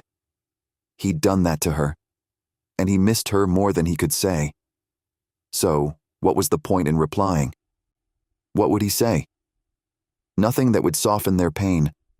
Nothing that would help with their relationship. They'd have to have the patience to watch the circus around Jennifer play out.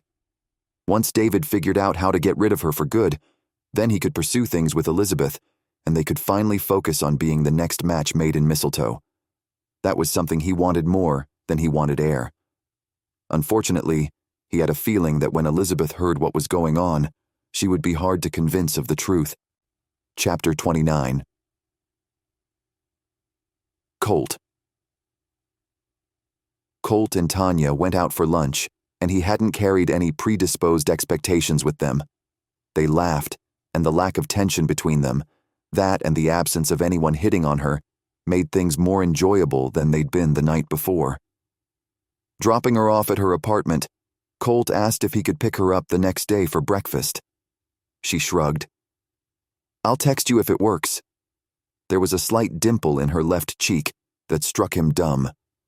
She was out of his truck before he could suggest anything else, and he thundered away, feeling like he wasn't sure what had just happened. All day, he thought about what he was feeling. All night, he argued with what he was thinking. The next morning, Colt drove to Tanya's apartment before he could change his mind. Knocking on her door, he glanced behind him and then back, knocking again when there was no answer. No one stirred inside, and he knocked a little harder. Maybe she was still sleeping. "Oi, mate, the Sheila isn't here. She gone a walkabout." The Australian man standing in the doorway near Tanya's leaned on the door jamb, his beefy arms flexing as he scanned Colt's form.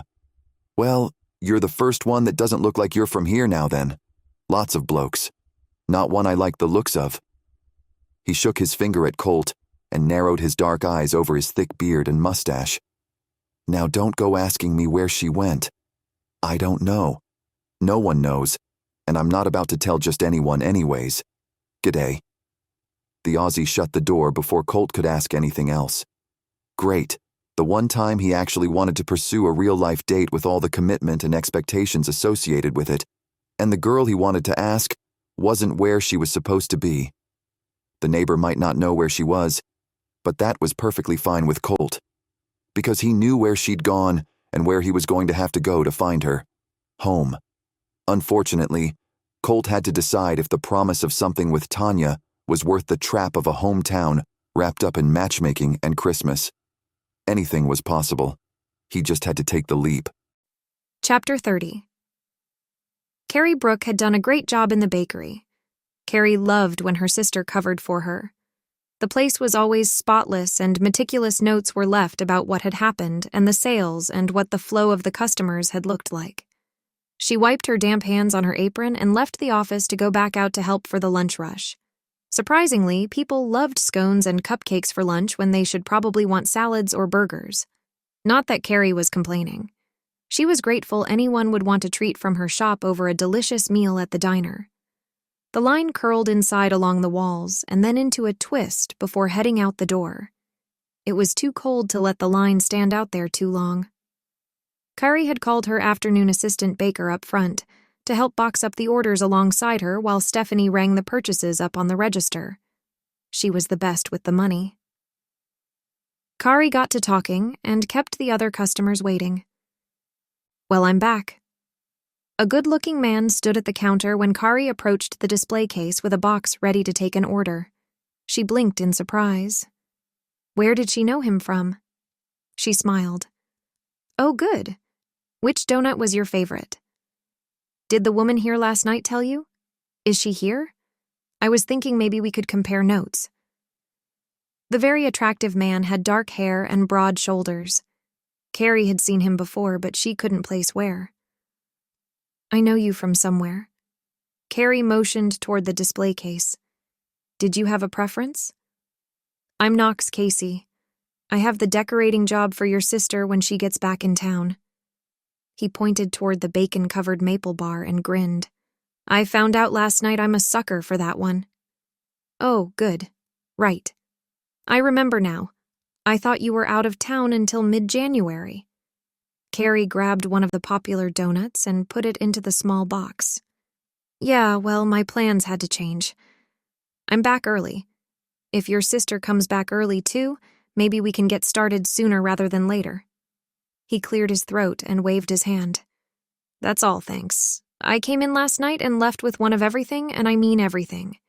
You're very good at what you do. I'm actually surprised I could walk today. Some of those sweets I couldn't stop with just one bite." Kari laughed. "I could have sworn that was a mistake in the accounting." "Well, I'm happy to oblige." "I hate to be nosy, but the woman who was here last night? Could I get her name and maybe when she's going to work again?" The man visibly tried to appear uninterested, even when his words implied the complete opposite. "Brooke? She doesn't usually work here. She was just covering for me." Interesting. Kari studied the man without being too intrusive. For whatever reason, he was asking about Brooke, but Kari had him matched in her mind to Tanya. Brooke might be a better option. He seemed interested. "Well, tell her that the guy who bought something of everything really prefers the bacon and maple and the s'mores. I couldn't get enough of either." He took the box she offered him and stepped toward the register line. If she didn't have more of a line waiting, Kari would go after him, asking more questions about his encounter with Brooke and what he liked about the donuts. Instead, she waved at him as he left and turned to the next customer. A few hours later, the person he asked about sauntered through the doors. "Brooke, you had a visitor earlier." Kari motioned for her sister to join her in the office. "Thanks again for taking such good care of the place last night. I thought you slipped up for the first time ever, but that guy you sold one of everything to came in earlier and asked about you." "Oh?" Brooke sat in the chair opposite Kari's desk and crossed her ankle over her knee. "What did he want?" But she avoided meeting Kari's gaze. "He wanted to find out your name and let you know what his favorite donuts are." Kari shuffled some papers to the side and picked up some pens she'd inadvertently left out. "What are his favorites?" Was that nonchalance in Brooke's eyes? That couldn't be the case with the slight lilt in the last syllable of her question. "He said that he prefers bacon maple and s'mores, which I find interesting because isn't s'mores your favorite?" Kari studied Brooke a little closer. She hadn't considered Brooke for the match, and that was her fault.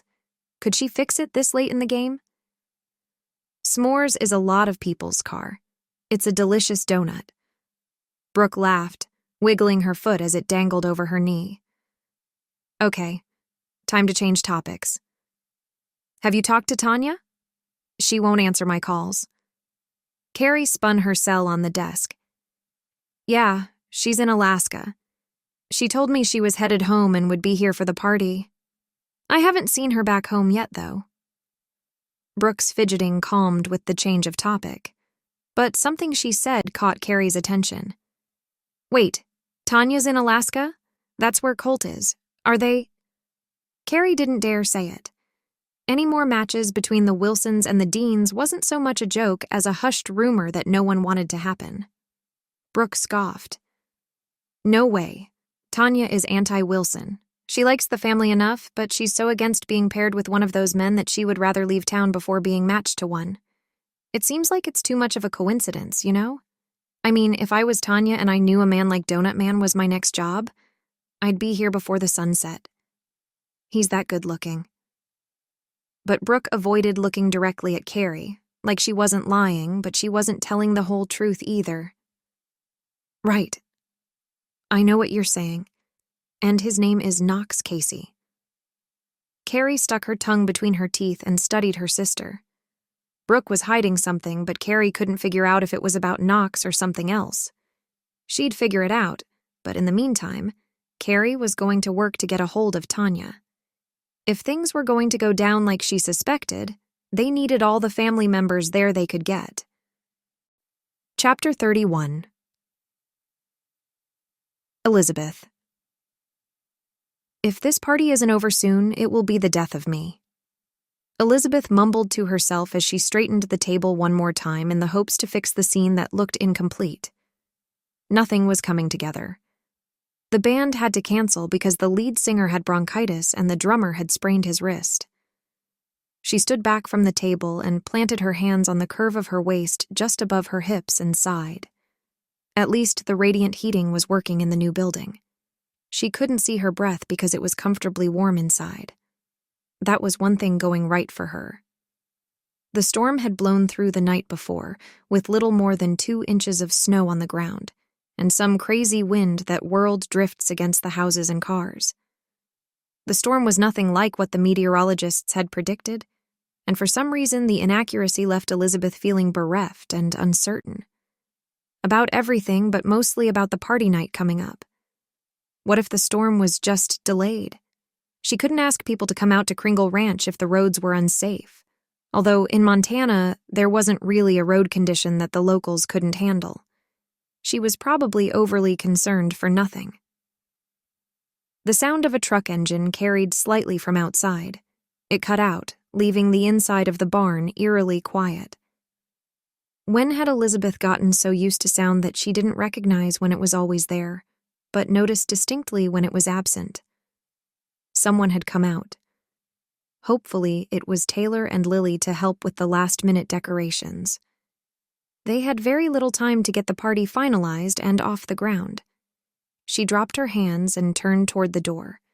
But instead of her daughters-in-law, Amanda walked through the doorway, rubbing her hands together as she breathed into her ungloved fingers.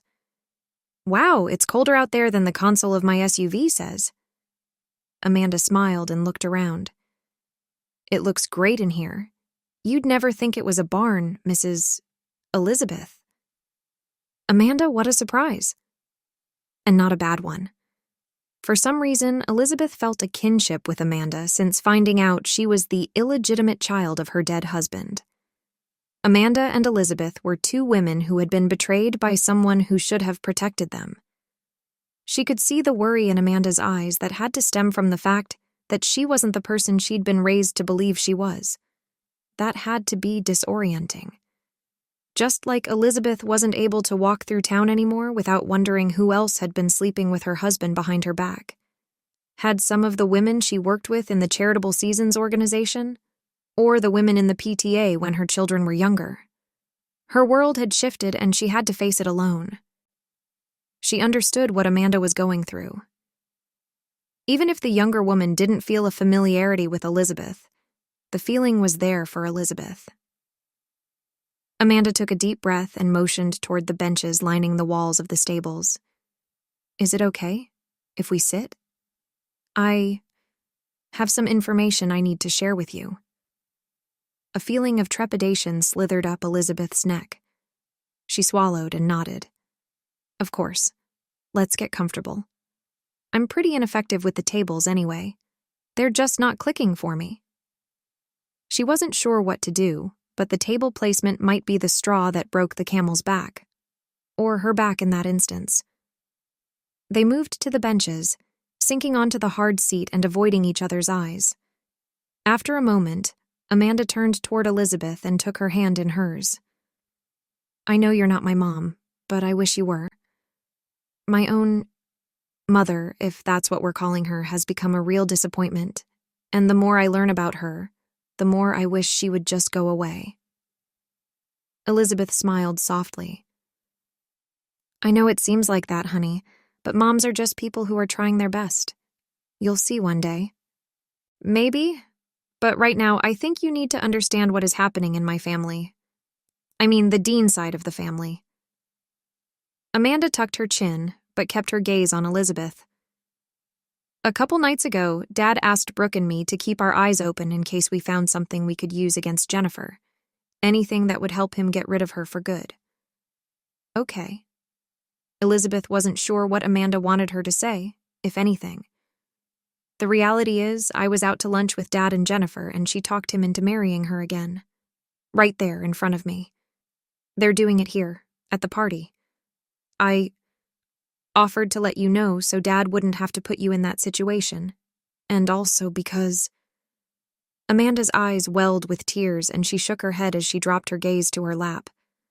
I don't want her to marry him. I want you to marry him. I want the Deans and the Wilsons to be a family, so I don't have to choose, and it's not weird for me to want to go to holidays with both sides. I don't want to miss out on anything because I'm not sure what I have the right to do and what I don't. She leaned her head back, wiping at the tears relentlessly pouring down her cheeks. I'm sorry. I'm not trying to cry, I swear. There's just so much going on to try to work through. Tommy proposed to me, and I want to be excited. But I don't know how when there's this Paul from Jennifer in the air.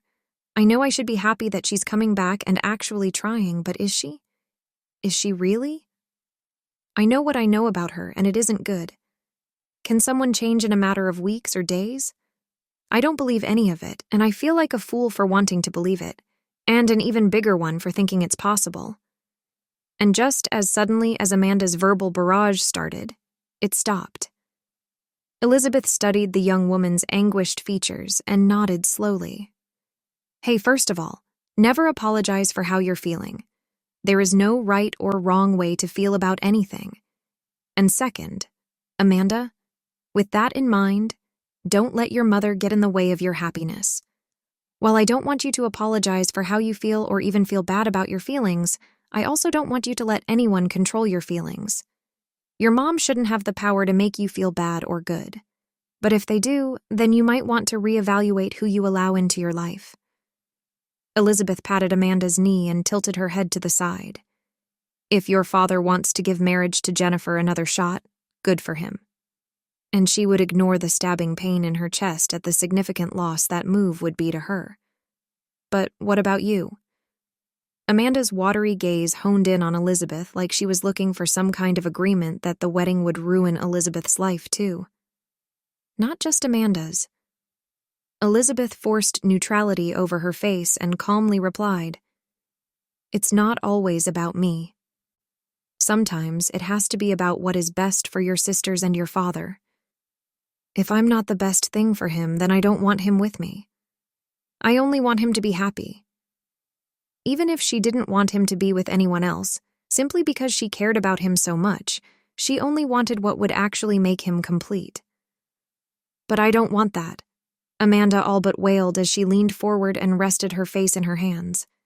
Elizabeth chuckled but blinked back her own tears. I don't either, honey. I don't either. But let's trust that your dad knows what he's doing, okay? That's the best way we can move forward. Amanda nodded tightly, straightening as she lifted her chin and shifted her gaze to Elizabeth. Okay, I can do that, but I just want it on record that I think you'd make him happier. Elizabeth reached out, wrapping her arms around the woman who seemed lost and belligerent, but only because she was only recently figuring out what made her who she was. It's okay. I feel that way too. But let's keep that between us. We don't want to seem unsupportive. They rocked back and forth for a few moments before the sound of another vehicle carried to them through the quiet. That's probably Taylor and Lily. They had some questions and ideas to go over with me for the party. Elizabeth sighed, her shoulders slumping forward as she dropped her arms and turned back to look at the layout. Nothing is making sense. This doesn't look right, and I can't figure out why. Taylor and Lily joined them right then, and they studied the tables too. What if you got rid of the round tables and went instead with long rectangles? Amanda motioned toward the steps on the far wall. That will give the room more of a symmetrical feel while the rounds are kind of throwing everything off. Elizabeth looked at the tables again, cocking her head to the side as she pictured the rectangle tables in place of the rounds. She nodded slowly. I think you're right, Amanda. I think that will help immensely. Taylor and Lily nodded in agreement. Lily scrunched her lips. Elizabeth, we hate to be the bearers of bad news, but we need to plan a wedding to take place during the party. Yeah, sorry to add more to it. Taylor studied Elizabeth like she expected her to break down or something. Elizabeth straightened her shoulders and motioned all the girls toward the nearest table. It's fine. Amanda already gave me a heads up. Okay, let's get the details figured out. And sitting down with someone else's daughters left Elizabeth feeling even emptier than she'd felt before. They were planning a wedding at Elizabeth's home, and the bride not only was marrying the man Elizabeth called her best friend and man she loved, but the bride had also torn two families apart in multiple ways over the years. One of those times when the good guys don't finish even last. They're left somewhere on the trail, broken and beaten. That's where Elizabeth was. But she forced a smile and to work with the Dean girls because none of it was their fault. They weren't to blame. Elizabeth would have to get over her broken heart. Again. Chapter 32. David. Tanya, it's Dad. I'm not sure where you're at, but I haven't heard from you, and I could really use your help. Give me a call. When are you coming back? There's a lot going on here. I need to ask you a couple questions. Love you. David pulled the cell from his ear and hung up the call. The more his girls grew up, the more worried David became. When they were little, they told him where they were all the time. But they seemed to think once they were grown that they didn't have to tell Dad anything. Quite the contrary. He wanted to yell at them how much more worried he was since they'd grown up than ever when they were little. He didn't know who they were with, what they were doing, when they were home and safe, or even if they'd gotten in an accident. The phone rang. Maybe it was Tanya. But when David swiped the screen, it was on Tommy's name and number. Tommy, what can I do for you? He wasn't a fan of what Tommy had originally been doing to Amanda, but the man had come through when it mattered most, and that was what was important. Mr. Dean, sir, I did what you asked. I have some prints of the things you asked me to verify and I can drop them off in the next hour.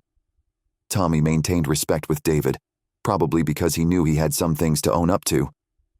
That's good, Tommy. Thank you. Actually, if it's okay with you, I think it would be safer to have the items with you. Bring them to the party at the Wilsons, and you can give them to me there. I know they're safe with you. Yes, sir. And sir? Amanda said yes. Thanks again for your permission and blessing. I promise I'll make her happy and die to protect her. Tommy's earnestness brought a smile to David's face. You have no idea how nice it is to hear you say that, Tommy. Not that I want you to have to die to protect her, but to know that she is cared for that much. Thank you. I'll see you at the party. David nodded as Tommy said his goodbyes and then hung up. Everything was coming together. The only thing he didn't dare do was reach out to Elizabeth and tell her the plan. She'd give everything away before it was set to happen, and David couldn't have that. He needed everything to play out fully. He called Taylor instead. He could tell her. He needed some things taken care of, and only Taylor and Lily could pull it off. Hi, Dad. We're just leaving Elizabeth's. Need us to stop by? Taylor's voice had an echoey sound at the end of each syllable, as if she were on speakerphone. Actually, I need you to go back. I want details for this wedding to come from her. Get her recommendations on everything from the bridesmaids' dresses to the little doily things on the tables. Have her pick everything out. Everything? Why? Isn't Jennifer going to be upset? Taylor's suspicion carried easily over the line. It doesn't matter what Jennifer thinks. This is going to be Elizabeth's wedding. David grinned as he said it. Wait, what? No way. Lily's gasp and incredulity mingled with Taylor's laugh. I love it, Dad. Done. We'll go back. Lily has to use the bathroom anyway. Taylor kept laughing. Yeah, you think it's funny now. Stop giving me juices and stuff to drink. My bladder is very small. Lily's exasperation was cut off as they hung up. leaving David to smile as he tucked the phone into his back pocket. Then he got a text, and he pulled the phone out again to find a message from Lily. What if she doesn't want to marry you after all of this? The text made him wince. He hadn't wanted to face the possibility, because Elizabeth not wanting him was something he didn't want to experience. And yet, wouldn't it be fair when that's how he was treating her? That's what she'd been up against when he decided to take what she'd said and go after more information on Jennifer. He'd had to reject her, and that must have hurt her when just thinking about her rejecting him was enough to make him lose his breath. David shook his head and swallowed. Typing as fast as he could on the phone screen, he replied to Lily, "Then we'll cross that bridge when we come to it. I just hope she hasn't given up on me." If that wasn't truth, David didn't know what was. Because honestly, David was doing everything he was doing simply because he loved Elizabeth, and he wanted to protect her. Her and her family, and David's family. None of them owed anything to Jennifer anymore, if ever. What David really needed was a chance to just get things straight. He needed Jennifer to never come back to Mistletoe, for Elizabeth to hear him out on all of the things and the way he felt, for his children to understand how much they meant to him, and for the town of Mistletoe to know how much he loved being there. Everything came down to loyalty and family, patriotic duty and neighbors. He would do whatever he could to protect the town and his fellow residents, even if that meant he had to marry his ex-wife illegally, because that's what it would be. She would be marrying him illegally. If she was already married and they could prove it, she'd be committing bigamy. While Montana didn't have hefty consequences against polygamy or bigamy, there was still a fine and a 6-month stint in jail, not to mention the embarrassment involved with trying to commit it. Getting caught was the only thing that needed to be proven, and David was the one making the tip. Chapter 33. Austin. Rolling his shoulders, Austin looked around the basement at Roman's house. All of the Wilson boys were there except for Colt and Levi. Even Flynn had made it over after dinner with his wife, because Kaylee had wanted to spend time with her friend, Samantha.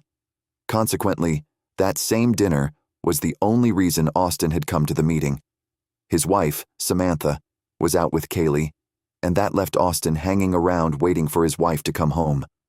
The least he could do was try to hold on to some level of masculinity and not appear to be waiting around for his wife throughout his whole life. Flynn jerked his chin up when Austin's gaze met his. "Do you know what the girls are up to tonight? I'm a little concerned. Kaylee wouldn't tell me." Austin moved across the well-furnished living room and plopped onto the leather sofa beside his brother. He sighed, leaning back and arching an eyebrow at Flynn. The question is, what kind of trouble exactly can they get into in Mistletoe? The town was small, everyone knew them, and Samantha was trying to get pregnant, and Kaylee was pregnant. They wouldn't even be out drinking. Well, Kaylee said something about craving donuts, but in the same breath she mentioned mashed potatoes with sour cream. I'm not sure if Carrie makes any sour cream, mashed potato stuffed eclairs, does she? Austin winced. Man, I hope not. That just sounds wrong. Is everyone here? Okay, let's get started. Roman wheeled his seat into the head of a lopsided circle as he looked at everyone. He'd sat on the chair backwards, resting his arms on the back of the seat. We have a lot to talk about, and none of it I really want to cover. Do we know what's happening at the party? Brock stretched out on the long chaise by the sunken-in window. Yeah, Lily didn't tell you? Jennifer and David are getting remarried. Roman shook his head, lifting his hand to rub his forehead, as if the thought was just too much. Like he'd been kicked in the stomach by Kaylee's favorite horse, Flynn gasped. What? Remarried? What about Mom? Austin leaned forward next to his brother, worry holding every muscle tight as he waited for some kind of reassurance that their mom would be just fine, that she wasn't as in love with David Dean as they'd all thought. Unfortunately, they were all matchmakers, or they had a tendency to know who would make a good match or not, and every one of them agreed unanimously, even with the Wilson women, that David and Elizabeth were the perfect match. Watching them choose not to be together had been hard over the last few years, but the decision David was making to marry Jennifer, no, to remarry her, was just downright painful. Flynn narrowed his eyes and pulled his cowboy hat off, shoving it on his knee. Let me get this straight. Mom loves David. David loves... No? Not anymore? Loved Mom? Is that it? And now he's remarrying the woman who just a couple weeks ago tried to extort him? I don't understand the logic here. And don't tell me love is blind. That's not blind love. That's sick and demented and slightly drunk confusion. That's not love. He ended on a growl, and Austin patted his shoulder. Austin wasn't going to disagree. David was making a colossal mistake choosing to be with someone who had already broken everyone's hearts and tried to hurt them again and again when she returned. It was little wonder no one understood why he was taking her back. You want to know the worst thing? Roman covered his face with both hands and mumbled through the crack between both palms. They're getting married at the New Year's Eve party at Mom's place. His words fell like metal discs to the floor, slightly echoing off the walls in the silence. Every Wilson boy stared at Roman. True, there were only a few of them between Roman, Brock, Austin, and Flynn, but the four of them were big men, and the thought that they needed to go stick up for their mother passed each of their minds in quick succession. At her house? Austin swallowed. If David Dean had walked in and slapped him across the face, he wouldn't have been more surprised. Why is it at her house? Is Mom okay? Why is she allowing this? Because she's Mom. She doesn't say no to people, and she most likely has something nice to say about Jennifer, even though there's nothing nice to say. Flynn shook his head and leaned back, staring up at the ceiling. I walked in on her crying the other day, and I couldn't believe it. She never cries. I don't even remember her crying when Dad died. She cried then, but I think it was more from anger than anything else. Brock's soft murmur was easy to hear in the still shocked silence of the men. Do you think she knew even then about Simon's indiscretions? Austin glanced at Roman and Brock. As the two eldest, they would have been more aware of what was going on at the time than the rest of them. She knew. I think she just denied it. Roman didn't fight it. He didn't add any extra emotion about the fact that their mother had known she'd been cheated on and hadn't said anything to anyone. She'd kept her mouth shut, and her silence might have caused her more pain than anything anyone else could have done to her. Do you think you would know if Lily were cheating on you? Austin reared back at the flames of anger burning in Brock's eyes, even before Austin finished his question. He held up his hands. I'm just wondering if you really think she'd known? I'm not sure it's a fair comparison, Austin. Brock and Lily actually love each other. Mom and Simon didn't. Roman shrugged, then shook his head. I do see what you're saying, and I know for sure she did know about him cheating. She told me once a long time ago. She'd said she couldn't walk through town because she was always wondering who else had feelings for her husband.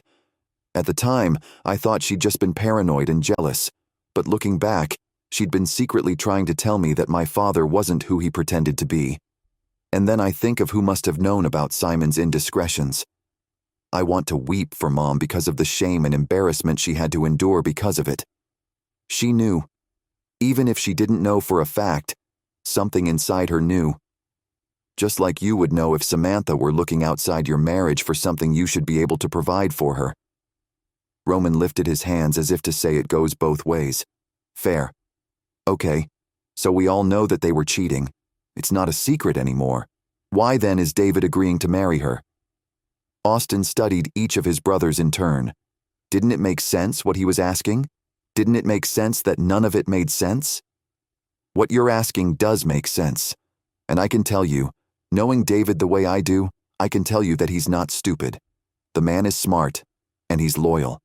If he cares about Mom half as much as I think he does, half as much as he told us he does, then there's something else going on here. We just have to trust that he knows what he's doing.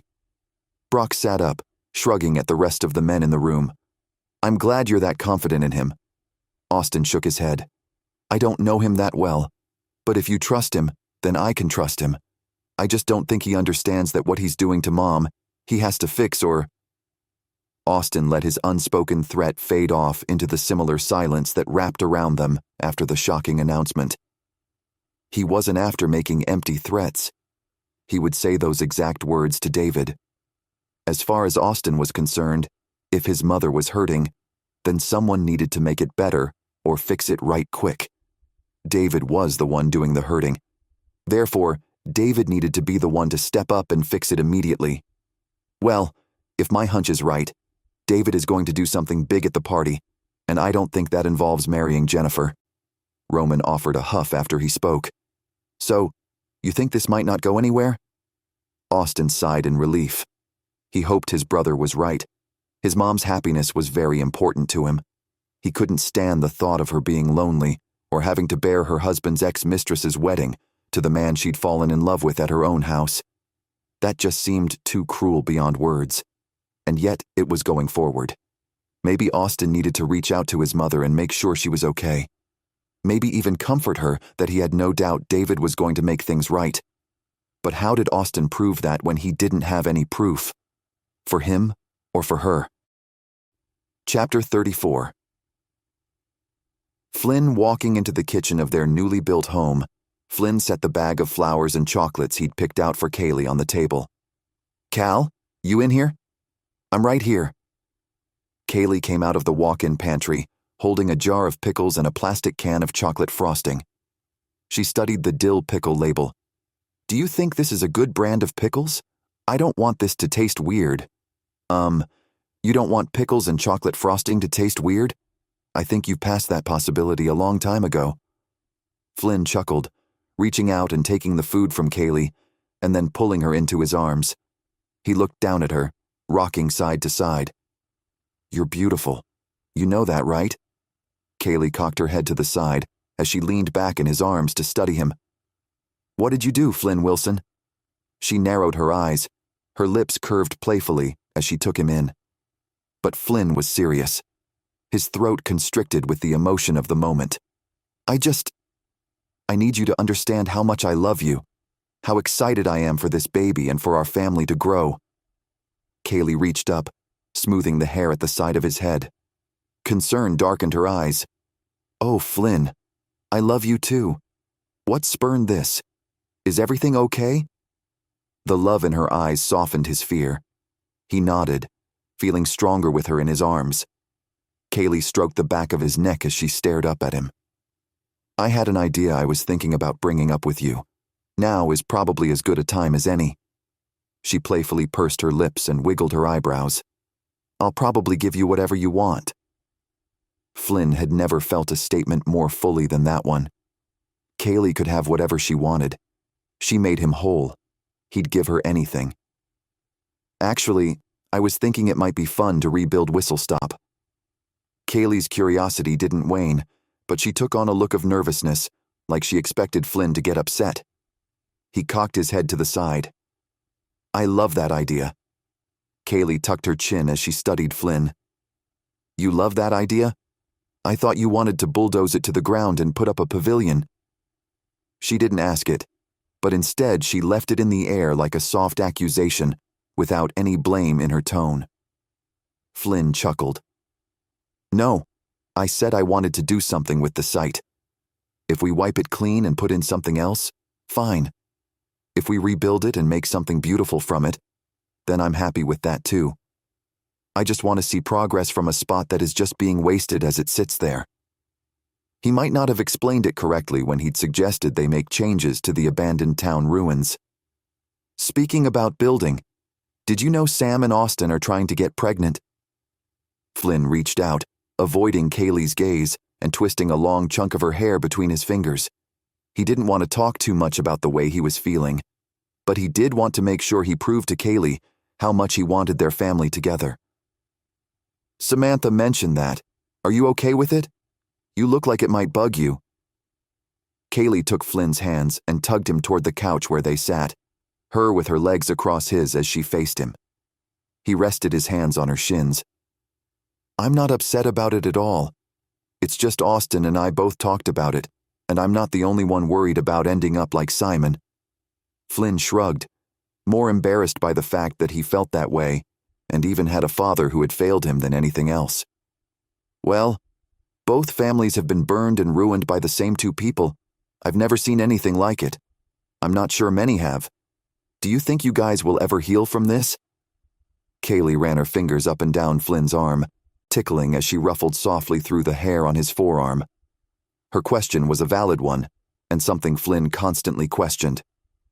I don't know how when Jennifer keeps coming back. Her constant return makes life harder. Kaylee nodded, dropping her gaze. I know. Your mom is going through a lot right now. She's planning a party and expecting more grandchildren, and just when she and David confess how they feel about each other, he goes and makes plans to get married at a party at her house. I can't imagine what she's going through. Mom's a strong woman. She'll be fine. And some of the guys think David is up to something, which I'm fine with. But at the same time, I don't like that he's hurting my mom to do it.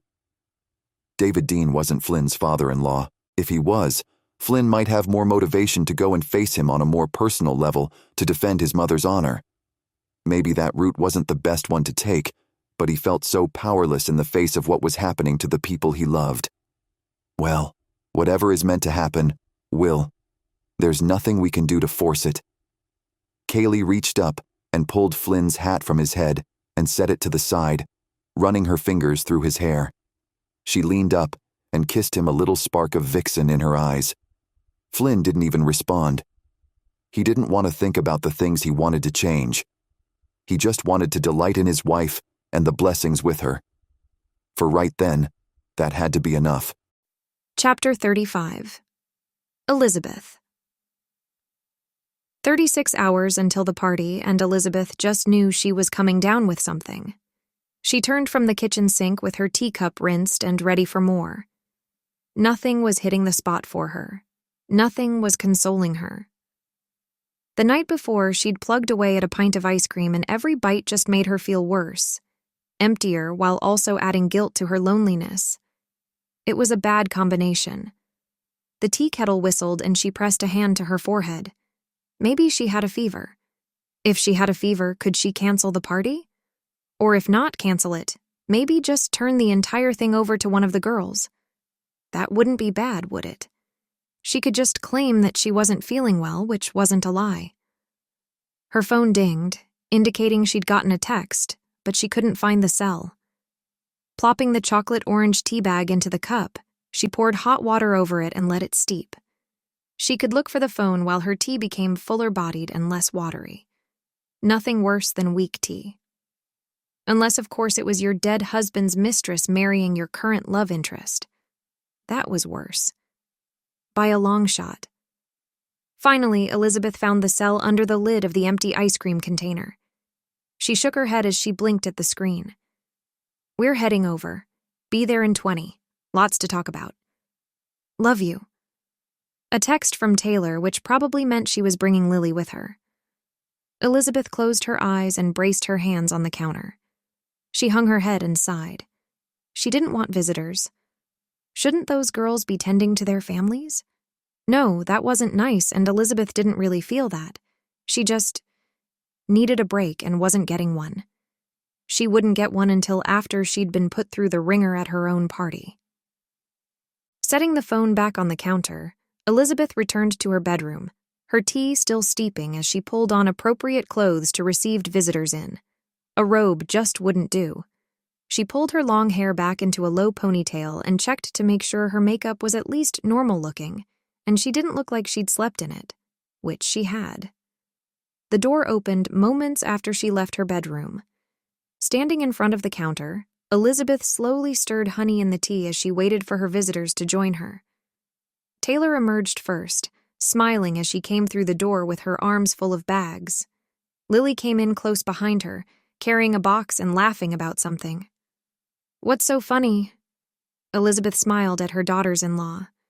She loved how they got along, but had no problem standing up to each other.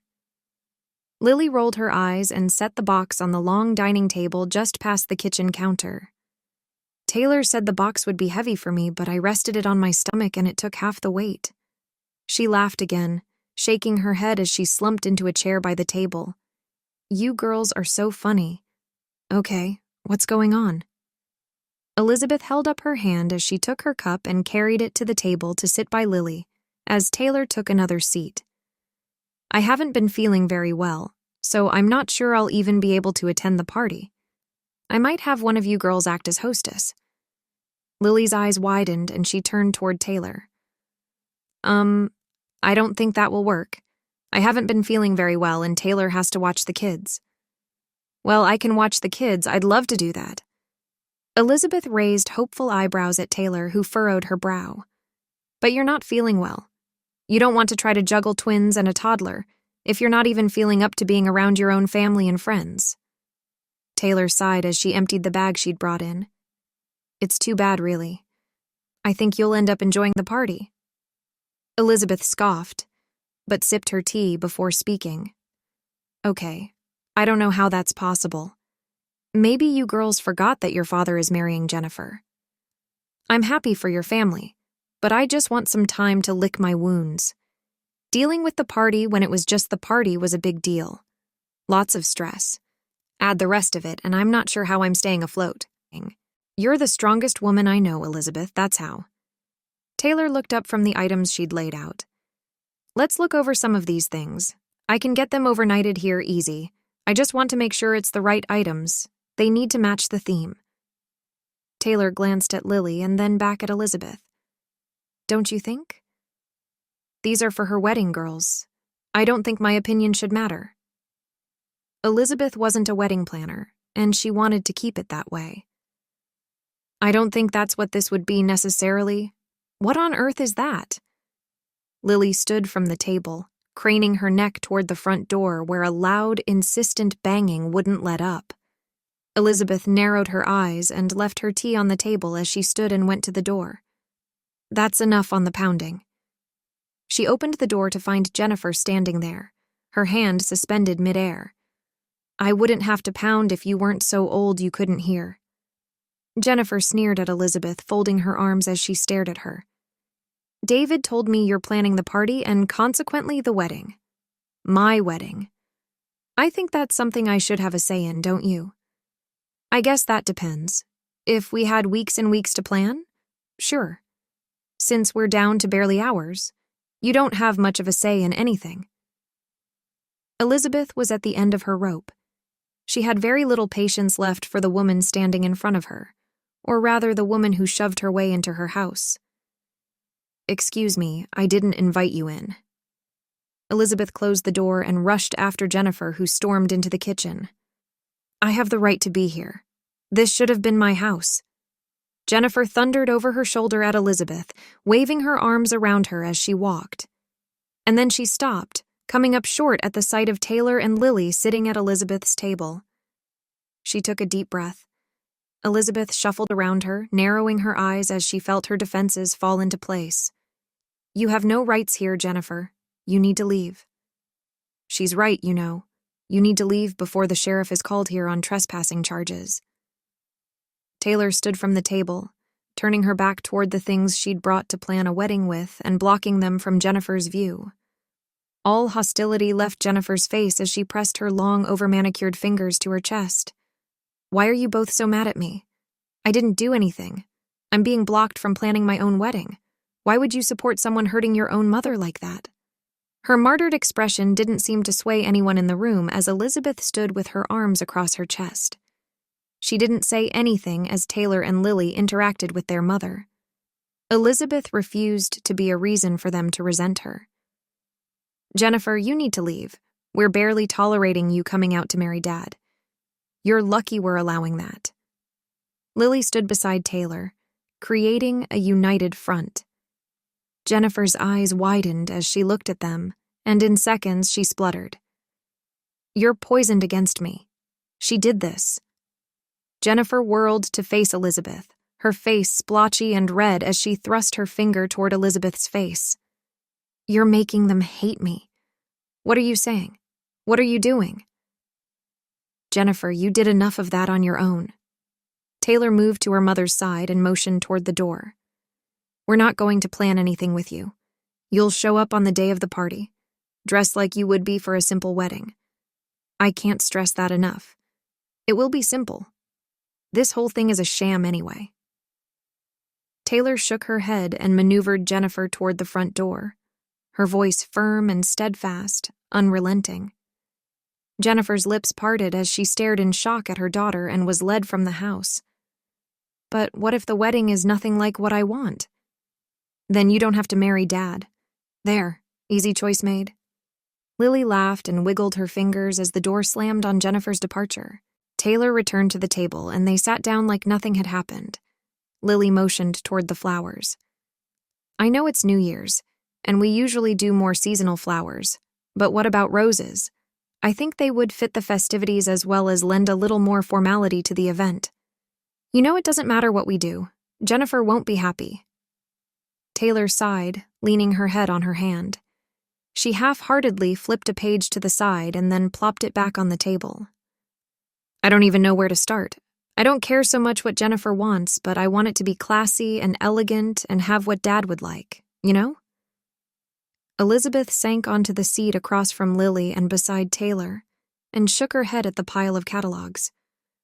You don't need any of this if you're wanting to make your father happy. Really? You don't think he actually wants to marry her? I hope you're right. Taylor studied the stack of magazines and then lifted her gaze to Elizabeth. Okay, so what if we planned it like it was yours and Dad's? I know it might be painful to see, but it might be easier to plan it that way. Then we'll know Dad will love it, even if the bride is her. Lily wrinkled her nose and rolled her eyes. I honestly can't believe he's doing this, any of this. I just want to run away screaming. You and me both, Lily. Elizabeth considered what Taylor and Lily were asking. She could make it feel more like a wedding environment. She didn't have to treat it like a wedding for David, but maybe her own wedding. She didn't have to explain herself to Jennifer.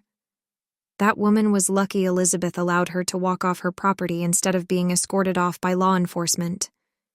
If it was my wedding, I'd go with similar bridesmaids' dresses the same color as the roses.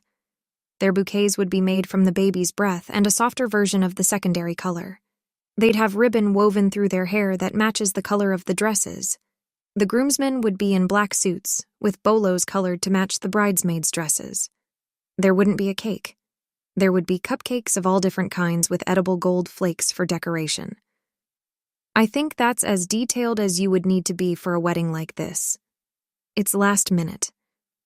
It's a second wedding for both of them, and it's sharing the event with a holiday celebration. Everything else I would leave the same. Elizabeth shrugged. Do you girls agree? She didn't want to come out of left field with her ideas, but anything more than what she'd suggested was really just overboard. It was the middle of winter. There was an impending snowstorm that was supposed to have hit the day before, but was holding on until who knew when. And they had hardly any time until the party would start. So since I helped with the planning, you'll both cover for me, right? I can babysit and you guys don't need me at the party? Elizabeth arched an eyebrow. She really didn't want to attend. In fact, if she had her way, she'd be in Hawaii by that time the next day. We can't do it without you. We promise. We'll make it worth your while. Taylor reached out, grabbing Elizabeth's hand with hers. You're more like our mother than Jennifer is. We need you there. I know it's going to be hard, but we can't do this without you. Elizabeth nodded. She'd do anything for those girls, because they were her daughters, and not just by marriage. She loved them and thought the world of them. If they needed her, then she would be there, no matter how much it hurt. Chapter 36. David. David? I don't want to get married at that party. We need to cancel and do it somewhere else. In fact, I don't even want you going to that party with her there. Let's just get married at the town hall and go on a honeymoon. We could go to the Caribbean or maybe Paris. I'm fine with anywhere. I'd prefer somewhere warm, or maybe a long cruise or something. Jennifer prattled on over the phone. She'd called David in a panic and demanded that he listen. Something about the girls not loving her, and she had lost to Elizabeth. He wasn't really paying attention until she'd demanded they cancel the wedding at the party. David's attention snapped into place at that point. He leaned forward, gripping the cell phone in his fingers as he stared unseeingly at the office decor around him. He'd only come into work to wrap up the accounts before the end of the year. The office was quiet, and he'd been grateful for the reprieve from the constant deluge of questions from the townspeople. "Listen," David cut across Jennifer's ramblings and complaints. "I know it's going to be hard to accept that we do our wedding out at the Wilson Ranch, but you did say you were changed and that you wanted the family to be together. You said you wanted to support anything the Wilsons and the Deans did. This is one of those events. Our marriage taking place in such a public venue and time will be a declaration of our intentions to all of Mistletoe. Don't you want that?" David narrowed his eyes. Of course, she didn't want that. But he needed her to agree. He needed her to show up. He added, "I can't talk long. I'm picking up your special order ring from the jeweler's. I had to get it flown in overnight. Are we canceling?" His lips curved at the sides. No, we aren't canceling. That's fine. I'll do what you want, David. I do just want this family healing. When do I get to see the ring? You didn't get a princess cut, did you? Square is really not good for my fingers. It makes them look short and squat. How big of a diamond did you get? I don't like yellow gold. Did you get yellow gold? We're going forward with the wedding, right? Did you ever apologize to the girls for what happened? David didn't know how much more he could take. Apologize? That would suggest I've done something wrong. I haven't. Jennifer laughed, distracted for a moment from her list of questions about a ring that she had no idea didn't exist. You don't believe that having an affair with Simon Wilson was wrong? Can you explain that one to me? David leaned back in his office chair and tapped the pen in his hand on the desktop. How was it possible Jennifer didn't believe she'd done anything wrong? Was there really a question about her actions? If that was the case, then David had to rethink everything he'd ever believed about love, monogamy, and marriage. Well, if that's the way you feel, maybe we should cancel. David spoke before he really thought about what he was saying. He didn't want to cancel the plans with Jennifer, and not because he was head over heels in love with her. On the contrary, he had to catch her in the act. Everyone had to catch her. Maybe then she'd see the error of her ways. No. You're right, David. I'm sorry. I should have seen that back then. It was harder than I thought to see past my own needs and desires. I can do better this time around. Jennifer's voice had a choked, twisting sound. David didn't believe her for a moment. He shook his head anyway and took a deep breath. You're right. We need to at least try. I mean, what kind of a marriage will we have if we quit before we've even really begun, right? Right. I completely agree. The smugness in her tone confirmed for David that he was doing the right thing. He nodded to an empty room. Okay, so I'll see you at Kringle Ranch soon. Let me know if you need help with anything. He couldn't make himself say he loved her, because he didn't. Those words should be for someone he completely cared about, someone he wanted to be around, someone he couldn't wait to see or talk to, someone like Elizabeth, not someone like Jennifer. They hung up. Maybe Jennifer felt the same way. She couldn't bear to speak to him more than necessary. She had no problem spending his money or talking about that, but anything else was abhorrent. David couldn't help noticing the fact that she'd avoided asking any questions about grandchildren or even anything directly about their girls. She acted like they were accessories instead of people she'd left behind. That bothered David. What was Jennifer willing to do when she wanted something badly enough? He'd already witnessed the things she'd done to Amanda and tried to coerce Amanda into doing to the town. Who knew what Jennifer's limitations were? If David wasn't careful, what would Jennifer be willing to do to Elizabeth to get back at David? Or the girls? He gritted his teeth as he set his cell on the desktop. One way or the other, he had to make sure things were final and done at the party. Jennifer couldn't come back. David had to make sure she never wanted to. Chapter 37. Levi lying on his bed at the Wilson Ranch, Levi sighed and rolled to the side. He'd only been home a few hours. After sneaking inside after the long drive, he'd really just wanted a few hours to unwind. The annual New Year's Eve party was coming up, and if he missed it, his mother would never forgive him. He didn't want to deal with the kind of guilt trips that woman could throw. As much as he loved Mistletoe, Levi craved the freedom of Wyoming. He needed to get back to the ranch he'd bought in secret. But for now, He was home visiting his family and celebrating the holidays. He pulled his cell from the pocket of his duster hanging on a hook beside his bed and swiped on the screen. Colt had messaged him and told him to meet at the ranch before the party, but he didn't go into details on where or when, just before, which didn't make it easy to meet up with him before the craziness started.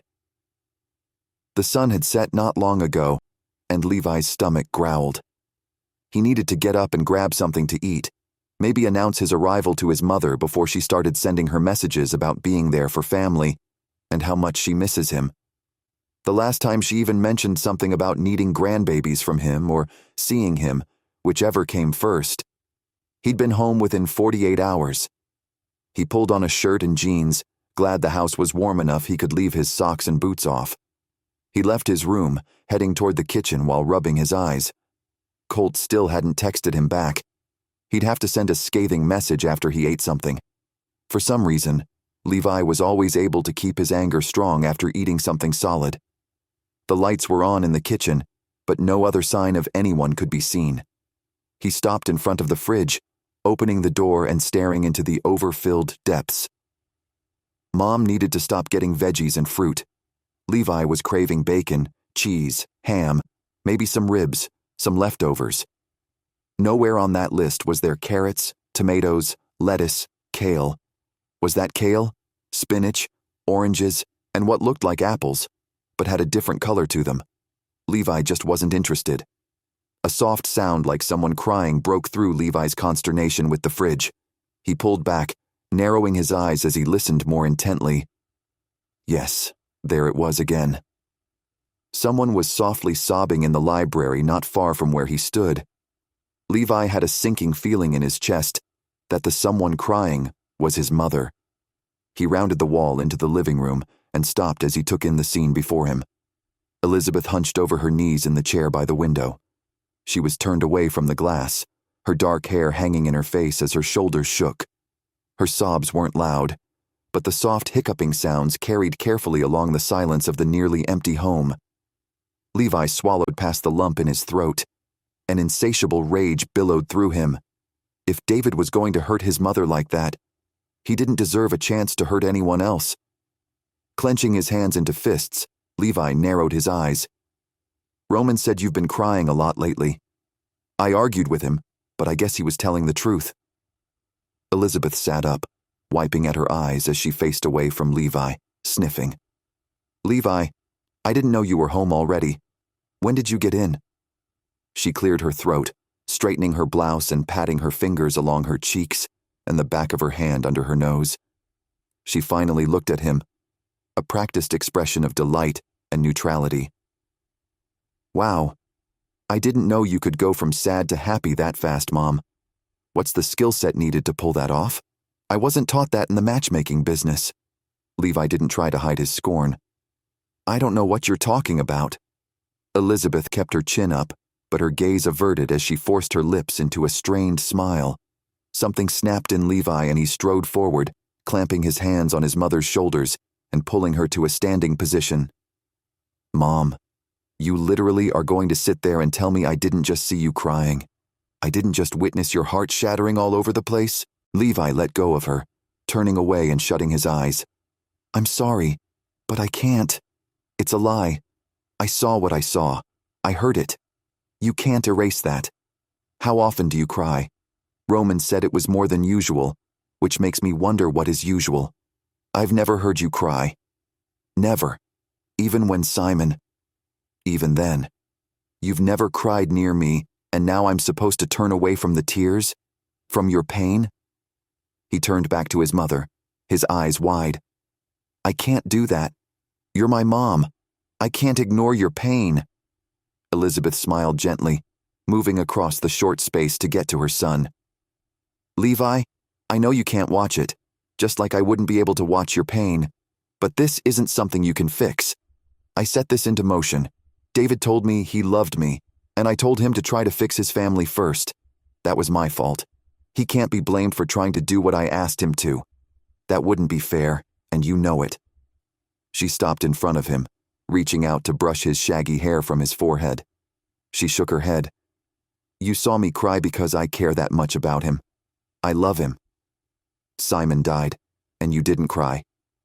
Levi couldn't help the sound of accusation in his voice. He kind of felt like he was demanding answers. He had to find some level of understanding. Elizabeth tilted her head to the side and wrinkled her nose. You're right. I didn't cry that much for your father. Not when he died. But when I felt him pulling away, when I sensed our marriage was dissolving, I cried every night, over and over. Then one night, I made a promise that I wouldn't cry anymore over him. Not for any reason, even his death. And then after he died, when I did cry, it wasn't because he died. It was because of all the time he and I had wasted. We'd wasted so much time being unhappy. He'd obviously wanted something other than me, and I had no idea what I wanted until... She lifted her hand and let it fall back to her side. Until what? Levi sank onto the couch across from the seat she'd abandoned. He leaned forward, resting his elbows on his knees and studying her as she sank back into her seat. She leaned on the armrest. A bittersweet smile curved her lips. David was telling me he loved me and all I could do was argue with him. I said that none of you kids would like us together. And then I named some other completely inane reasons when deep down, I was just scared. And then, I told him to try to figure things out with Jennifer. Mom? Why did you do that? Levi's disbelief made Elizabeth laugh. She sighed and tossed her hands in the air as she shook her head. I have no idea. I honestly thought he'd push it. I mean, if he really loved me, why wouldn't he fight me harder on what I'd requested? I had all of these insecurities and doubts about what I'd set into motion. She huffed, ending on a laugh as she lifted her gaze to look full on at Levi. The thing is, I don't know what I was thinking then. I have no arguments for why he and I shouldn't be together. Nothing. All of those reasons. She flitted her fingers in the air. They mean nothing. I can't even come up with any of them anymore. It's like I completely forgot. Okay, so, what? Levi leaned back, stretching his own arm along the lines of the armrest of the couch. He studied his mother, curious about her current reasoning. What? What? Elizabeth arched an eyebrow as if questioning why he was being insolent. That's all lovely and poetic, but doesn't get you much. Levi lifted his ankle and rested it on his knee as he considered his mother. What is it supposed to get me? David? There's nothing I can do. Elizabeth blinked rapidly, as if fighting more tears. Not to sound callous, Mother, but I don't like tears. I think they seem forced and manipulative. Levi sighed, pinching the bridge of his nose.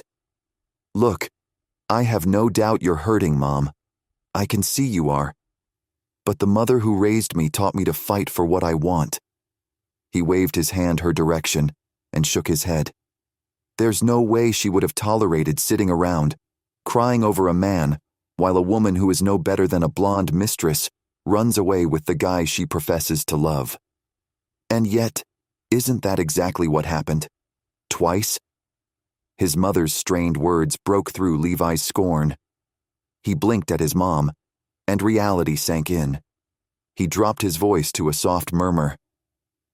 You think that's what David is doing? You think you're losing to Jennifer Dean? Again? The truth was in Elizabeth's eyes.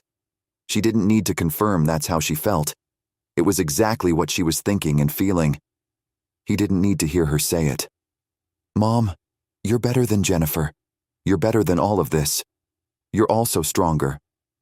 He didn't finish what he wanted to say. He'd always been the more outspoken of the Wilson boys, and right then wasn't the time to crush his mother with the truth. But what? I hear the but in your voice, Levi Ford Wilson. Don't stop now. Her eyes flashed with challenge, something Levi never backed down from. He smirked. Okay, but you made me. You're acting like she's the winner, and she's not. You're better than her. Simon didn't leave you for her. He probably could have. But what man in his right mind would leave you? And David fell for you. At least according to what Roman reported. He loved you, and I guarantee he's not leaving you either. So, you sitting back and losing doesn't suit you. You're not a whiner. You're not a loser. So, Get up off that seat and go after what you want." Levi didn't add inflection or even drama to the slight speech. He just told her like it was. She rolled her eyes and folded her arms. "Just like that, huh?" "Of course, just like that." Levi thrummed his finger on his leg and glanced behind him toward the kitchen. "I'm kind of hungry." "And you're right." His mom stood, motioning for him to follow her. "Again, of course. What did you expect? A speech like that, and I'd be wrong?" He grinned as he stood, following behind his mother, breathing in a sigh of relief that he hadn't let her down and he hadn't crushed her. He'd never had his heart broken enough to cry, but he certainly could imagine what kind of pain his mother had been in to bring out that kind of emotion in her. If he'd failed and made things worse, he would have had to deal with the repercussions of angering his brothers. Everyone was on edge. It wouldn't be the best move for him to make. "What about a pulled brisket sandwich? My fridge is full of this ridiculous healthy food we're supposed to serve at the party, and I miss seeing my ice cream and yogurts. I've never had so many veggies in my kitchen." "I saw that. It about gave me hives." Levi winked, settling onto the stool at the kitchen counter. His mother grinned and reached in, coming back out of the fridge with her arms full of Tupperware containers. "I was holding on to this for a late-night treat, but I think sharing it with you is even better." "Thanks, Mom." Levi watched his mother bustle around her kitchen. He missed her, and, in that moment, he wished he could take her back to his place with him. He was lonely there, and he didn't know how to remedy it. He loved his ranch, but Wyoming lacked the one thing that Mistletoe had in spades: family. Chapter 38. Elizabeth Levi disappeared to the barn shortly after they ate, and Elizabeth continued sitting at the counter. She stared at her half-eaten plate of food a long moment, then shoved the dish from her. Her son was right. Shame flooded Elizabeth, and she leaned forward on her elbows and laughed without humor. Her son was right. Who did she think she was? She wasn't a martyr. She didn't have the patience for the type of inactivity that required. And yet, there she was, acting like there was nothing she could do about losing David to Jennifer. She had no right to think she'd lost anything. All she had to do was put up a brave front, a proud front, and she'd be able to face down the entire town, Jennifer and David. Afterwards, she could break down. But before that, she would be her best self, and maybe David would see what he was passing up. The plan wasn't an original one. She knew that. In fact, trying to show the man what he was missing by being better and more vivacious than the one he'd chosen was a plan that women had utilized over centuries. Elizabeth wasn't too good for an old plan. The sun was down. Everything was ready for the party. All she had to do was survive it. With as much as she dreaded the events that were going to take place at the party, time passed quickly, and before she knew what was happening, Elizabeth stood at the door of the stables, shaking hands with the mayor and his wife as she welcomed them inside. "It's nice to see you, Theodore. Thanks for coming." "I wouldn't miss an event at Kringle Ranch for anything." The elderly gentleman leaned forward, his wife's hand in the crook of his arm as he spoke from the side of his mouth. "Margaret never would have let us miss out on Carrie's treats. I hear she went overboard for the cakes." "I'm sure she did." Elizabeth laughed, nodding as they moved further inside to let more guests in. Of course, Carrie would go all out. Her mother and father were remarrying that night. Everything had to be just so. A brief pause between guests arriving gave Elizabeth a moment to realize just how nervous she was as she reached down with a clenched fist and shoved her hand against her aching stomach. She hadn't seen Jennifer or David yet, and most of the deans who had arrived bustled around the party as they each attended to the things they'd been put in charge of. Elizabeth glanced over her shoulder, more worried about the details of the scene than how picturesque it all looked.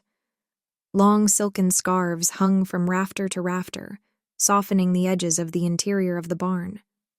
A last-minute string ensemble played softly on the far end of the long room, and food-laden tables lined the wall perpendicular to the staging area.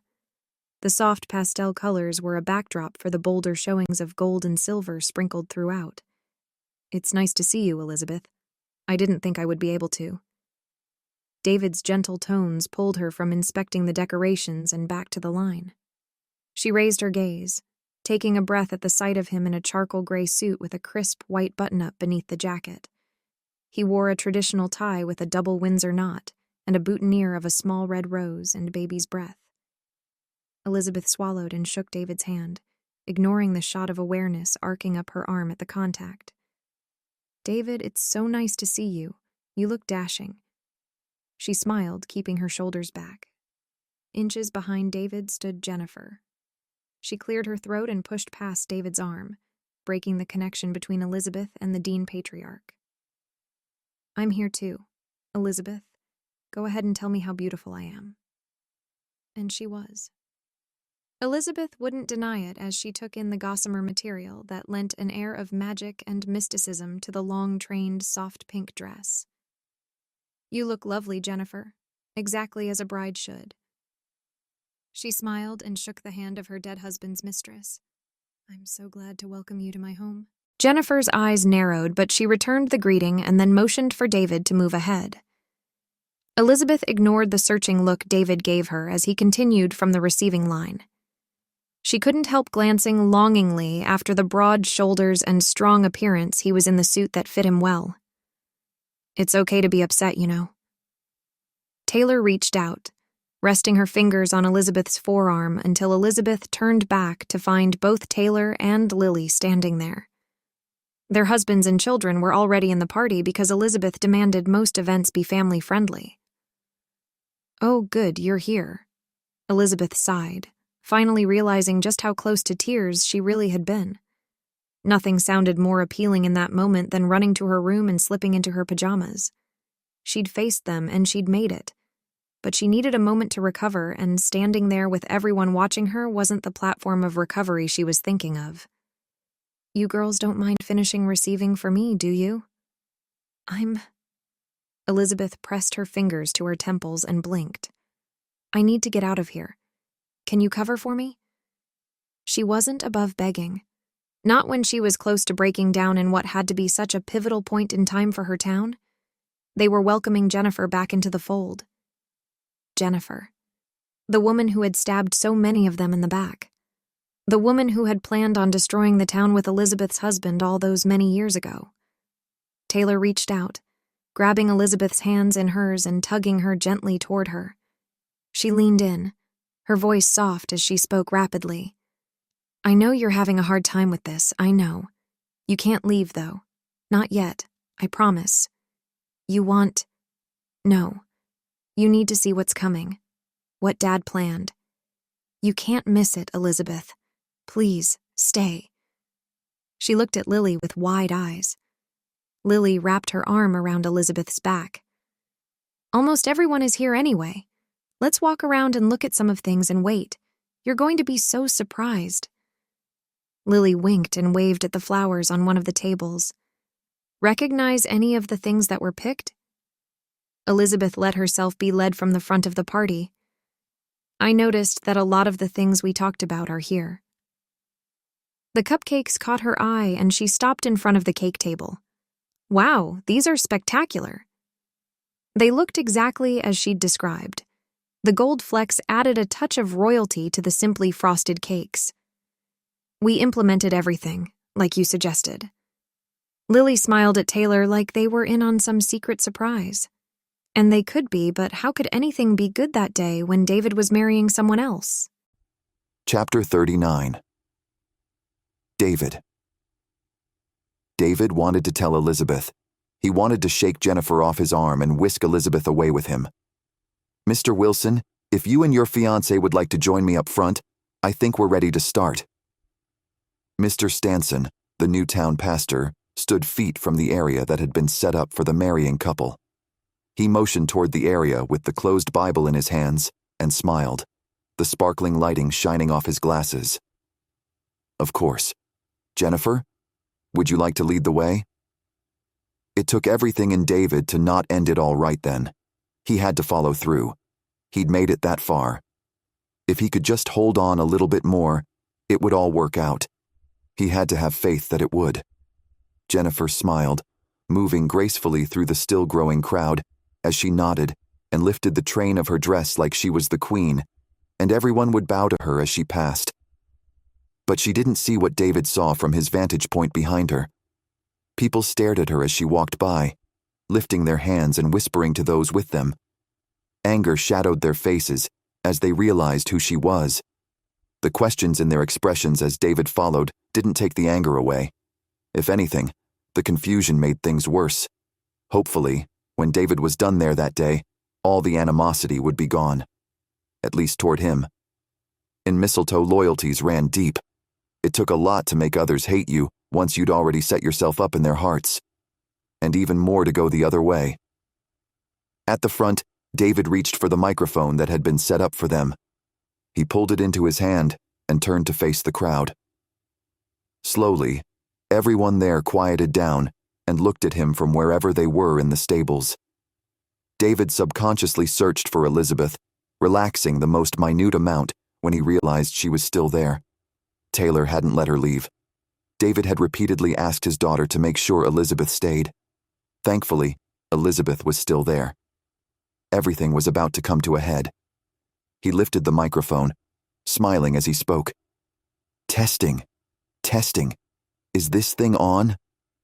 A handful of people tittered as if he were joking.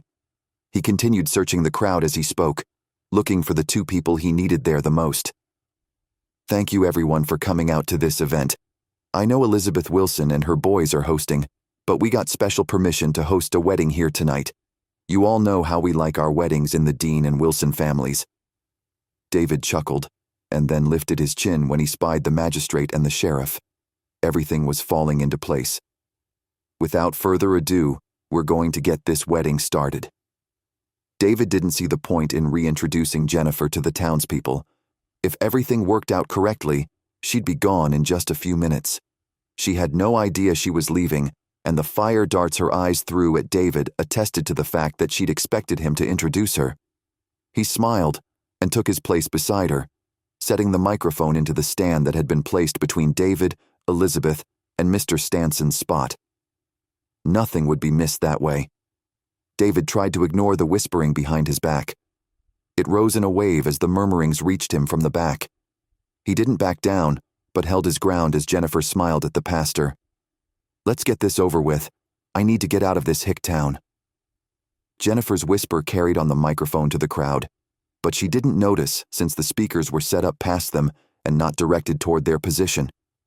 Everyone stilled as they listened to the finest details. Ladies and gentlemen, we're gathered here today to celebrate the union of David Dean and Jennifer.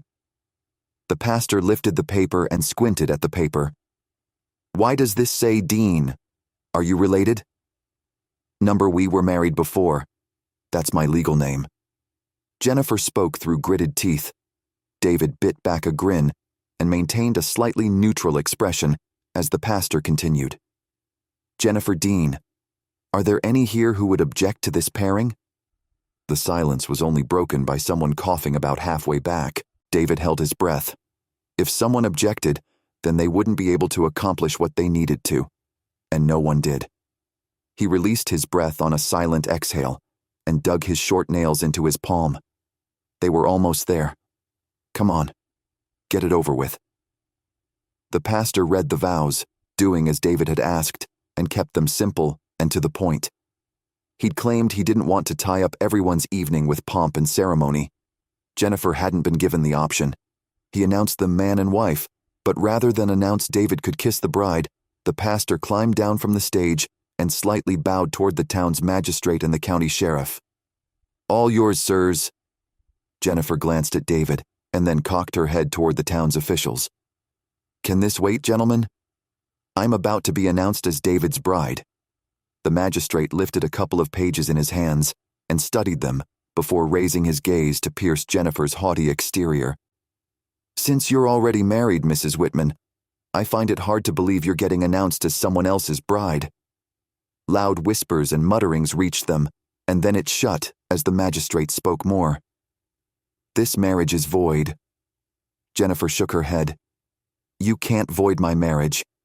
I was married before, but I got a divorce or an annulment. Which is it? An annulment or a divorce? You can't have both. The sheriff arched an eyebrow at Jennifer. It dissolved the marriage. I don't know exactly what it was. I don't usually handle the details.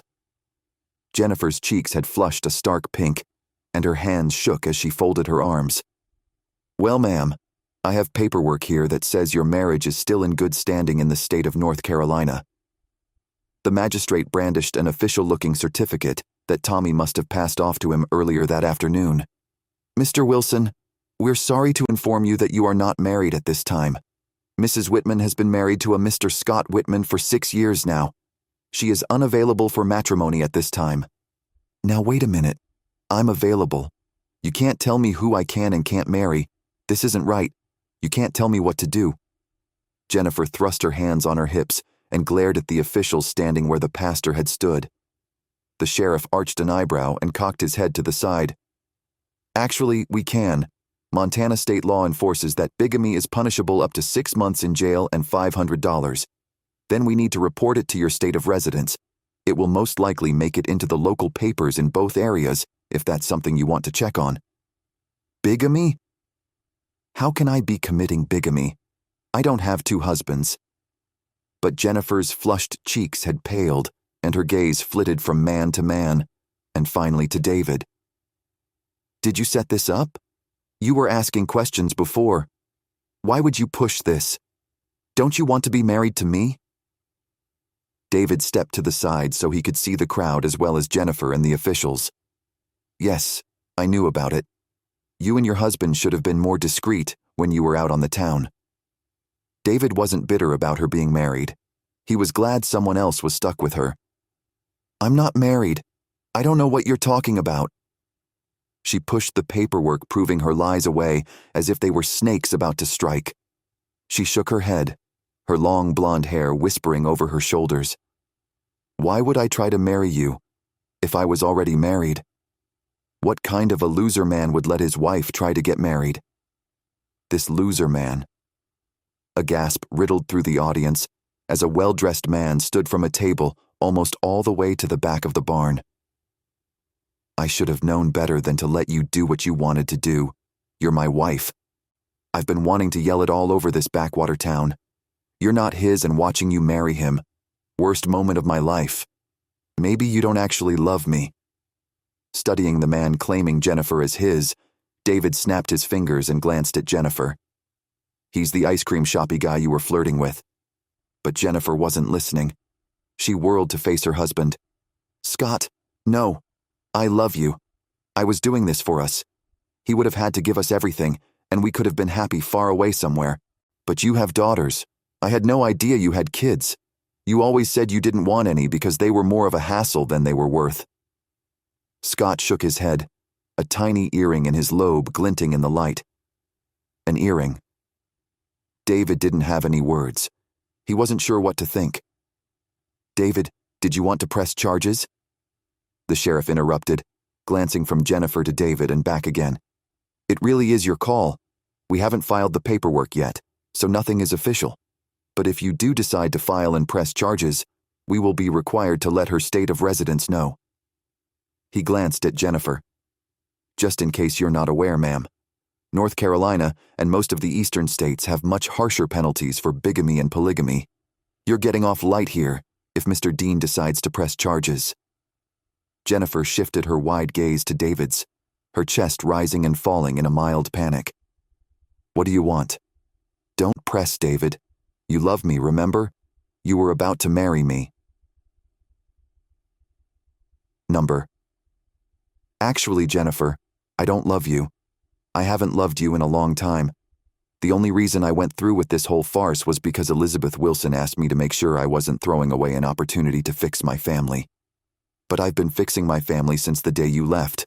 The only thing left to do is to marry Elizabeth, if she'll have me. David didn't look at the crowd. Instead, he continued focusing on Jennifer. And here's your chance to choose. You can leave with your current husband and never come back, and we won't press charges. We'll leave everything as it is, and you can walk away. No charges, nothing. But if you show your face or call anyone in this town again, you'll be prosecuted to the full extent of the law.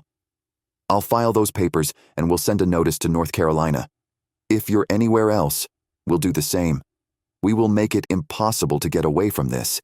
Bigamy isn't something that is tolerated in most parts of society." David kept his tone light, but his expression didn't leave any doubt he meant what he said. Jennifer's lips parted, and she held his gaze. "You wouldn't." "Oh, but I would. I'm prepared to do what it takes to protect my family and my town. You proved in the bank what your goals were regarding the people of Mistletoe to Amanda and the staff of the bank. The truth is out there, and if you come back, you'll have that and the bigamy stacked against you. No one here has a short memory. I think you need to consider your options." Jennifer's eyes flashed, and she avoided looking directly at the crowd, as confirmation for what David said covered the faces of the people there. She narrowed her eyes, but didn't say anything. She had to know that she'd been made. Nothing was going to be worth it anymore, not in Mistletoe. She'd been warned. David had done everything he could, and as Jennifer whirled and ran from the stables, he sought the crowd for Elizabeth, his chest tight. What if she wanted nothing to do with him? What if he'd lost his chance to love her? Chapter 40. Kaylee Jennifer brushed past Kaylee, hitting her shoulder against Kaylee's biceps as she passed. The older woman didn't say anything as she stormed from the barn, her head high but with bright spots of color in her cheeks and her eyes straight forward. "Hey, Jen, wait for me." "Hold on. Honey?" The man who had claimed to be the woman's husband grabbed up a dark blue suit jacket to match his pants and rushed after his departing wife, who he had almost watched marry another man. No, actually, he had watched her do that. Kaylee leaned over, whispering into Flynn's ear. "How could anyone do that? Could you watch me say vows to another man?" Kaylee stared after the confused couple, certain she'd seen something she'd never see again. Flynn turned his eyes on her, his gaze full of anger. "Why would you even suggest that? Number I'd string him to a horse and watch it drag him across the plains." Thankful that Flynn felt the same way she did, Kaylee dropped her gaze and then lifted her eyes to take in the brilliant blue of his. "Perfect answer, Mr. Wilson." Flynn's expression softened and he leaned down, kissing the end of Kaylee's nose. "You're infuriating, Mrs. Wilson." Flynn wrapped an arm around her waist and pulled her tight. "Are you getting hungry?" "Not really. Did you see they're doing seafood and steak again? Steak sounds amazing. And mashed potatoes. I think that sounds perfect, don't you?" Kaylee peeked at Flynn through her lashes. She felt like she'd gotten pickier since the pregnancy hormones had settled in, and while she felt bad, she couldn't help it. She didn't want things with a strong odor. And steak seemed the heartiest but least offensive dish she could think of. "Ladies and gentlemen, as you can see, the wedding to Jennifer is off." David had taken the microphone back in hand and he addressed the room like they were his close friends, which they probably were. David had been there a long time, and even Kaylee had known who he was when she was a little girl. The crowd hushed, watching him closely to see what he was going to announce next.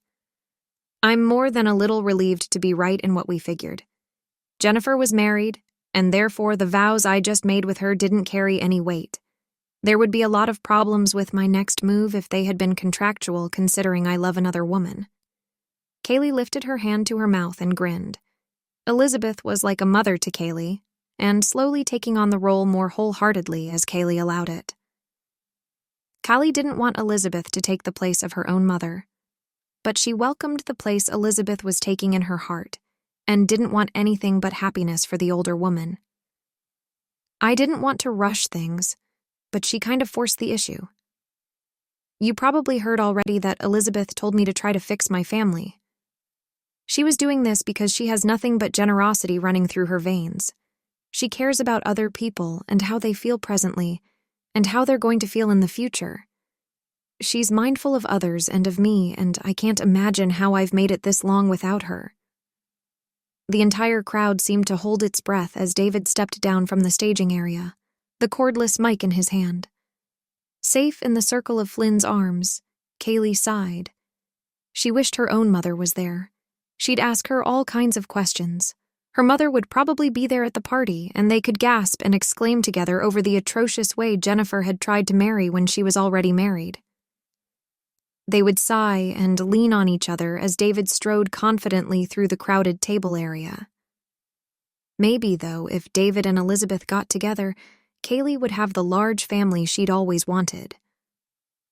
Flynn squeezed her tight, and they watched David close the distance to Elizabeth, their breath shallow with expectation. Everyone in the room watched with trepidation.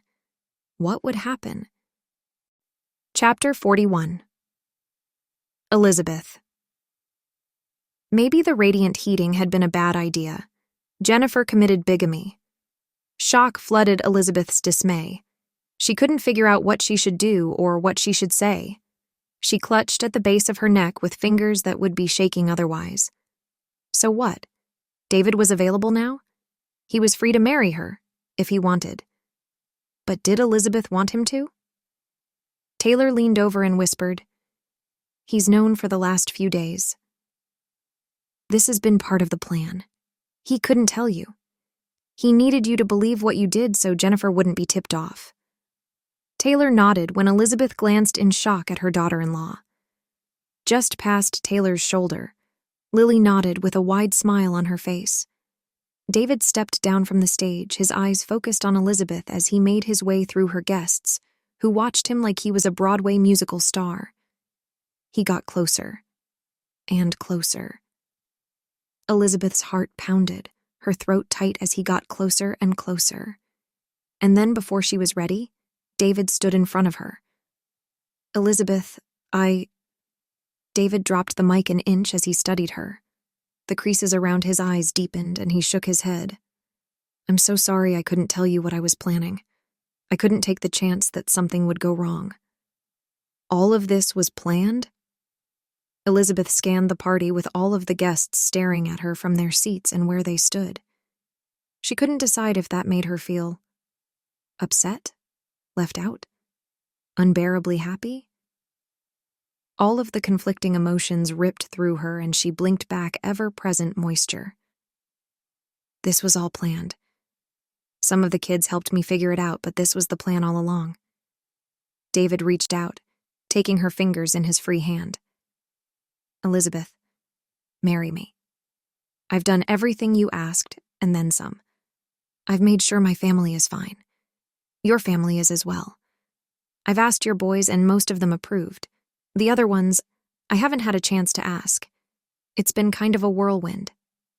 He side-grinned, and Elizabeth saw the charm he'd passed on to his daughters. As if he'd conjured all of the Wilson men, Elizabeth was suddenly surrounded by all 6 of her sons. She gasped, spinning around as she noted each one and hugged them one by one. "Roman, you knew?" "I approved first, Mom." He grinned, hugging her tight before releasing her to Brock. "You? I never know what you're up to." She laughed, unable to avoid the tears coursing down her cheeks. "Aw, Mom, you're not supposed to be crying anymore. This fixes it, right?" Brock's eyes studied her before he hugged her and turned her toward Austin. She didn't have words for the man he'd become. She blinked and glanced up and then back into his blue eyes. "Yeah, I get it. Love you, Mom." He hugged her, swaying side to side for a brief moment. There's another one who wants a hug. Elizabeth found herself in Flynn's arms. He murmured into her ear, "I wouldn't let just anyone marry my mom. If this is what you want, do it. Run to your own happiness. Don't stay in a rut because you think that's what we want." She nodded as she pulled back from his embrace, dabbing at the soft skin under her eyes as she shook her head. Levi was next, and he grinned, shaking his own head. "Oh, Mom, the tears. They've got to stop." They both laughed with a soft echo around them as everyone else chuckled along. He hugged her and nodded to his right. Colt's back. Her spine stiffened in surprise, and she turned to face him. Cocking her head, she swallowed. "Colt? You're really back? I have to make sure my mom isn't running off with just anyone." Colt eyed David with a hard glint to his eye, even though he offered his comment with a smile.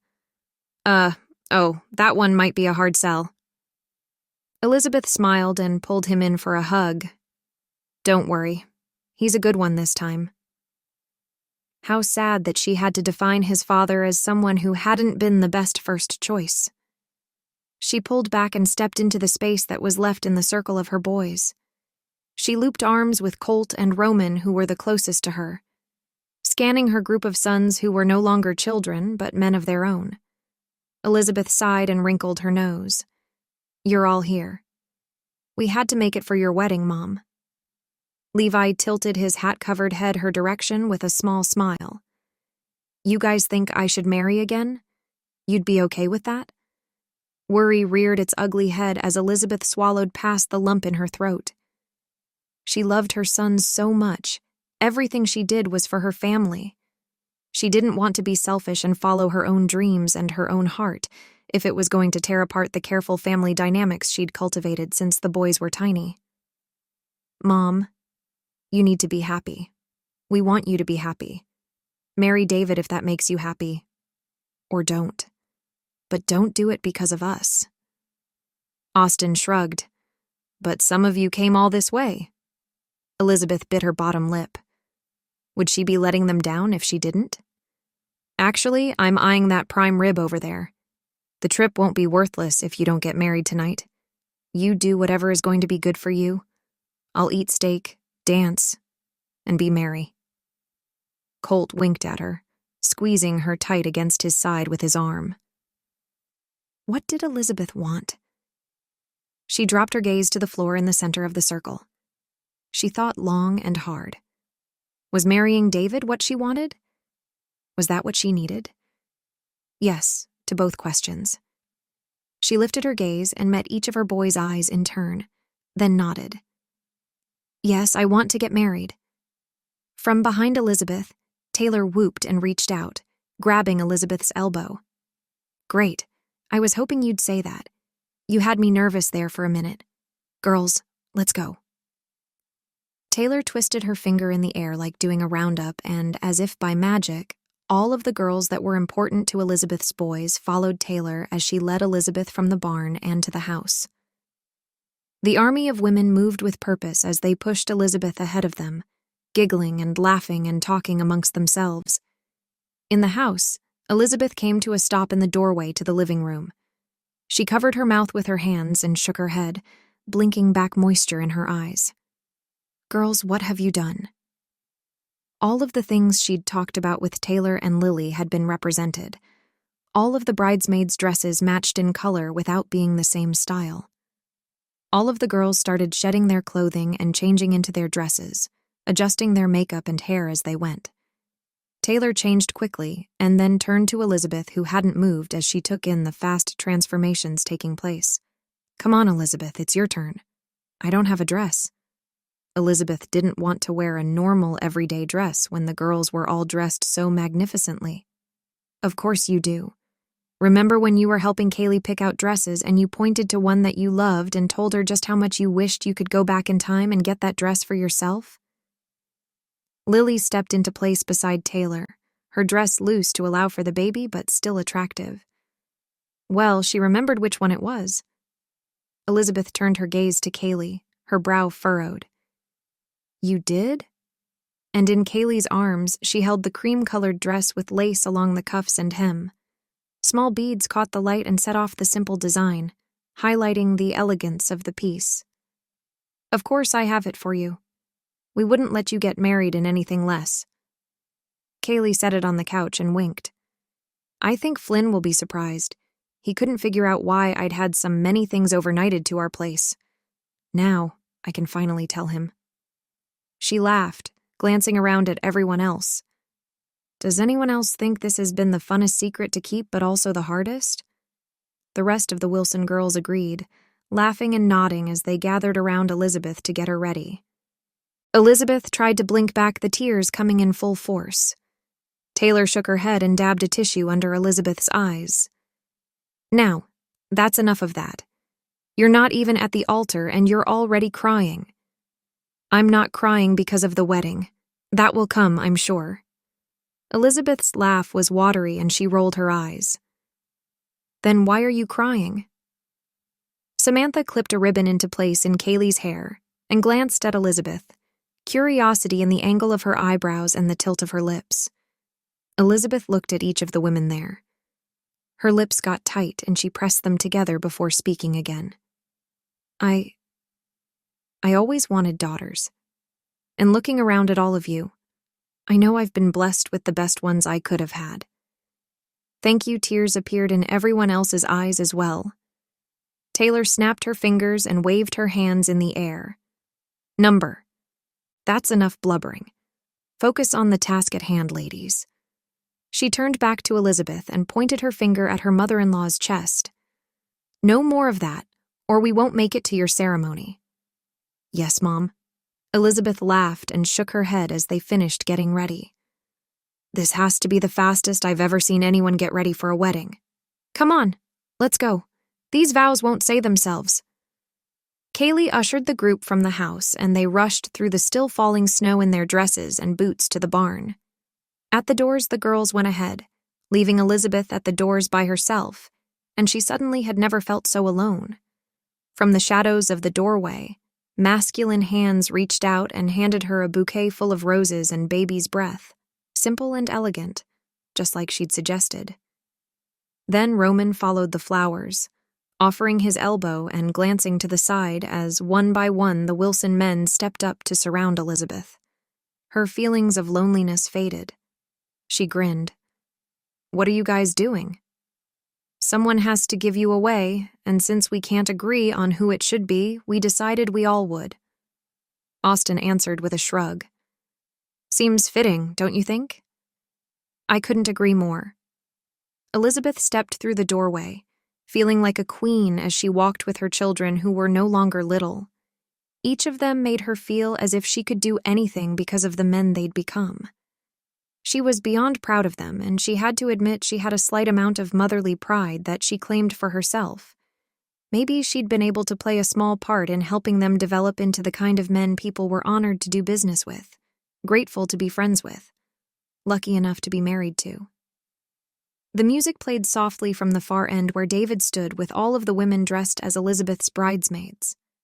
The crowd stood, a hush spreading across the party in the ambient lighting. Elizabeth nervously glanced around, but the more faces she studied, the more relaxed she became. They were all people she recognized from town or friends of the family, and all of them smiled at the Wilson family as they passed. Elizabeth's heart swelled and she lifted her chin, turning her gaze to meet David's across the expanse between them. And then it was like she was caught in a beam and couldn't look away. He smiled and waited patiently as she walked amongst her boys to meet the man she loved at the end of the aisle. And suddenly she couldn't remember what lonely felt like. Chapter 42. David Elizabeth had never looked as lovely as she did walking toward him in her wedding gown. She'd come. He wasn't going to lie. David hadn't been sure she would. After what she'd gone through the last few days, she had every right to disappear and never look back. David wouldn't blame her, but there she was. She'd given him the benefit of the doubt when he didn't deserve it, and he was going to get the chance to make it up to her for the rest of their lives. As the group approached, Roman broke away from his brothers with his mother's hand in the crook of his arm. He approached David, while his brothers filed into place on the other side of where their mother would stand. The bridesmaids had gone to stand beside David, and the men would stand beside their mother. Roman took the microphone, transferring Elizabeth's hand to David's.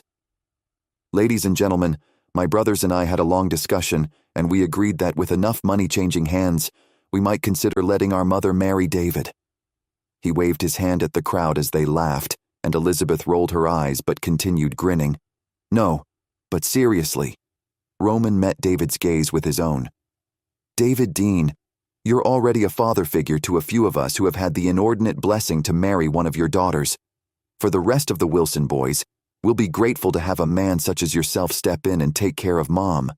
She means the world to us, and we know she'll be in good hands with you. We know this, because we're all good shots. Roman winked at his mother and tilted his head meaningfully at David, who nodded in understanding. The promise was there, implied by the very traditions of Montana cowboys. Another person didn't mess with a man's mother, country, or flag, in that order. David gripped Elizabeth's hand in his and looked down at her, unable to fully believe that she'd agreed to marry him. The microphone went back into its stand, and Roman stood at the head of the Wilson line of men. David stepped into place behind the mic, scanning the crowd full of people he'd worked beside over the years. He lifted his chin and smiled. "I want you all to know how special to this family you are. Everything we do in Mistletoe, we push through a process before we actually do it. How it will affect or help this community is the most important thing we consider. What can we do to improve the lives of our fellow townspeople? You're our family.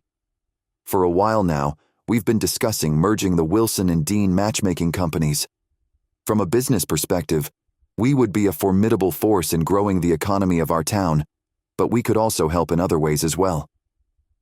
He cleared his throat and turned his gaze down to Elizabeth's face. "But from a personal view, it's high time we've united these two families for good. Everything else has been pushing us together. Why not make it official? Today, I marry my best friend and the woman who has shown me what loyalty, motherhood, and generous love look like.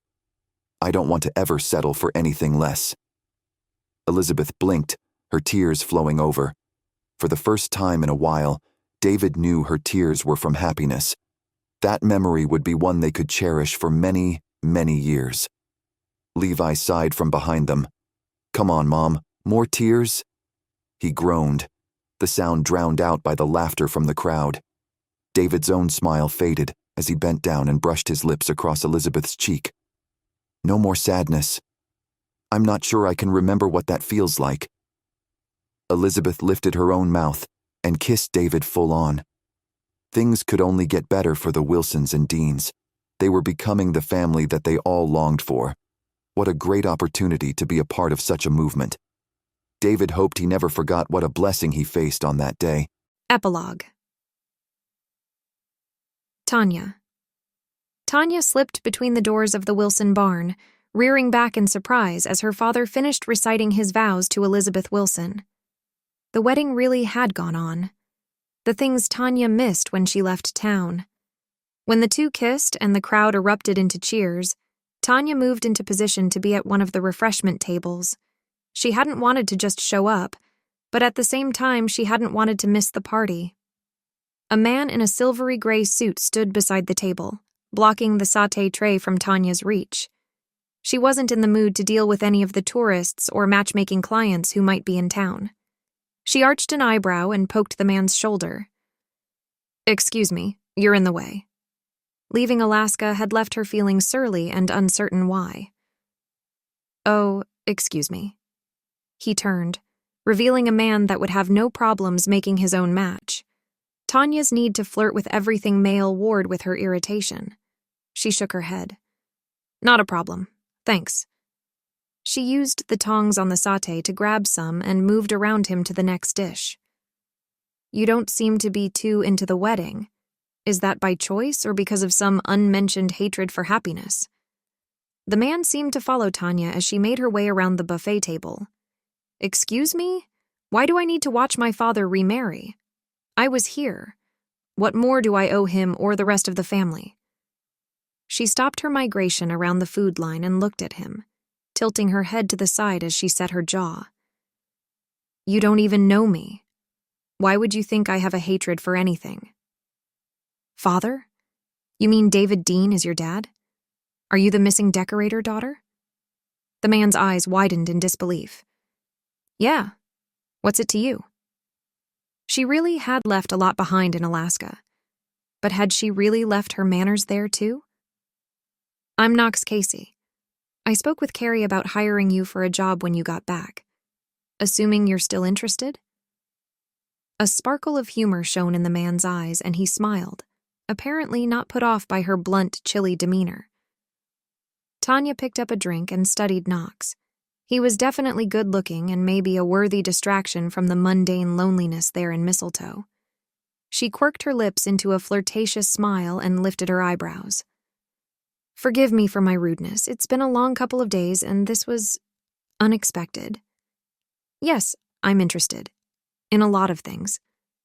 She smiled and turned back to the table to get a drink.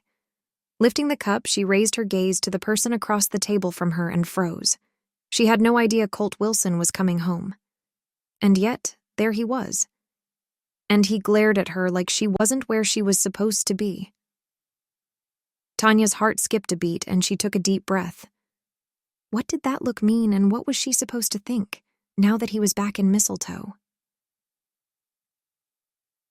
This concludes One More Memory. Wow, what kind of a mess is coming up for Tanya and Colt, or maybe Knox in One More Sigh, Book 8 of the Mistletoe Matchmakers of Clearwater County novels?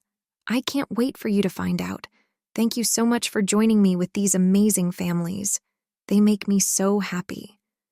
Join the Wilson and Dean families as they find love, face loss, and fight against anything determined to steal the Christmas from Montana.